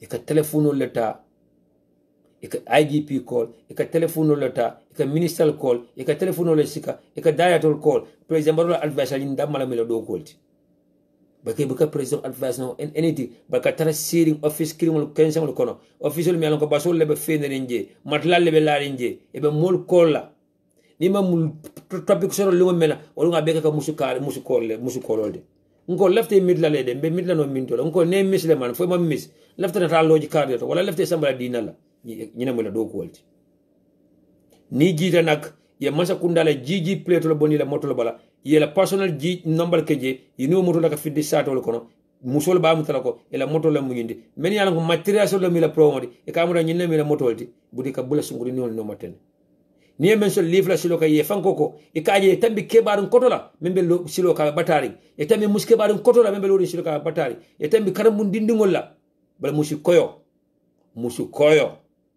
musi nyima du sana buka tambi wala nyin siloka da haba buka tambi wala nyin siloka siaka jada buka tambi wala nyin siloka se humbala buka tambi wala nyin siloka alfado le beje mbana dango don kana wal tof musi koyo itano molti ni tata na embassy to de musicology embassy in UK wala beje South Africa the musicology embassy in South Africa wala beje Senegal the musicology high commissioner in Senegal wala beje Guinea-Bissau the musicology high commissioner in Guinea-Bissau the same thing beje ele evidence na pour folbe mbulle na funul fra jabe fana ko le tep but politico ndita personal there politico ntita je membe futu bungol tinyala politico ntita je membe na opponent la family ni dingol la ngay bol la ni la banda adora nyawa nyin be mo wandi ding falet wandi kew la miti bayta la man ko to man nyinya ita la da jikol man beteya siaka jata fadamara jaware membe fo mo jama mo londe yes fadamara jaware nendiroke yes kuma kan wara fadamara jaware la da kono bari mo jama malum what happened behind the scene dalim fadamara jawram na nyin ko fala kuma kan mi an ko fadamara jaware la befo siaka jata la aduma da siaka jata la aduma da and we are ready to telling him on that nabe balang nala bala fanya wolol men katara sidi ka wuli aba for life mul kaji ika balang ika kumote ka double siaka jata la kuma ka beta be double al programme da adum fadamara jawara bulu atidin fenke alkali konte wodi same programme o yoro commencé ko renke baba jaka men befo usenu dawo mama fan lonje abe wuli adam siaka jata alkali konte du sano nyol wolle ka kumol dum ada plakaf Ahmed Jite fem for alkali konte la afay. In fact, Ahmed Jite, there was a time he was on a live Facebook.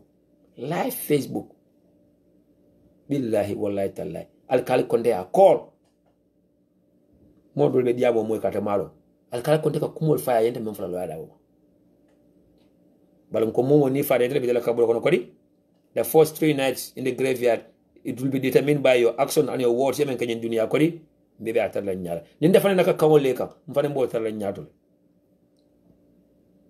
alkal kontre ka shaka jato fenka kol ahmed jite kol aka kumol fay alkal kontre ka lamin tunkara kol aka kumol fay alkal kontre ka fabu sane kol aka kumol fay ni mo se bol ma la boy boyot ahmed jite lamin tunkara fenke fabu sane alkal kontre tel control budu ni tata njay mane ya bay sangare wado somebody fana ya bule la programme kono kata alaji bambo lem nyol sifal sunti turale mu talla kebat ataka nyi ndol be ko la taka ko do ki tele anin talla bayo sonko men ka si UDP TV&MEDIA ka diamu sirifo sonko yemen sorong mile 2 because of our participation in the 3 years jodna sunti ture ka kol amanka sinya kinda amanka sinya flade aka kol pour ka ko do la play na NPP because amra mobe mu jongolti alaji bambo lem nyenta kol once wala sabunte ikamul men call fo ka kumo soto da wala ikamul men call pulini ka diamu fa ndeka le blame kanyenta call iko NP dani be fula nyamu lalaka mota fla telephone lani niende call iko baro dani ba press atofola wala ya tofa dani ba konton fala mota fla telephone lani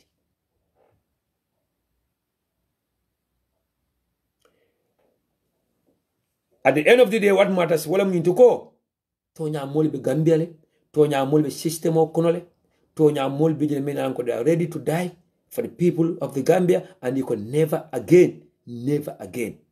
Wala, this is not a laughing matter. Ika menu call, ika sort of conversation odo. Ndeka wala blame. Ni afe ko nka korontole, nyante la moy la membe da nalo. Dole be jebu ko la moy. This is why when I was in Gambia, Namolje from the SIS, Menbedu call SIS, Ikonyoko, never again. Wallahi billahi tallahi. Ikonyoko tell the old man that we will die for him. Ikonyoko tell UDP Nkoloko, yeah, make sure that on UDP Masakunda Sita, let them give the credit where it is due. Woke ningo me yonkola, konye, ifelo lorin dabula kodada, nyindendika kadle bela, kutu karre bela tani restaurant karido SAS nkola mati mina saba ay call ay modu le information dinna mi alon ko be kuja wolto ala fa kuja wala kala because he said never again ay gambeleje mina saba ye invite to a secret location yela planol be reveal yela call be ya be tandina because it could never again.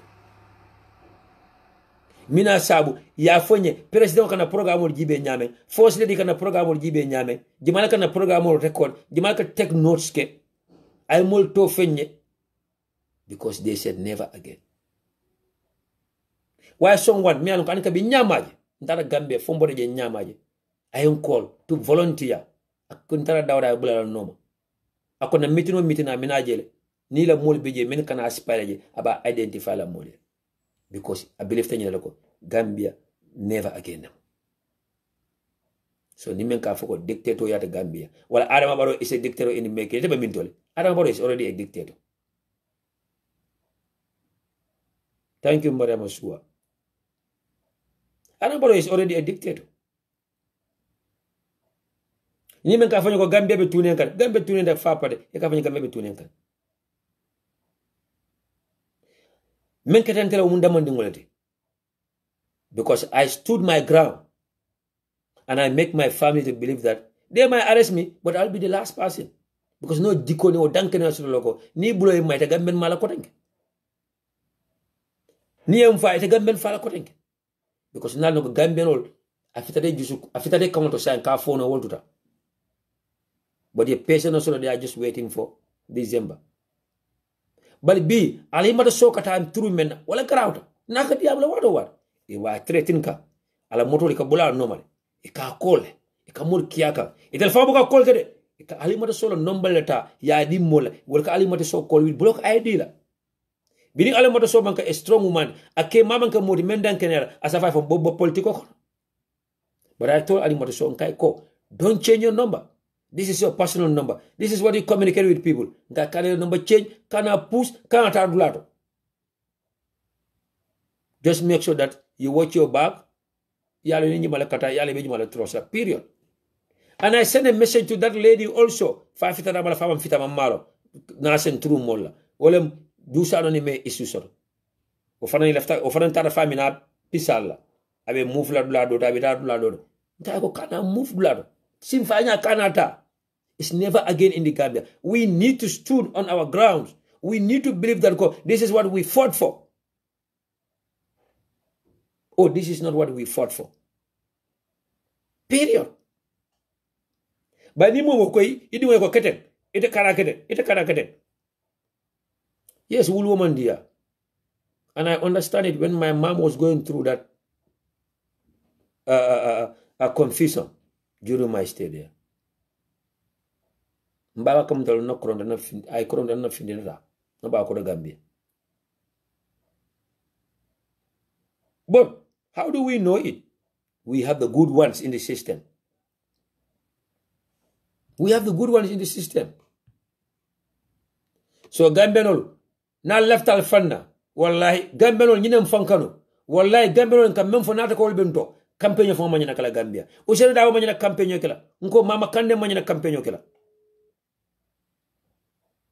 So sa mine be keri mbadi Gambia ngolo PPP la patio Allahu akbar sa dawda kayra ba jawra la patio Allahu akbar our founding father la patio Allahu akbar oje jalo e woleta a mortgage anin keba jalo kadi adama barola now they are also partners in the coalition mialongo NPP ni APRC lakete serifu di bala patio Allahu akbar nyanchola patio majam ko samu sa woleta a samana minto coalition kono mialongo APRC ni NPP le bo futuola so say NPP le mun kewolti APRC le musolti say PPP ni NCP ni GPDP ni NRP wala muy dingolti yenyim futuola city badani futu be sile wakatra yenyo kono ma fulo yenyim dingol soto NPP nyol PPP wuluta jele NCP ma oje jalo le PPP wuluta jele kar jawra PPP binde ma jankole NCP wuluta woldo kar sifu bale NPP de henne ko masle GPDP wuluta je Hamad Baye ala patio mo modge ja dila bili wala wuluta fa payde etel nata futu city ida maltema so nyebe keri ngambe say bana broda serigne ko musol ko aka Dolph Keta from Spain is on the line from Madrid. Inimbara Mr. Keta. Thank you so much for sana mbeten lambe jayla baraka baki. Baraka. Alhamdulillah rabbil alamin. Alhamdulillah rabbil alamin. Sana mbe ila kachala moy kan anin ye audio men play. Bala fa baki. Bari ganim be da kumo famuto men kila do wala muko Gambia di mulu ke tentu ke jayi anin ke salam anila vi wasulbe momor mi kana mina nim programo jibbe lamba konton na in advance men alfa lu konton na Gambia banko kan ke la douane ni ke la barako ni men na party leader fanan konton na the next president of the Republic of the Gambia, lawyer Ushen Dabo, inshallah. Sana mbeten tulabake. Inyo fana mansia fonike kundatu. Thank you. Because always ela ko fon kandeu. Momen hanyi tatonyala. Nyage la ko kandeu. Ala mbadi ndamal. Wato do langafu mbadi la ko fon kandeu. But alhamdulillah, the who job bless no man cause. Ibe men banku do kolla dum ala man satalla do me be tankala sanani mo godaje latest news men be tawno ko no awan mo kilin kumpa APRC national puntum pantam party bari nde seri bringaji yalla ngam da ko yo alhamdulillah rabbil alamin ben nañi nola exactly bari people will be confused not also from several people. Me along ke balle ko be dawun dinga ko nyi mire malong ba handul la nyaadi le ngele telephone sana we if we be si na kilo burundi koma during baro lota abe jara la wala ko where are you Dr. Cisse I make this change ntele jato fa duma jato fa muro menna ani kabi yo muri kilol be mbulada be diare ngamara baro en naf ay jeta jumale fa sanan tuni te o lon de ay ki jato men fa ka jato men foko atlo fa ndende be alna de jeta jumale wala mu jeta jumati sanan ma ko je ban o jato wala mu APRC ni ya jameti bari sila sana ye jato men fa fo lo ta mole ko jato fa la duman sa mburo be bul e nambre nan tra ko lati fanelo jato fara muru kilo mo bo le kala ko tanke jata do den bisilo ka yoro fanan kana tay fonte bari jato men fa sai akulo be lari afro be lari ikata wo jata fro ni teki ko la vida sai yewuli ma ko ya gara jata kendo me ma ko da mi jata fro be ma ko no lo to ban sana bilay ese bono bari bu damal la mbay mori boro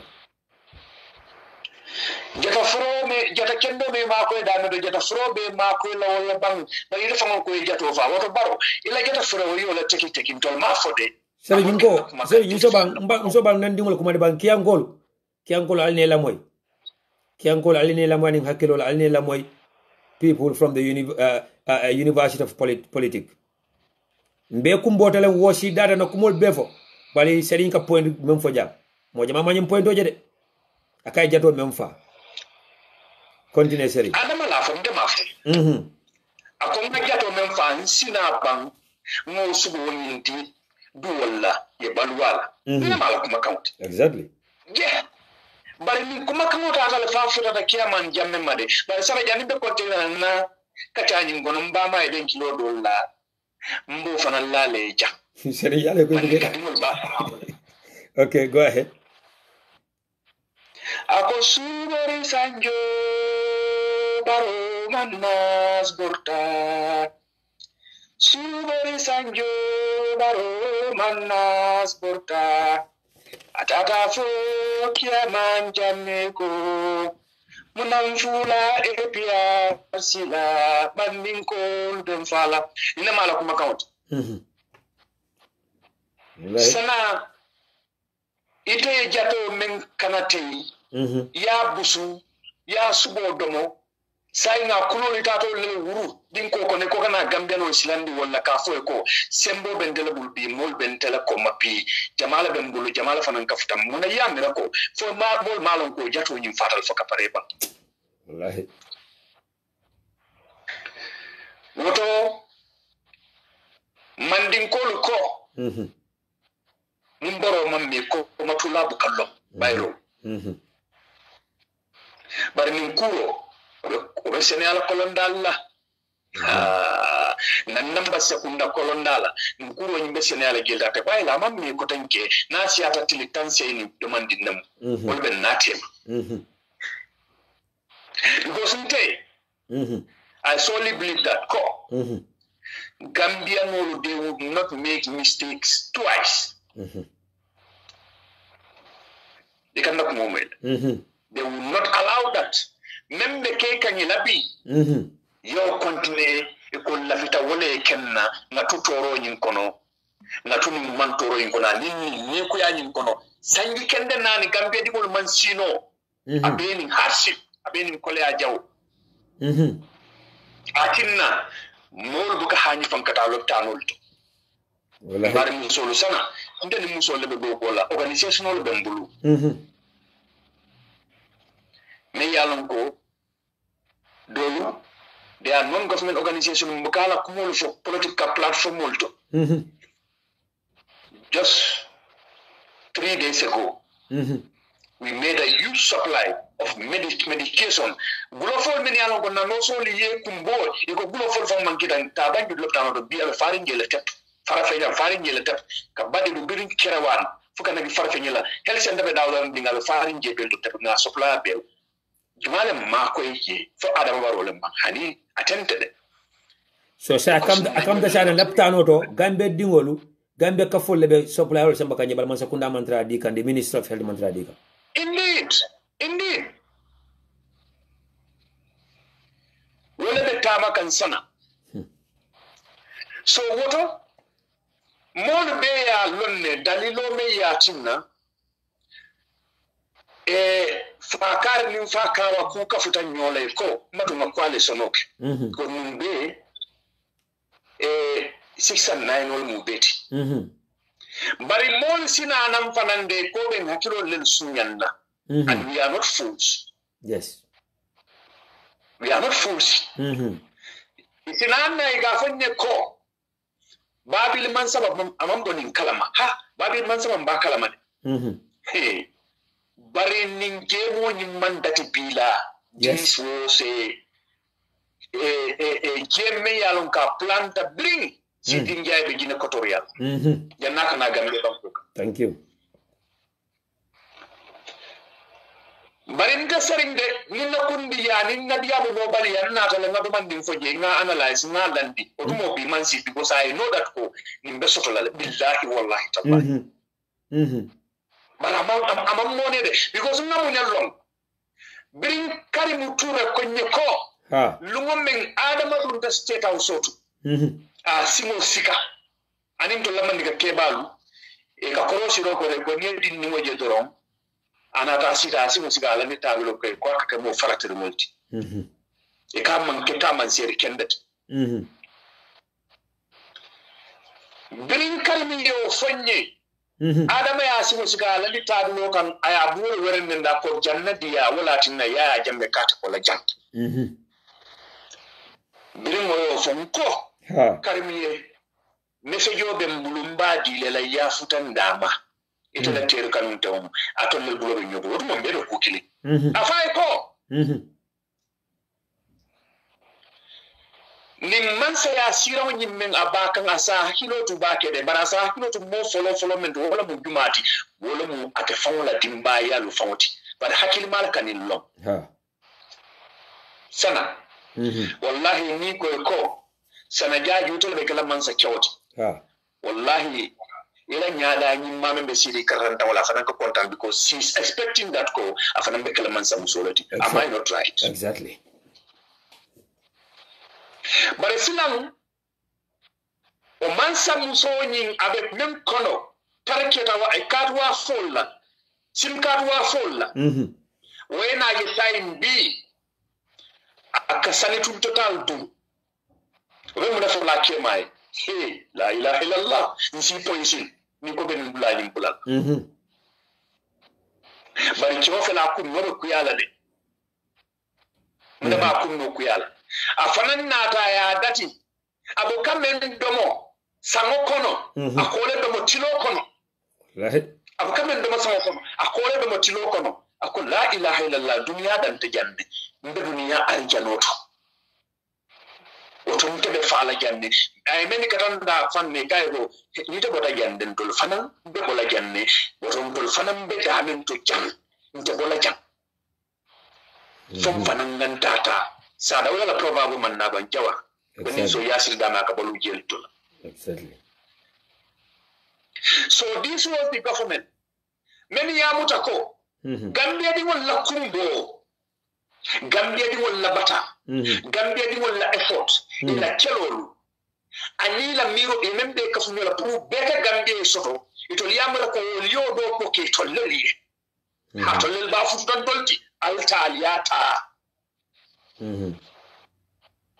this is ndola leader la problem no special membe nyato ikalo ke buloke sisoto adam baro kalo ka buloka sisoto ka foko nim boso muntel la bosoti muna mo fanam fuba men diata nyin ko blandi men diata nyin ko jitti exactly otumo Gambia la maral kitabo adiya mutaye ko bin alqur'ano kan yam hakil mal ya nyame ito mum nyaton koti na karafo dila bari be maral la dile be do kulal dile la wala do kula men man sobe ya men mala do ko no men mutabale resi wol bayno le bari ma fo sobe wol bayde bara hani ni man sobe wol bayde ta kuriya ke lola lafta men nan ta soto nola ko oya na adama ay boso la bulongol butu ay boso la pasol butu boso fila panta e mo gambia bankoti usenu dabo tata lambinda mundi batata amadu sane tata anin juma nemdem Gambia la boso panta hatita. Bari Gambia ni wol si hakilo tude. Mbe hakilo la kujumalto. Dun to fana nyanta adama responna. Katanda la ko. Na trako. Ita mu Gambia di wol to fana mu Gambia di moti. Alama mbe nyimma futa la December 4 la. Inshallah. Men lota katani tolla. Ate adama baro. Taya le fisaya ay malu woto ajarata ay ko bella nga bola ke kan ta abol tamande kan sainte ajarata nyep ko bella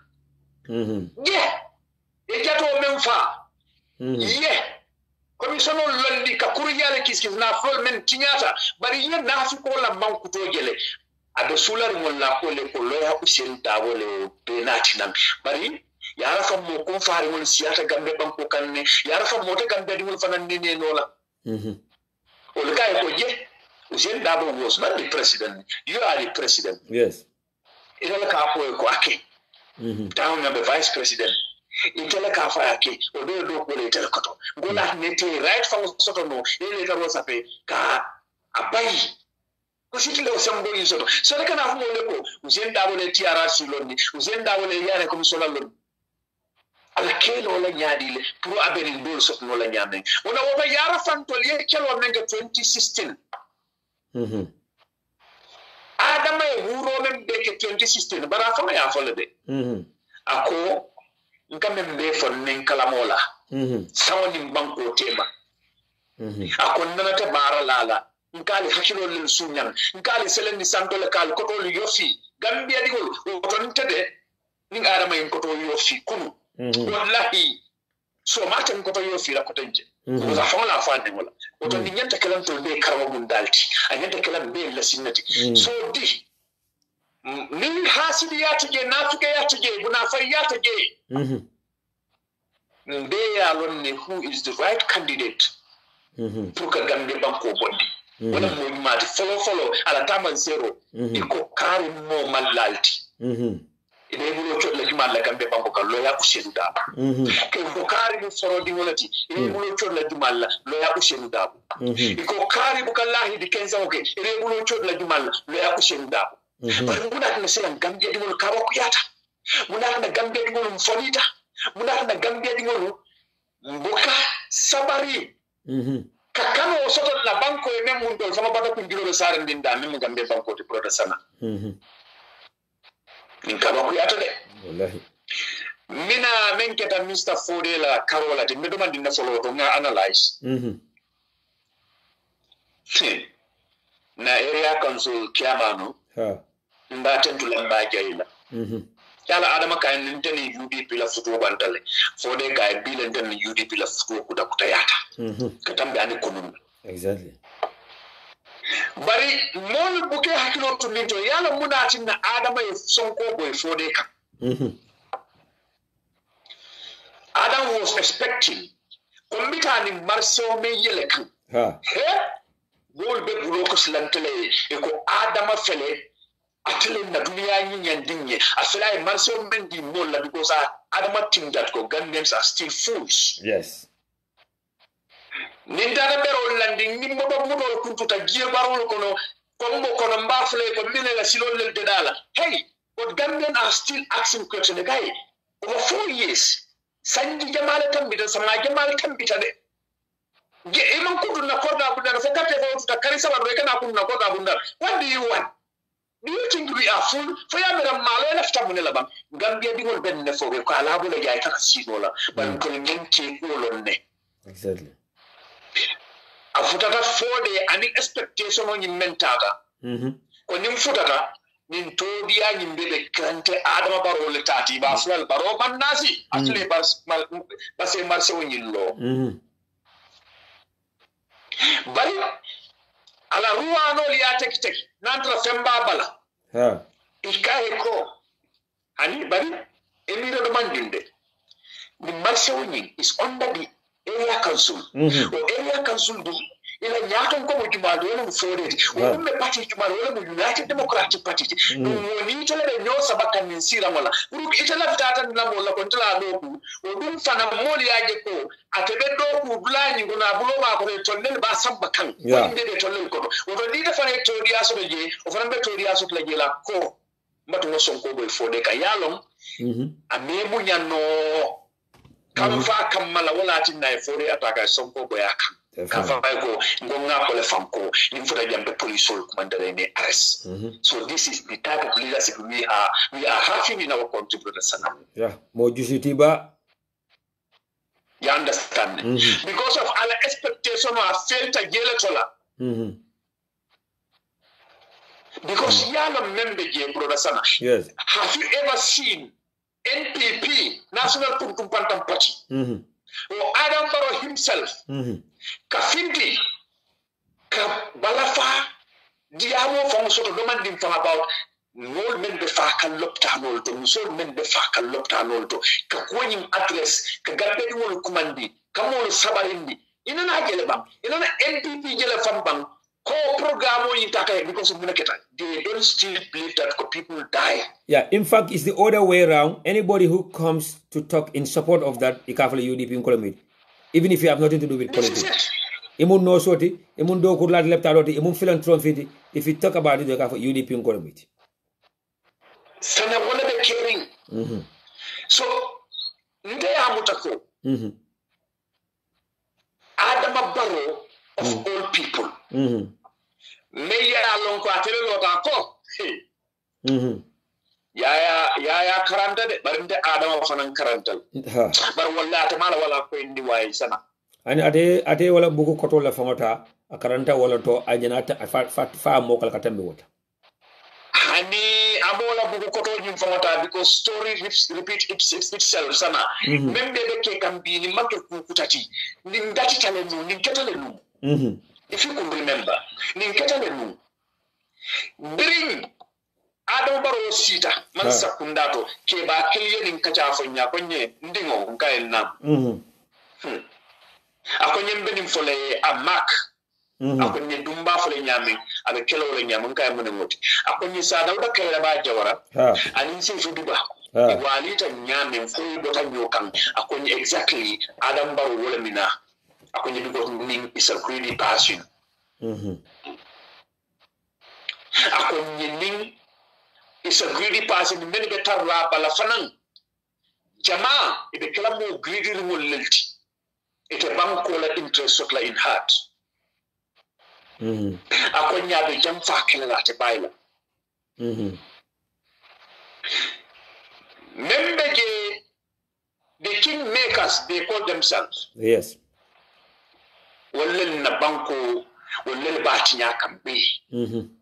Bari nyama to kampularo kede. Nyama to ay kampularo kede. Bari mol bukala kuma kan wala moy. Nyama to ko. Why ngata kuma ndi crazy man. Ngatala ndala so diala. Ngakini tol diala. Atakela nirindi ngol ko to banta. Is a homeless. And then a crazy man. Akobat Gambia Banko more the many along of funding chow lemu, Yakufu, funding Musol le family city. Akobani Ilatikon Yol city and infant yalila. Akoila Nafolu, Yol situm and infant yalila. Wolu Gambia dingolu mo million fula la nafulo. Ikatara tunala, ibe nganya lala, ibe geno kelala, ibe musol intimidate lala.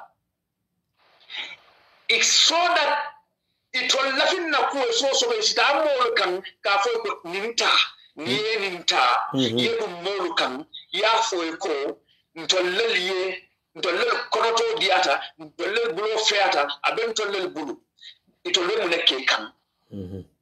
Pour y a dit que nete campagne qui est lié, saje to mele la place to nyamin ida fana ye uli jobu jalima ye dun sate kono community kono iko karle be je wotu mo tete jede ite you have been fool ila sangi tallu sangi keme nyato dole be tinye ke bulu tikil wala you don't even understand it ali wonte Gambia so nyamato ko o men kam mo million fula na fulte ke bulela juful ko ne ke to bana frimo kan ako woto ngamira mo nyanta chinitol dila wolella mo nyanta mo tol dila wolella mo nyanta talal min ko parul dila wolella ni kuma ni nyamato la ako because ni na tajibe ikela brief ke fo muta ye kamol sidi duli ke sola iko kata min to na office ko ako bar ni le brief ke so ni le fente je ako biko fente mo kono ako biko fente mo kono e nyanta men fololo na wala mo ko ni manken tati ngani tuje mo million fele tabuninti anin dingol men fama ma wulu folo wala tabuninti bar ni ta ko domo bara fini waka ngadiate akwata nyamato silatal de ko kede ako moment man silay ko ke o de tele nyabuto wuro mata titi ne nyamato la kumore du nebe caring Gambia state house to be exactly du sa no be musol kumandila ade genela pani dal be fayla bari Gambia musol mbali kumandila the so-called activities mbali kumandila munebe caring fani baje dunia bankol men lafta tala nyate kama nyamin ba me yalo ko namu ko do abi joka ngolla wala ni musoliya ben ngaje ko dum fanan aka musol man la ka bo problem tije na kari samba kitiela na ko soljel so bari Gambia di wol be sirin tek bi tilo nyanta tanal ko Westfield be fari musol ye finti to protest against that dirty thing me yalon ko be sirin na official kono imbajo kan na namu ko do la our taxpayers money abe sirin je bi nyanta fa Gambia di wol finte spiritual fund bal serin yemene expect nin tantan kosla singo be foro kan because most of these so-called activists men ka musolla ko kilimendi bankoka they are also part of this game. We see some of them how they get employed in the system do bota diaspora le ita a system of manipulate employ wala diamla they hide themselves behind journalism. They are part of these things. So it left on state house and then told minguli neka wuli. So near yin kill be make a musola. I don't think they will be the right person to talk. Exactly. Well, I think I call them so-called activities. You're not going to come for it because John Yimma Muhammad Malamin sallallahu alaihi wasallam kisa ni lema bai. Nan trapo ite ko activity sold. Ibe wala sinno noma. Wallahi nin kuriya men be keke nyanta lolale ya kondem nyanta fintilale ya kondem Gambia banko kan ba munatin ne buka kondem den ila vita ka nyandi wol gulo kono that is not a big deal me ya lon na plaso wala marar ngabu nga jonna kodolla weti nyar ma nyalike jenobe laare nga kuoto je ko o manke kutime yalon ka garawta nyantale nganyo sutura nyantale nganyo kirgar Gambia ala be busala ala busona na takatila because mampare ka sila kendota exactly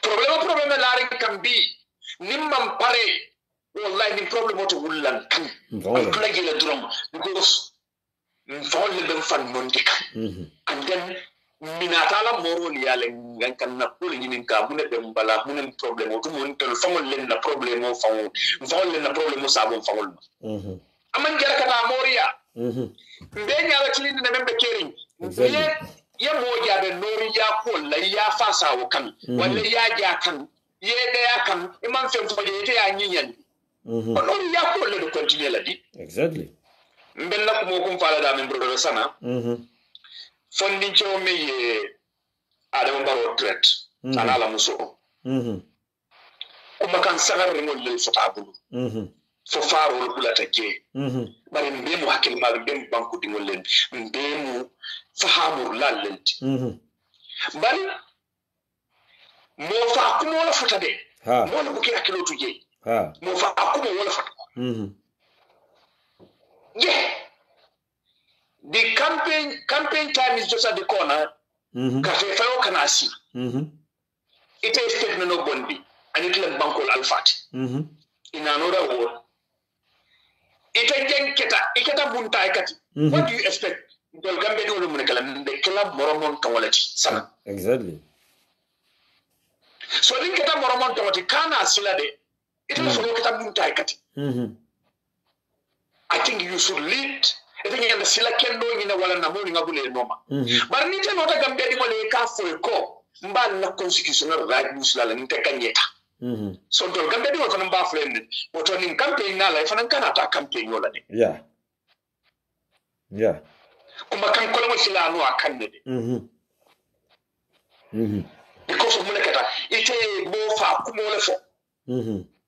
Awoto ndela ba furuta tol be mbida campaign la barinde bi ndam malef moy campaign ko kotenke isti ni na kuma kamoti adam baro min fane mon exactly so moya jami ka fa ko oto ni defran dara campaign le ka ne ko fintindi la moto to de ni mo ken lon jalle tara lori jana mo ko we fo balolo fo to jale mo ka mo treta ni la mo ni mo ala man sa to la tati bari nte gibe roke la bang niko nino etempu ka net ko fane sum ka mutala brother sana nebe kin Gambia Bangkok exactly because Adama Barrow actually crime full be lead mo fal men be ka Gambia Bangkok atla be lead because he is the president musol meni ke nyatin kan ike kanata ila bungolu kono atla be crime be lead because it ko be gemle play la Gambia di welcome because they are full yes it be muna fela jifo to the street philosophers of fana wulale ani men yalla ko yela londo karam sinola kan because they have no opportunity hey bo kan sa bu kalo bro sama niko niko nino I think ma fane to fane zero tala wallahi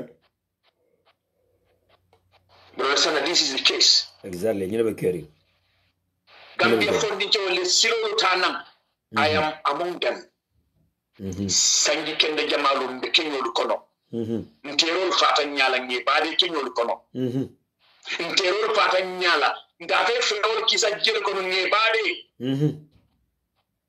over 6 good years every week along control kata baade wala ala ni kila be sebe yar menna bunga manyo le baade wala mutambe di molti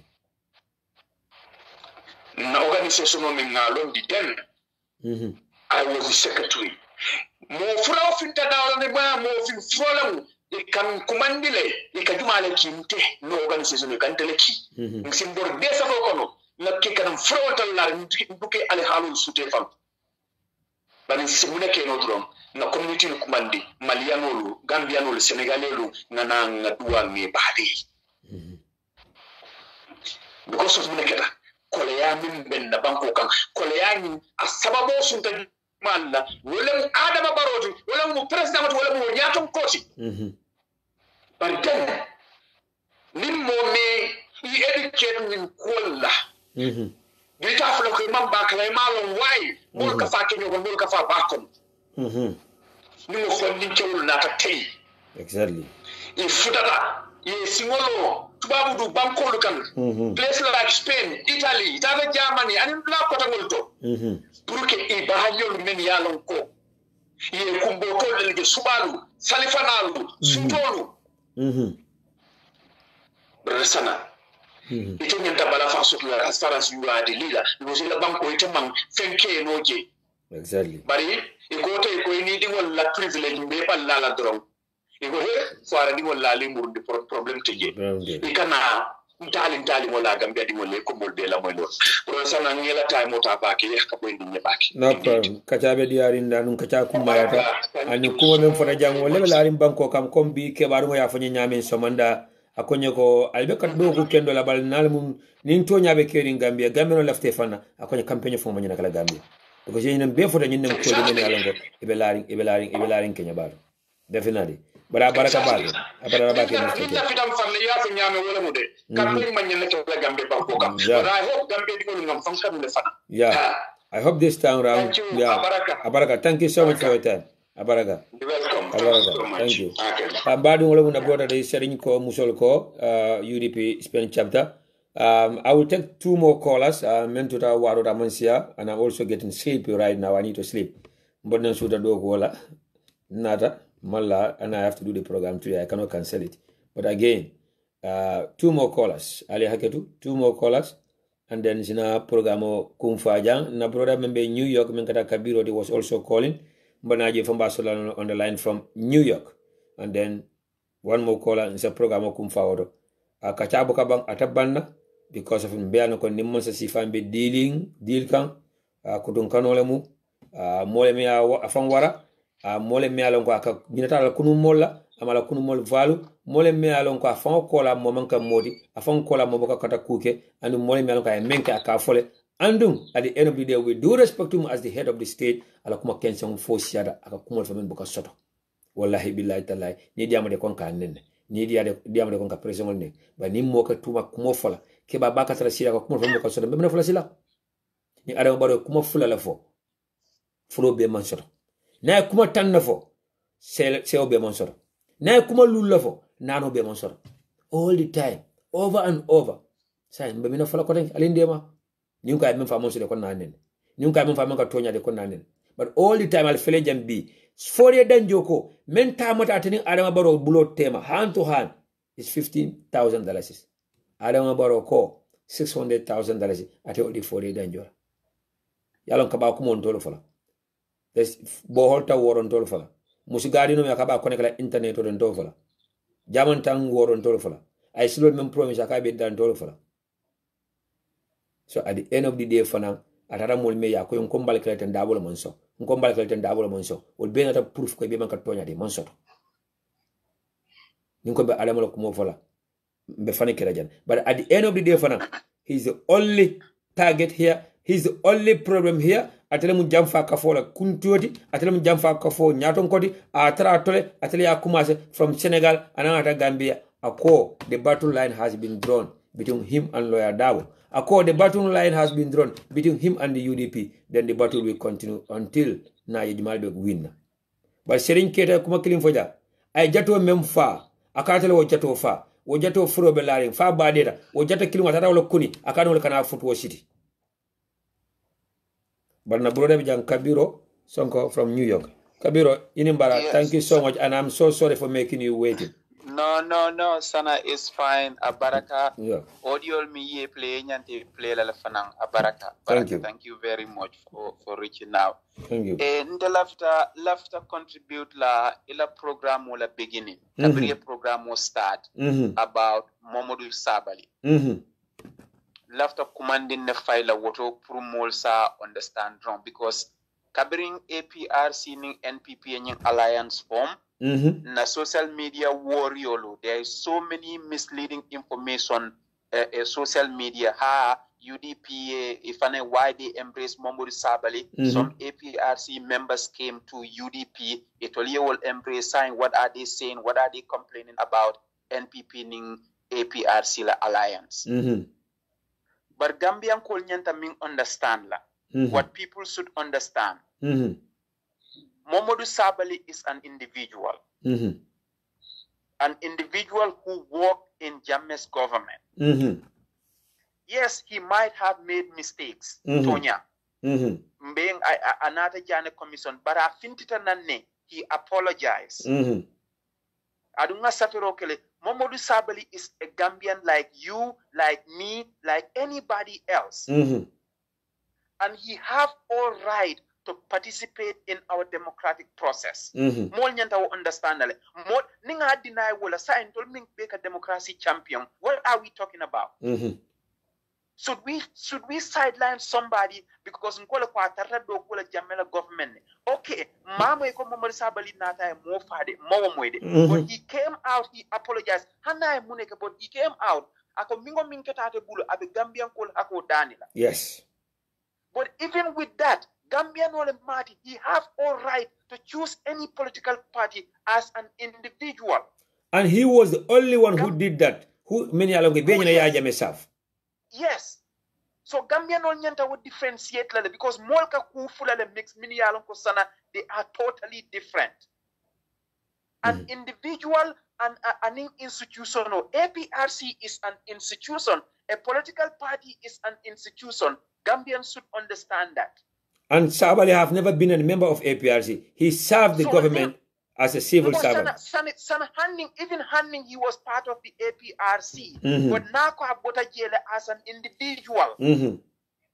Naka Abota Jele as an individual. That's different from an institution. Gambian Onyenta will understand that. APRC as an institution. Winning NPP alliance. Winning Momori Sabalela na UDP is totally different. Adunanyu so-called intellectuals, that's what they are using. If a more misleader, if a seal some other platforms, I'm not gonna name names. This and this and this and that, this and this and that. Safiro Sipa, baby killer, but more the intelligence from we call the world quadasatally because it's an individual or institutional. You comparing apples and oranges. No, but the bottom line here is that this individual have a personal issue with Sabali. That's the bottom line here. This is why I came out to make it clear. I said it in a very respectful manner. And we will hit the nail on the head. He have a personal issue with Sabali. Sabali a personal issue shuttle. Sabali a personal issue shuttle. I think not on UDP. Yes. Can willing to move our agenda forward. There are so many people. There are some, including myself. Before Sabali kana apology la kana UDP, I was totally against him. But nimonata apology ke. If you want, you accept his apology. No UDP. Some people might not accept his apology, and that's fine. But I'm on behalf of UDP, on behalf of APRC, I can't tell on behalf of his own individual capacity. APRC Alliance, they came under the APRC banner, a government, an institution that's formed a government. Me a Gambia don't maltreat for 22 good years. Alka woni momo sabalila naled UDP alka wole compare. For Gambia no la mampare tonya fola. I'm sorry to say this. I don't want to see the Gambia. Exactly. Everybody is debating, oh yeah, NPP ning APRC alliance, we should stand for it. Barrow must go. I'm seeing all these so-called writings on social media. But Siloming, who have the pathway to remove Barrow? Which political party in the Gambia have the pathway? Because Sanayala ning election okake. Every party need a strategy though. Every party mbadunga angale kampondi. Party ka silo le sort to winning, right? Yes. What party al mimbeba Gambia? Party Jumali silo sort to win Adama Barrow, to beat Adama Barrow. Tell me. UDP. Only UDP. So why won't you natural call Foko Gambia leal nyor? We are not part of any political party. That's nonsense. Now left Adama Barrow must go. Allow Lanyim party be dissolved. You rally behind UDP with no condition, no coalition. You give your votes to UDP. Na Adama Barrow Bondi. Na Gambia put in a state, me alonko, we will have a better constitution. We will have a better civil service. We will have better institution. Wawato na sita momo na diate yeta party alone. But as of now, you are just wasting time. I don't belong to any party, but Barrow must go. How stupid that mentality is, Sana. Excuse my language. No, but again, Mr. Sonko, this is always my point. But again, come like nka kufla la jahase, a right to this or my choice to this. But we always forget that every right to choice or every choice of doing something comes with responsibility. You have to look at the consequences of it. If this is my right to join so-so party, my right of joining this so-so party, what will be the consequences of it? What impact it will make to take this dictator out or to liberate this country? So, niya faje ka fe kana parti to kumani but modol be je men yalan ko ifo ni katra si ni katra kachare kala noko ibenyim parti kali support ka badi yalaka ibenyim parti kali support ka fankum faku yalaka be ni ala talla manso tema ano parti wala fan lota fa ata kanyala no doy mo parti wala ti citizen alliance mo parti lati GMC mo parti wala ti bi Dr. Boyan of Burufut, Sheikh Tidiane Haidara of Burufut, Ibrahim Mane of Nyomi, you be more moleti. Yes. So, but Mole be economy and go be alone now, a diamol to a coco media. When they know that when Alatala Manso Tema in the Kanyala no. And you still want to tell me that Barrow have to go. It's an individual kilo coming Barrow have to go. Barrow is the problem. Understand. You want Barrow to go. You want Barrow to go, but the pathway Barrow Nyanta Bondila Minna, you ignore that. Yeah. You ignore that. What are the more cocoa demo UDP hate lady? They come on social media, tending. But at the end of the day, that's what it is. Let's call a spade a spade. Yeah. Let's call a spade. Because Ning actually alonko UDP is the biggest and the largest party in the Gambia. All this party, Nasaf Rokela earlier on, Afonya Nim party base, Mintola Mitola base, including NPP. Constituency for Dami Alonko Ibafoloko, Walla Munulla based, Honey PDOIS doing. Minimtola Mula based. Natonya, thank you. Natonya more element join Tajambi join a co. Baro Mula Probomoti. Yes, UDP le Baro Samana.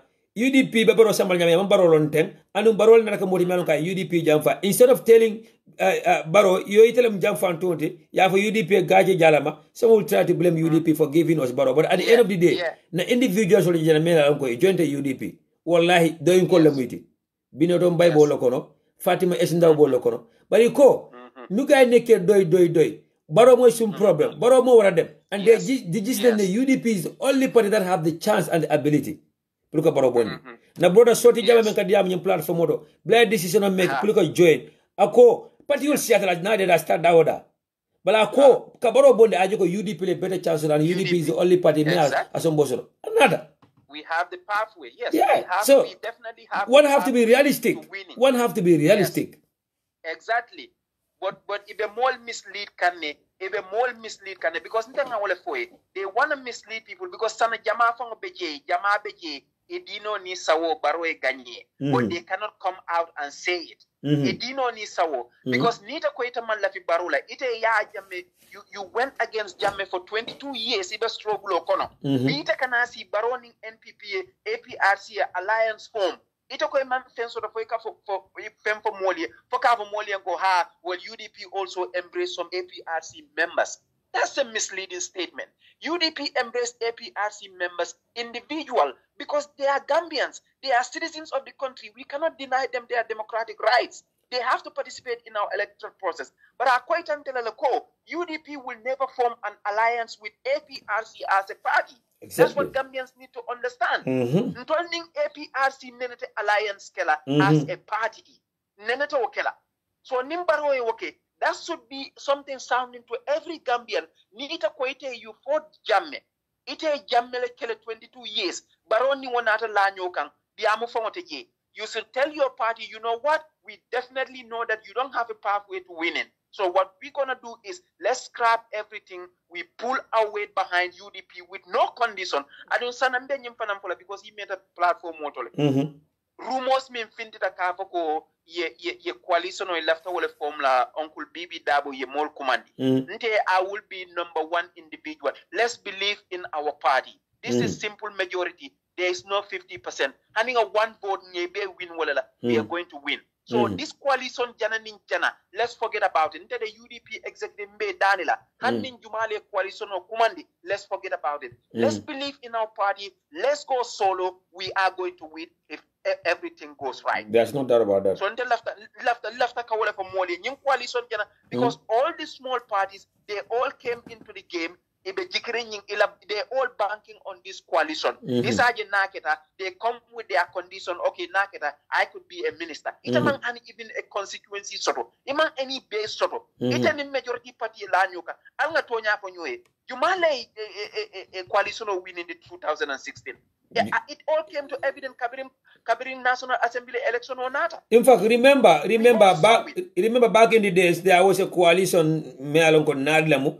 Hamad Banin, Doining, PPP and others, they went together. UDP went solo, UDP still win. And then again, another election of Ansoroda, UDP, another UDP come, because of UDP, UDP make them to have the majority of votes.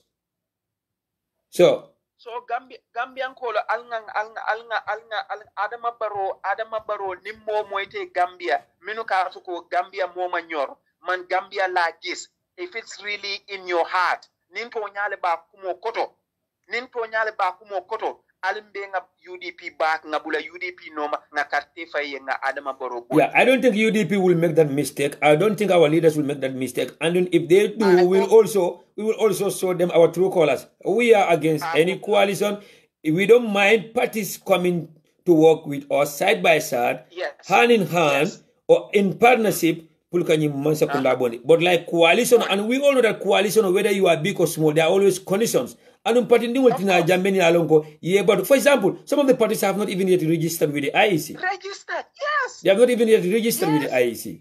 Yeah, but Mr. Soko, important time but one important thing malong ibe je senela no nyaadi la wala mu nka même fo foten ka foko football sirita APRC ni NPP tema anu APRC institutional mati ay nyaton kolle so nyaton kolle APRC sika ya samba ya di barola. But we still seen some members of the APRC men ko ani ni tekela ja ni wol fonta fo ye boy baroto ndaka mina badu fulanjango mo lebe system ko men ya lonko they were victims of APRC men kata Aissatou Touré Ami Bojan Susoho and so on and so on. And we mina fintila like kata campaign ko diamo gambenole e mo message di da gambenole ni mo sifal nate wala ni mo sifal nte mina fala yenta mina kala ni mina diamo le tele le min fola gambian ko ye yes safero kele itako the topmost person is Badembo na safero ken ko isana no the topmost person to me is Ibrahim Silla because sana Ibrahim Silla millata o kan anin Ibrahim Silla minfo with Dr. Aissatou Touré anin na disgruntled UDP minu yalon ko itata Gambian kolu nyunne site kaliyan ko yaya jamme nyin ko sifa beke yaya jamme nyin ko sifa bela Gambian kol kan they are in the system bi wala kana sibe mutring iko APRC ning NPP la lata nyokan itol binay kam ikanal tol nyati ngola kafali yanko ko kunu ngam fali dukara alnyina wala kunu ngam be fo ya jammela alnyina wala bi ya jammela pati la bentol mako la pour nga win ngana Gambia kutolo that don't even make sense Gambian ko it doesn't even make no sense ado sana hanni murta nang ndebe min fo la Gambian ko liye hanna tare bota nang Adama Barrow ya NPP iko ye fonyole resign tale there is no jubilation there should be no jubilation nsi o fo Gambian ko li bari nyim mo le nata nang ye jamme kele 22 years ye jamme kele iko jamme ko sifa beke kuta dunia jamme imam min fo jamme ma dol borita dol ye Gambia bula dol bukana no Gambia faltol Gambia dingol ye carte fay aliye silo yele wol dol ye fol nata bi wol nata place wol taw man sakunda wala ka faltol yan konko alsi dukare jamme min be ke jamme min be bute jamme min be fa jamme mulla mol be soron dukare alnga wolandi on the side we forge a new way forward Gambia ko alila moy okumol fangola bang alila moy okumol la bang does that make sense to you Does that make sense to you? TRRC fela hani bi mamfuta la ending na follow. Hani mi mam believe fala. We saw evidence. We had evidence. Wa case mambam follow. Minuka falto lianko woman sakunda. Ni ajenko APRC mu institutionati tolle woman sakunda form. Ose APRC te kananola wala. It doesn't matter what. APRC te kananola wala. NPP ni APRC la lanyo kan is catastrophic to the Gambians.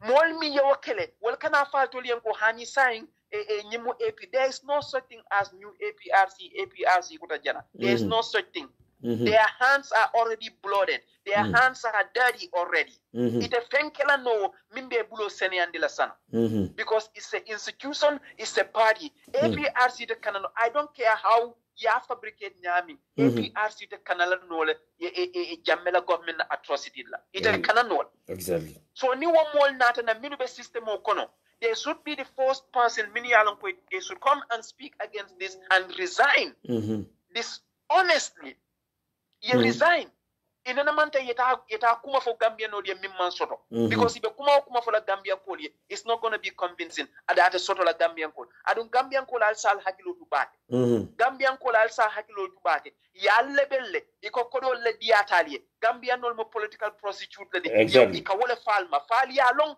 fal ma long ika wole fo kullo kono ika wole fo banke o kono ika mo political prostitute o leti ni kodo diala drunk iballa forya sanale bar billah walla kallay ye faro min ka Gambia dingo la 22 years ye butero min ka Gambia dingo la 22 years ye mol min soro 22 years modol borita mol fate ko may bukana no Gambia bi wo mo klingol min yalon ko ba fara jambe Moscow wolle kana si e ka fa atolian ko alnga nyina wala du kare alnga nyi nali e carte fay Adama Barrow yaya jamme is coming nga safero ko no ngal Facebook live kenu a few days ago nko ni ali carte fay Adama Barrow hanni ya jamme be siring equatorial Guinea he will dictate Adama Barrow because APRC be nyin champion nal ko ntolle ngati na winter so be julole du na kan wala wherever they pull him he is gonna go adum faro ni butero ni sorono wala be murana Gambia kote exactly what al sal hakilo to bate al sal hakilo to bate wo Ibrahima Silla wolo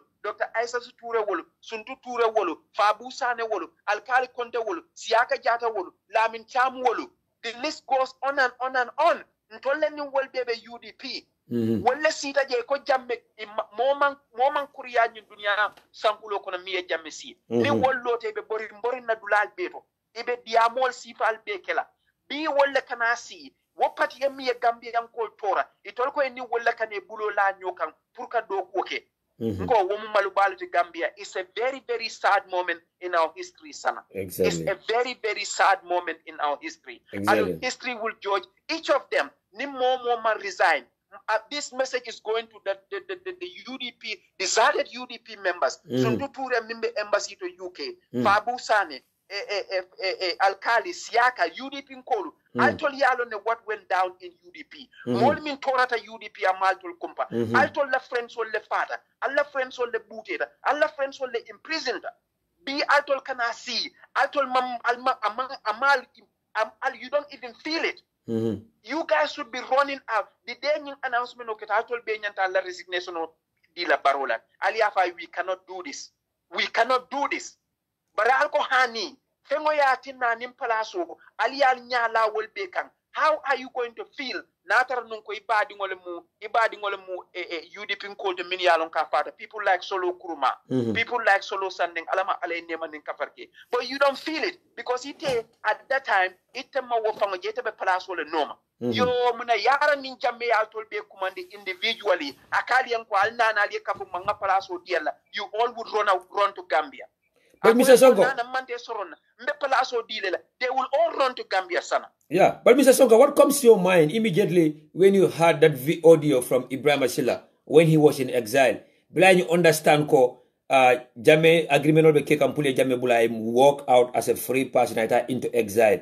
I come fata findita akuni Jame Bula tata at the famina Gambela I rebellion okay will I protest against Adama Barrow. Nitebunum Silla Sira Moto time. It am Mina Saba okay. What comes to your mind? Mina I will reaction okay. Sana he was dancing at that time. Ibrahima Silla yalon Gambia nyina munna main problem with Gambia. Sana Gambia na mojama beje principles and ethics. Yeah. Principles and ethics. Yeah, understand? Because Wato he wasn't so Adama Barrow ni lawyer Dabo Tema. He wasn't so. But kabring dabo mo moleti wala na ila ye wo point mo min place sana ni na program wala karaple every time. People need to know who this man is.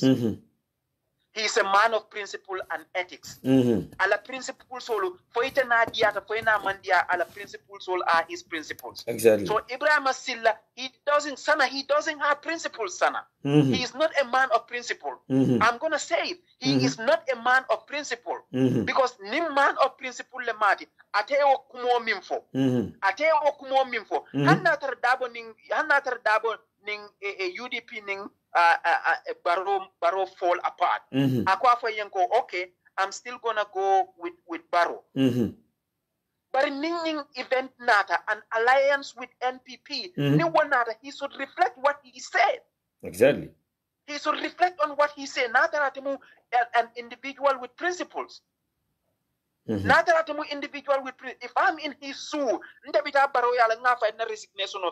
if you are going to, even though, okay, Kabirine UDP part, I need a tata, but Ying, I cannot stomach this. Here is my resignation, and I'm going away.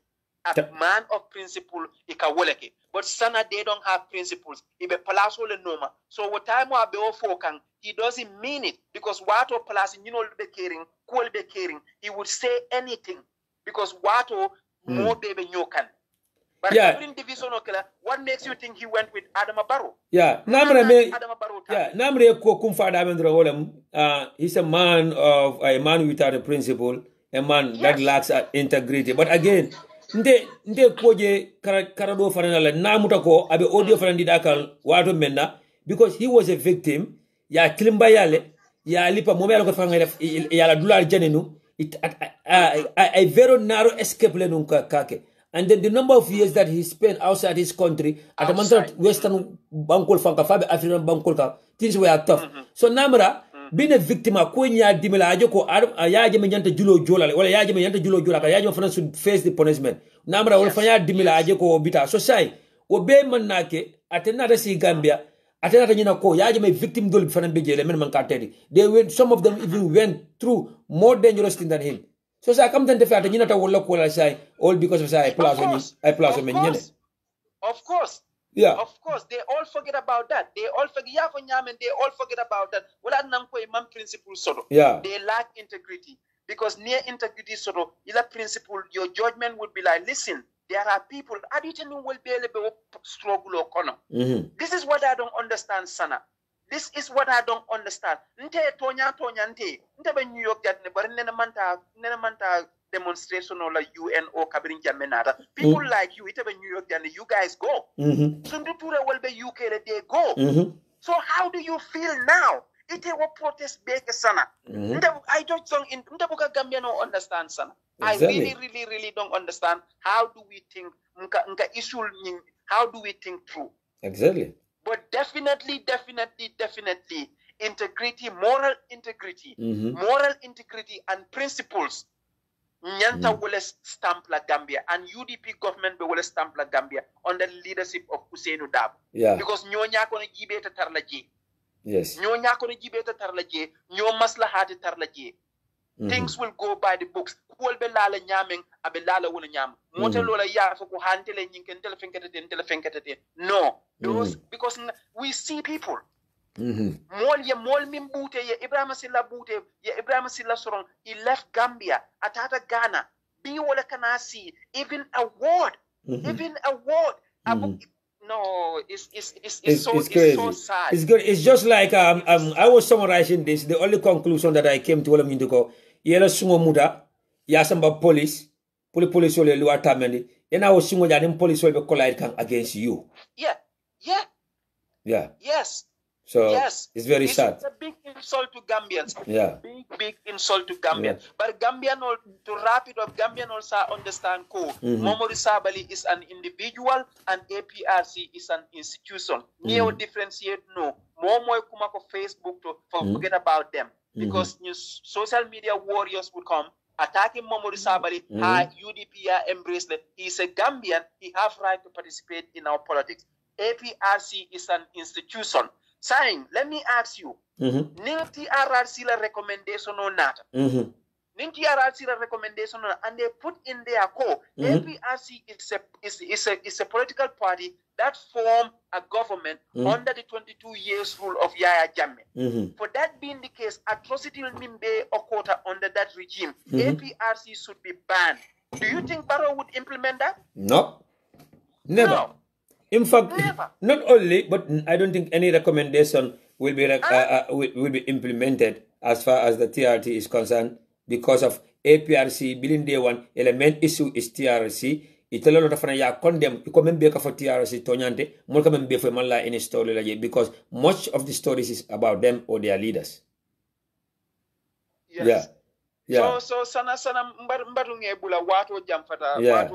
Inshallah we will come on Thursday We will come on Thursday, inshallah. Abaraka bagi. Thank you so much, Mr. Sonko. Abaraka. Mr. Kabiro Sonko calling from New York. I think I will go for 2 more calls. That's it. 2 more calls. Nsina kacha kumfa. Minimu wale min fani call ke from the beginning, and we met about rola na chance dira ye diamu kacha bi asiata. Be bang audio from bijani mini alangon left ke plale. Be bang no, but again, diamu call na resia. So for the opportunity to call a diam. But in Alasonta, I'll be back on Thursday, 5 p.m. Gambia time again. Na broga Mr. Nimaga from UK for a call kele, but not try from Barcelona on the line from the UK. No tens na kacha kumfa. But atata nada drombadi Gambian kolu, kachasi dia nyaonya, dia mosia nyaonya, platform mosia nyaonya, menkumare jamolamu, kumo menka fotonya lem fotonyande. Kumo menka 5 cents make le farm sense make. Kumo menka fo politiko ba ko politiko akono. Fo banku do ko bijele fatije banku la nyato tabi jele fo banku dimu la nyato tabi jele. Adama baro be state house le na musi sasata adingo sasata fon sasata ate jara la Gambia. Kurang buka manki state house, jiyo buka manki state house, abuka domor sang, abuka toothpaste sang, abuka karalu juala kododo, aka kumon fon kota abuka kota la kododo, abe mansara kadiala. Badi Gambia nkolo alna la fim fanna lillahi alay. Wallahi na politiko bondi ko do kono. Ise NPP kanu nyawnya. Ise APRC kanu nyawnya. Ise parti do kanu nyawnya. Ba mo fane menke wadiala. UDP menke as a party adiala. UDP la nyato nkole menke as leaders adila. UDP la founding fathers so le bata menke pa banko adila. Ninjulo fane nyanda jola alne la julo jo. Parti de keri Gambia. A parti dinte keri Gambia. A parti nyata kete keri Gambia. A lon nata keri Gambia. A wolu te keri Gambia. Men sa foko ne menke yaje me jamano. Ne kelo menke yaje me jamano. Lota dictatorship nyatu na nyaaw nyame ndel tamira lo ya ushino dabula. Amota Gambia sa dokono. Tonko to tonko. Yes, mo beta kanuna no. Again konka mamfotem. Nasi sawo bari nke wala Ibrahima Sila. C'est l'ilité malem. It's a typical example. Because ye men kala wale a jani. Ya jame men laka wa ya jani le. A fota la koda men, a fota la dula men, a dula men janita. Abe exile for number of years. Wa ya dimele. Wana bila mwe donko ya jame katale. De alamu ya jame to go into exile. Kamfata odo dida. Ako ni ya jame bula tata. Ni ya jame bula tata. Ako ate fone mina Gambia. Ay rebellion against Baro. But Ibrahima Sila am not a victim of the Arafa. I tell him not the malam victim of. So Bilal na ministerial position also. Anyata jim victim dola. Anyata no go njay nyola. Sukay da haba nyolu. Modu ngom nyolu. Fatou Camara nyolu. Tala solo sande na dimbalu. Tala single nyashi na dimbal. Tala Femi Peters na dimbal. Tala solo nkuruma na dimbal. Tala Fakeba kule nyola dimbal. Tala Lamina Mundiba nyola dimbal. Tala Sanjo Kunjan Sara nyola dimbal. Anatol bela. Ala kunkali na fa abonoma. So this Ibrahima Sila kilon mina malbali yakela. Abe hasidi yakela wakono. Abe joy yakela wakono. Ay nafa kata Gambe yai. Puka diama Gambe no le kato fay APRC ni NPP coalition. Mbadi Gambe ngolo se kawal tel bulu woti. But inshallah, believe it or not, mbadi Gambe ngolo. Kumoto diala jang mbo tonya flalele. Diaspora fana be parerine. Albamira fana discourse. Albamira lan kambentale. Bandamal ka diamu fana kanyola reaction o mwele. Gambia ngolo atele tawta le kato fay Adama Barrow. Gambia ngolo atele tawta le Adama Barrow tambindi. Mbadi Gambia ngolo albafla diaspora ngolo muna munyi de ko kaira. Ko sana jaaju bonel be siala. Na man ko ngulu balti wala ngulu falti. Gambia jamaa lebe pro sorola. Because I'm just taking an example of myself. Ila haja fa ngi buga topo dono. Aka ken na baraji tinyati. Alma sutro mela. Well, every single day, call men kana about sasa to and mote kono men ka feko left njara la banyu left tano left tala jara la Senegal. Gambia is the only country dunia kono mbadi Gambia ngol men yalla ngal kabo banku dolto alkata banku dolo jara la. Senegal bukana jara la Gambia. Mali bukana jara la Gambia. Guinea Bissau bukana jara la Gambia. Mauritania bukana jara la Gambia. Men na Gambia na tel damal kata jara la fa nyini ka nyin question la. Al damal kata leptanol to doctorol bukatara je pour kala jara. Just recently comme na fala nyama kunun ko dro mbara muso do fama fata bili ba sikale ba sambala leptano man docteur tala leptano fa anyo jita je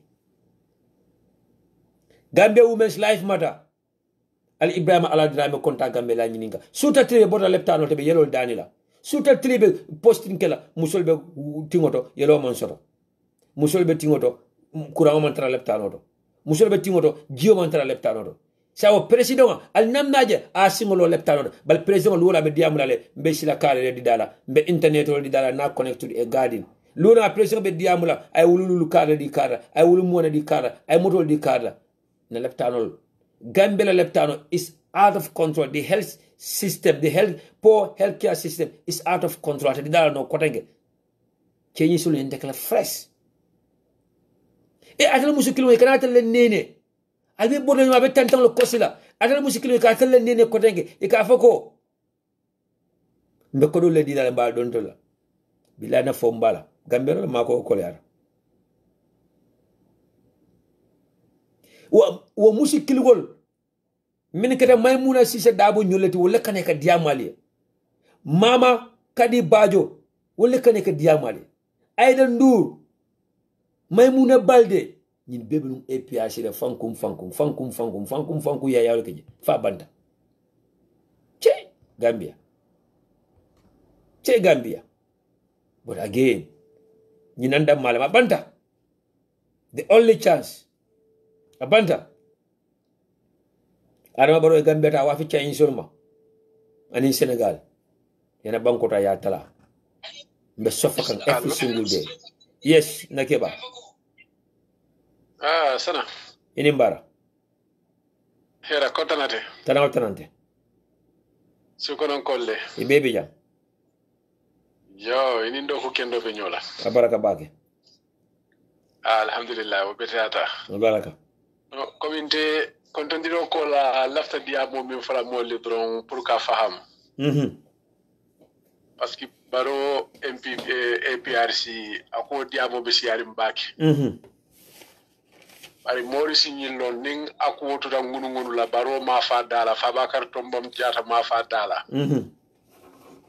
avec la UDP e Cairo de bara Cairo be do yala baki bari ñu mofulo be la fay dala ka fa d'accord tale APRC MPP be ka fa le nga carte fa wasita nga la ñoka way mo men sapu UDP ma ama mo sabu MPP ma ya mulali si wodula korosi ikana diamu jawolta kefo APRC ngolye parce que ye kafu je mo si fa fulele ka taraje kafu han kordal ko mo si fa fulo bi jele mo kendo adi mo jawo men hakilo ka nyummaje wala mo kendoti men hakilo ka jawmaje wala mo jawoti parce que mo dolu bi je baro la patio yalo ne ko atitala baro man fenno adunte fenno la ye wollon ne fa batta bari ite la kunkilin nafaadu ye wala je imban Gambia je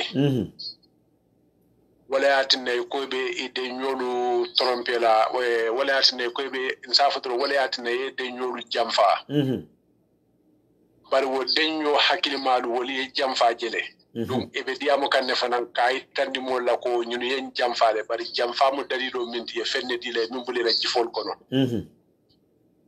yo nin ayatara APRC patio mo kenelo mo mo tawarolo be nata UDP le simo fo moli e salon isi tentu isi jayi ikana kuma jaw foyma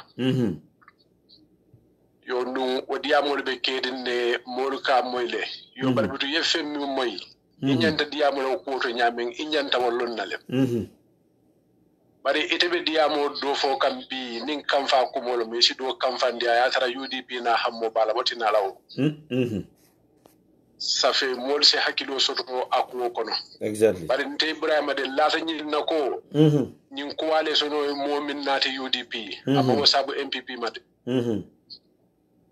yo wadinkira wala bijeto UDP la ganyo abe bola alale bala bari ta man sero lu jitandi tale UDP foto nyamo nyande sidula tawarulo bo soto lale keme tawarulo hôpital UDP la altala yo kele ça fait awa mol mil bina kam mol si bendum kuma di mal la wala mol mil man tadula ke fanna folo mol si kuma di mal foye yo bare e bukatala lodi banko kan awa yetu baden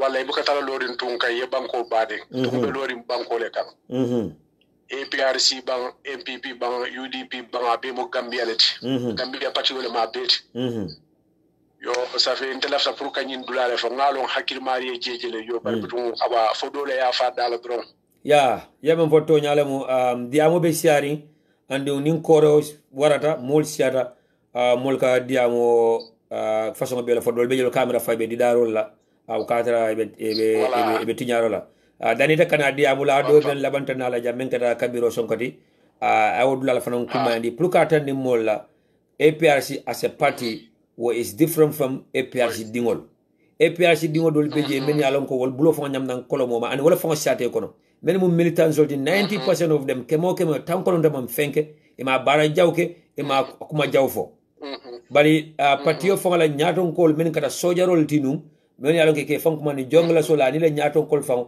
wala la mantoro fitara molka so mo jama ka damento kumbo ani ka damento wosi ndefa ngo mo sifal kono wala nyindi ko ka dalasi million tan lulu sika kadi APRC la nyaton kol damala o dalasi million tan lulu abe leptani mu mawlo la babanna ka ko do spend moto kunto pour kadi fa bakal tombo njata ni dudu jala o be mo jamala fenkera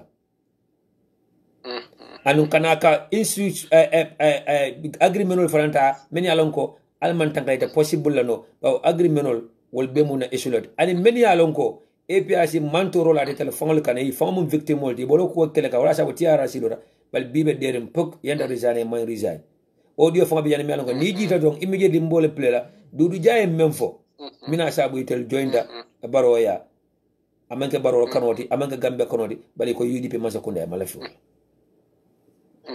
yeah yo yalo ayo ko mo memfo nya atebe APRC le sanji jalu APRC ni UDP be ñolay be ño sabakan atodo fisamante ya kilon la ni fendi atela min kala jifo kono wala ya bula kuma la yalo ni ka kuma mol min ke la moy wala hakilo wa fayte diamulati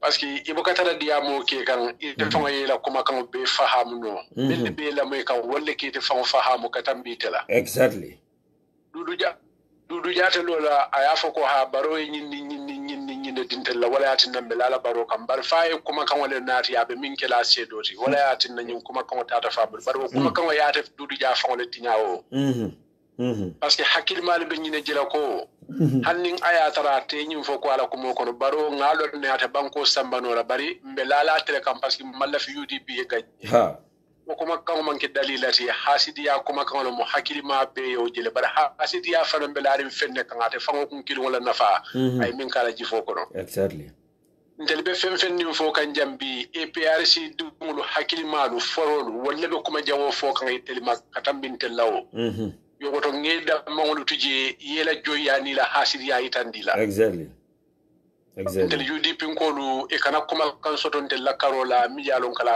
atodon abina kala kuma jawoti sa ma walla abina tel falal batan la sama inshallah na diamul la bango nene nganyum fo ko e barobe fen nin ke kan ay actiono ke luwolu aka fenne bala exactly ni mo ma kan wulta bile bare kabirim baro gagneta baro nyun ko kuriya commencer ay fa bakar tombo njata sande ay rambo jata sanne ay ñin dudu ja sanne banke biti baro gagneta wato men baro ni ñim fero ko rumbe ñola ha bari fero dadala wallahi mo bu kabula amantoro ko no ate me ya dada tere kabula ko nani kuma kan si hakki do tujede malu be kala baro na la molula o se mo be warala baki inshallah baro e fere dada ay jamfa dada fawle be bulala din ko no yeah no yekuma jama foye ile message jol kono yekuma jama fo ñejele nejele ya yekuma jama fo ñejele message jol kono nejele yo wodin kirawo bijele yalo mutum awa nimbanko ko be keringi mari su kuma dron ibe dankene yari minna awa wo benin ala tema bare nimbanko kuma kan wonata su kuma mol dol bije satara ko do be ni yo sularin awa itara kuma satin na wori su sulori fay nsi juso di nyola kata ka continent na kelola exactly o awa banko diamo le kata da o mol mi le ka foko ha diamo siata hani dembe amula le diamo mem mam bete ya mo manya na wala fala bar diamo manke tanatu yeah wala isina mol moy politiko manke mo kende kuti anata jande adunta janna bata jande bara sila nimporti ko manke mo kende kuti jumanyo le dunna ko faham bal yalla mo ridrom parce que ita ka diamo le pour iyaye bete ya alfanale kayro sotono aliya ntema mata nyimo ku jawte de nim politiko mo ku jawte sila tutale dron item mari ka politiko samba nyame bara hande dino politiko bijelo janni dino namna sabata rasuli dolu forcela dolu nenele wa ani ko politiko to babo kawalo moti banni la tan tella manni ka kawte ba falale nene rolo mo kamolu nenele mo yaay tilila pour sama ali besi kayro sotono exactly ndema wo muta ku jawti mo ndema wo muta ku jawti ni be sirinde iyabe tinya kan inyala ila kuma kan dun sa bete andi no le yede ay sama ni fa ala be yinin kala ila do ala be yinin kala mun ya tin ne be de ringi nyabe modu le be tinya rola iman kuma wala ka kuma pour ka da roke exactly o bete ya talo manke ku jawti ça fait han sañi ndeke mbatele awa tendula do mbatela albe do ku njimalela parce que alla nyin diamolu ka atinal modol ke tadulaje baraka wala rasuli wala fa ko hakilo wa ka komenne na komenta jibu ka kuno femfendi mboka kuno awa kawando wala ka ku aldumbe kawando le taw momin ka diamu alinga yadada alinga yaketen alinga ya ko kumbe banko ka nyim politiko ya fango kila ya atodo abanta feren exactly amula be keri ya mar sindol be keri exactly ya mar sindol ya be keri bara politiko ke waya fankele fa banta nimme manke faloti ba wa ana altala na be kuma alquran ko na ka fale hakil malum batel lemade yo moldol biye mote wal kontila molte wal kontila de baraka bake dinkira wal bije jaaju baraka almale baraka thank you so much baraka mbadi ngolu alna haketu ya audio dole kinyo nang iko bay sankare lam again Usenu bay sankare of NPP again butum fo audio kotolembang sal nañu audio la moy dro na jibe mune ba fo kanje video call ay ko fa kana wori abe do call la fo benjuna man do ko benjuna man kan jaljara mamande bibi ni futa west ni ka filijere ni do ko la do mama fo do ko taxi la ka jo ni taxi jo la fo do ko I think ko man ka krenti fo ko fanni do ko ba fanni tika kula ne ma ko ni do ko na man ni do andala modol bi je nak wala ka audio ko do la ta be ba kinkina ko renga dro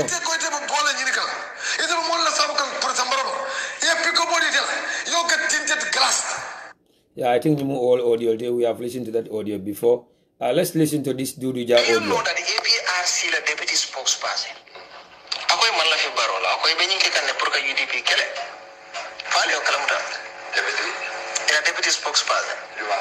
Duduja. Well, still I can see I have the audio me along once I play energy. Right? I can play the audio for you. Yalamay. That I accessed this audio from someone, me along go but I have put it very clearly. Okay. Ko it all man like barola. Yalo ne ko barota kino la de. Bari be nyinti kan ne pour que UDP kele. That means at all the quality of kikan animu la me along go it seems man la fara. Ngala moy. Candidate de window la ja. Yalo atol malum ne be keri. Kare afoye asase yalla ndembe interparty kono. Ni parti jama be kaja kan ne ibebe tala baroya. Imalla fi UDP man sakunda e lonya. Dela afoye asafe. Komanke ite komande akonya ko na fani ale boy. Asafe yalla BBP ndi ngam mitin dole soto nim parti joye. Ko ngabe ngapol nim kata malla fi kapati tolfo. Bari be même fo ko malla fi UDP man sakunda la imba koka. Ave gerle ibe kam baroka pour UDP kana masaya soto imba koka. Amanke mbona sta barola. Mulbe UDP le kale kam imba koka. Pajama ma wele pa. Bari wol ko malla fi barola yaoja ate naata UDP Masakunda. Yeah, man. Somebody will never be in Lola. Bilabo foka do mulka bane ka kawla la kan kodi. Bilabo foka ba fle evidence ole, gambe no evidence ole, gambe no proof ole.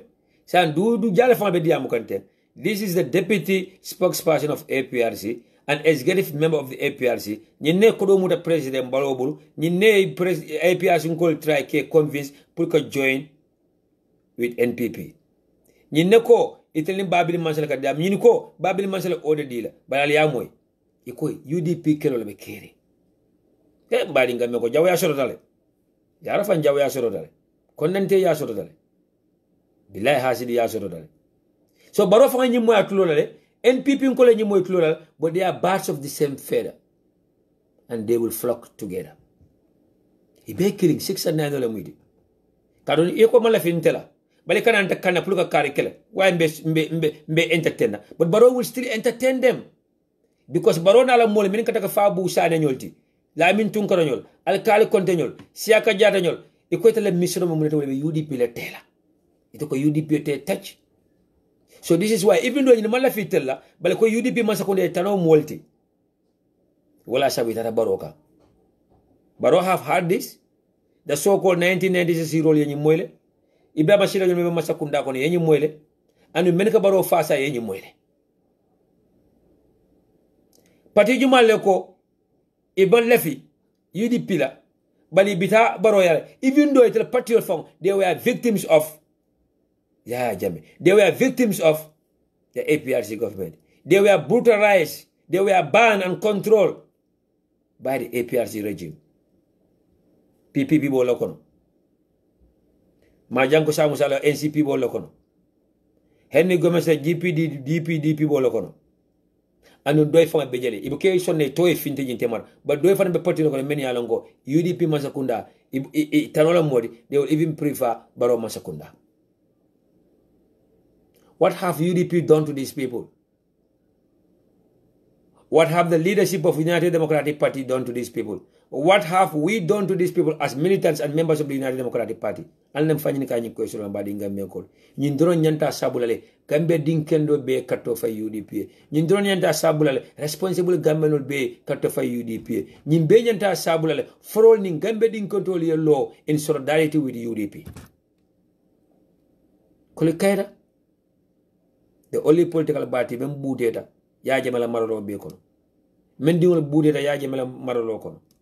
Men dingol buta raista I jelta itara into exile ningambe dinke mala buteta tanse mu UDP nkoldi ningambe dinke mala foda la place la tanse mu UDP nkoldi ningambe dingol dinke mala foda fala wala bala tanse be mu UDP dingol leti the remaining 20 wala the other responsible Gambian soldi the other remaining 20 wala the other Gambian dinke ndoldi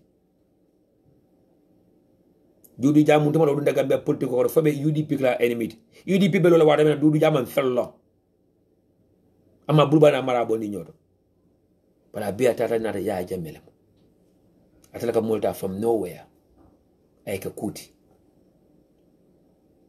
This personal attacks in politics ya jamela commencé na tribal politics ya jamela sama na Gambia sibe sinenna wala modobe fit shot la be lola redo da be sido ne na kuta balaje ya jamela sama na tonya fo nyoy the divide and rule ya jamela sama na baji mata ya jame ya kay man nin kolle man la fila man nin kolle mele promodi ya jame ya commencé ka man nin kolle ne a commencé ka si ka man nin kolle komone a commencé ka man nin kolle bod la fole jimala fo ya jame jimala mentality dundi ya jame ko haklo ko jimala ya jame mektu believe ko man nin kolle man la fala man nin kolle ma de jaw even do alon ko man nin kolle ka kanyedi man nin ka dingole wok mfangale mfang jawoti man nin ka dingole wok Rambo Jata of all people wala ko ya jame ko man nin kolle man la fila with the same scenario, with the same carbon copy, wala nataka baro fana ya ikay mandin ko lami la promote jimalo fo baro e Maimuna Sise Dabo billahi wallahi tallahi Maimuna Sise Dabo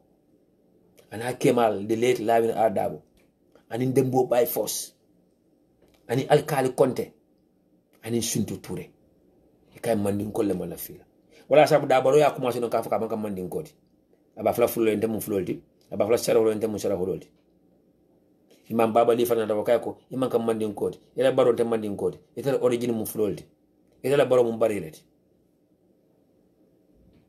because at the end of the day mandinka yama importanja suwa yama importanja fula yama importanja bayta lamiro fe UDP mandinka patriot ye UDP ka mandinka patriot so ntele mun fansun problem ot alna continue la mo interview so mo wala reaction tinginto alni mo lebe coalition ke kan milialon ko ikoy malla fal e malla fi e malla ba da ngami ko understand that ila je ko fakola abu ila la EPP la kan pour UDP kala masaya akoy malla fi president amange koy lafta president wala e mo moy I can start playing no correct. No, I know I can play. Okay,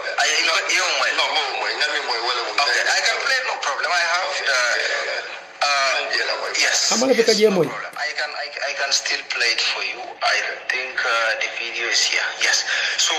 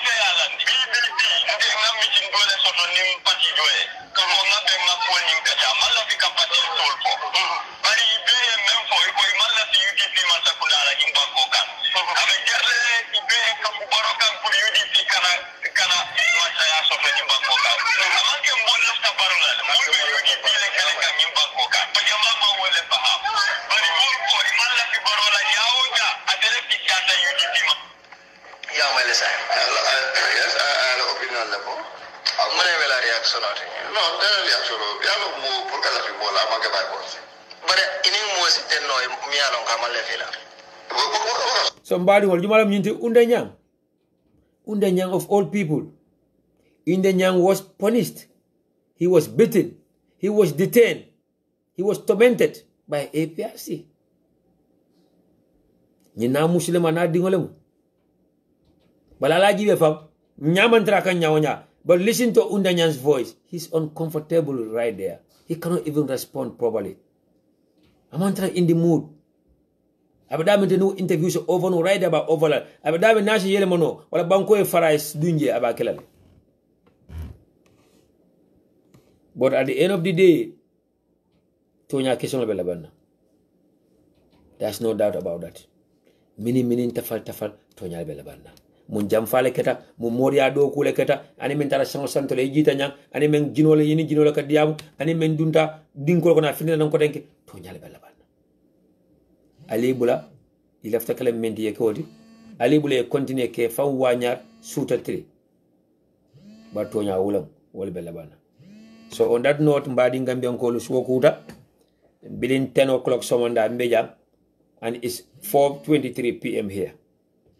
Kacha kuma sita 5 p.m. Gambian time lala and nalon ko saying is 9:23 Gambian time. Astaghfirullah.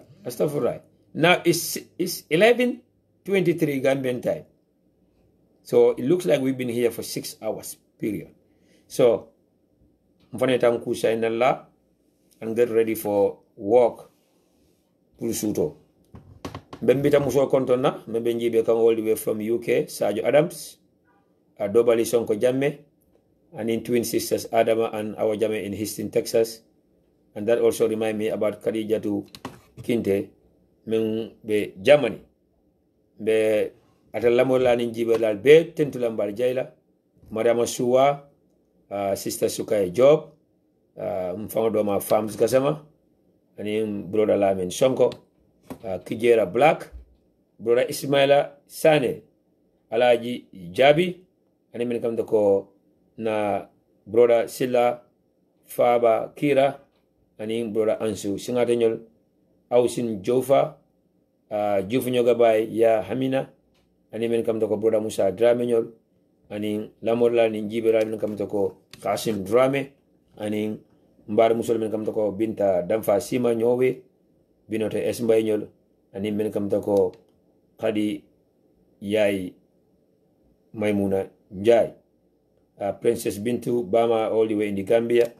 Now colleagues and comrades on the ground, Bayo Sonko ani Maimuna Sadio Cisse ani other members of the other UDP platform UDP kafo be dawda UDP kafo dingo be dawda UDP fasala be dawda ani Gambia din kendol Gambia kanuntewol ani Gambia kendo fasala be dawda mbamo be tentra mbar jayla mbamo be kontona ba fuleko alma suto kayro siala atumbe suto kono in Africa ani Europe budun dembe tibe kono ja alman tinyankula alman lalaku mfangala wonderful wife bijane nini mane Jarju, thank you brother Lamin Danjo ani mo men kam dogo brother Kendo.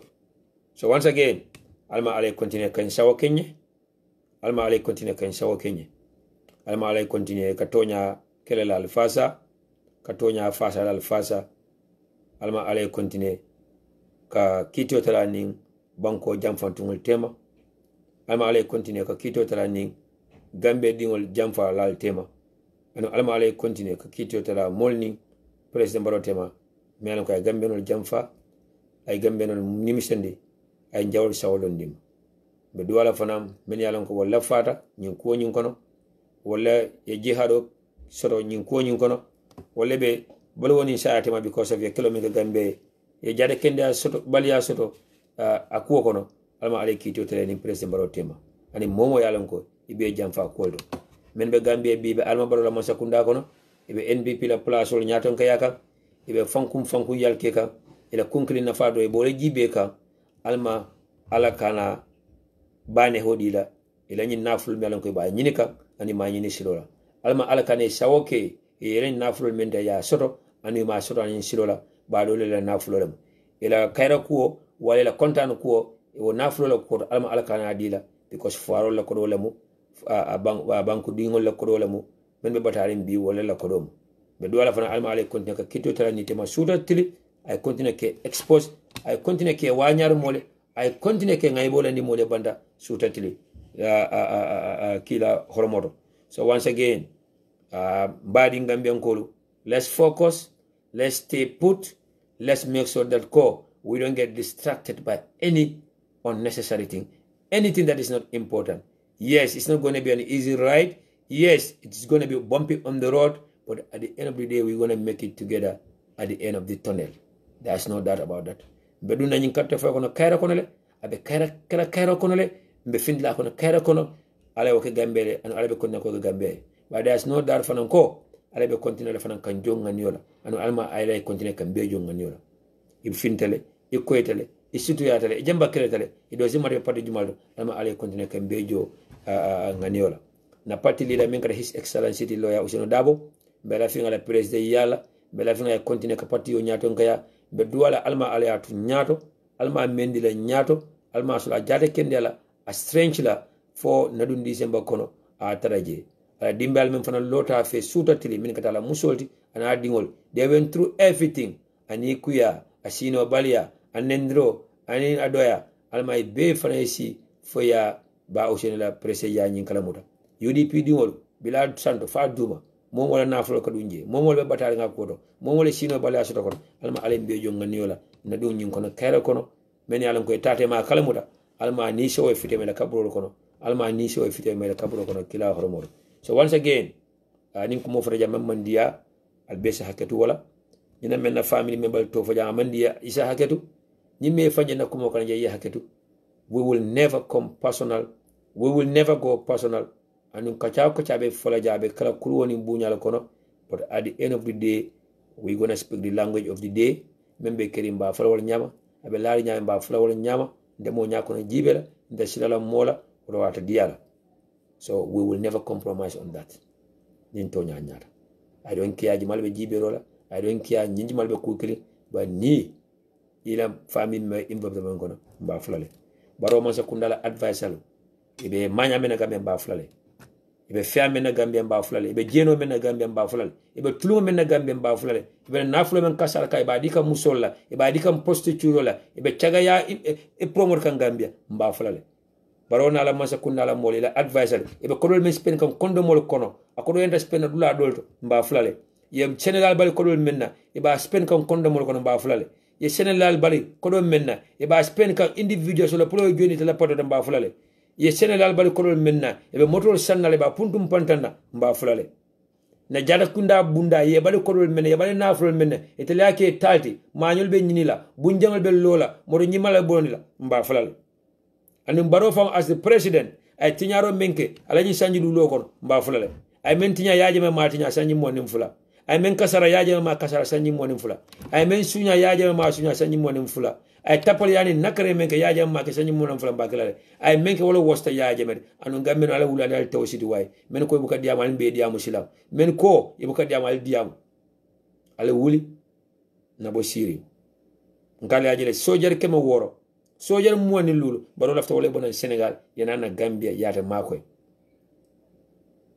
baro ko sala fa courant sambala kantora mafola woli mafola Senegal ba mako kan kadela ba Senegal ni ka courant sambana Gambia ibena klole bika ni ka courant di barola ibe klole bika mbako ibe essence le bika ibena wulo le teka ibe men soda ka wala shara e kamendi molla Allah ta'ala salam alman la salam atata nata be kumoka baro Gambia mbele dental mbele ba kono budum good luck ba ning laftam fana nam fankan kampe yo manyana kala Gambia sado kono bari intele membe ke kan jendro hakili bulandolem ye modol ko ntamu nyepetole di do ba fla ko mbuka sino nyina la mbuka sino no da mante man si platform kan na diam nim bota jam mbelala na sino dak nim bota jam sa sino fana krende ba da mante man si jam mbuka sino nkal la nyaka tara jari nkal la en katara diam kam fay nyina mira Gambia and ñong fanan siatal ñina sabu mboka sino ma energy sorole mo strength sorole par mboka sino ñole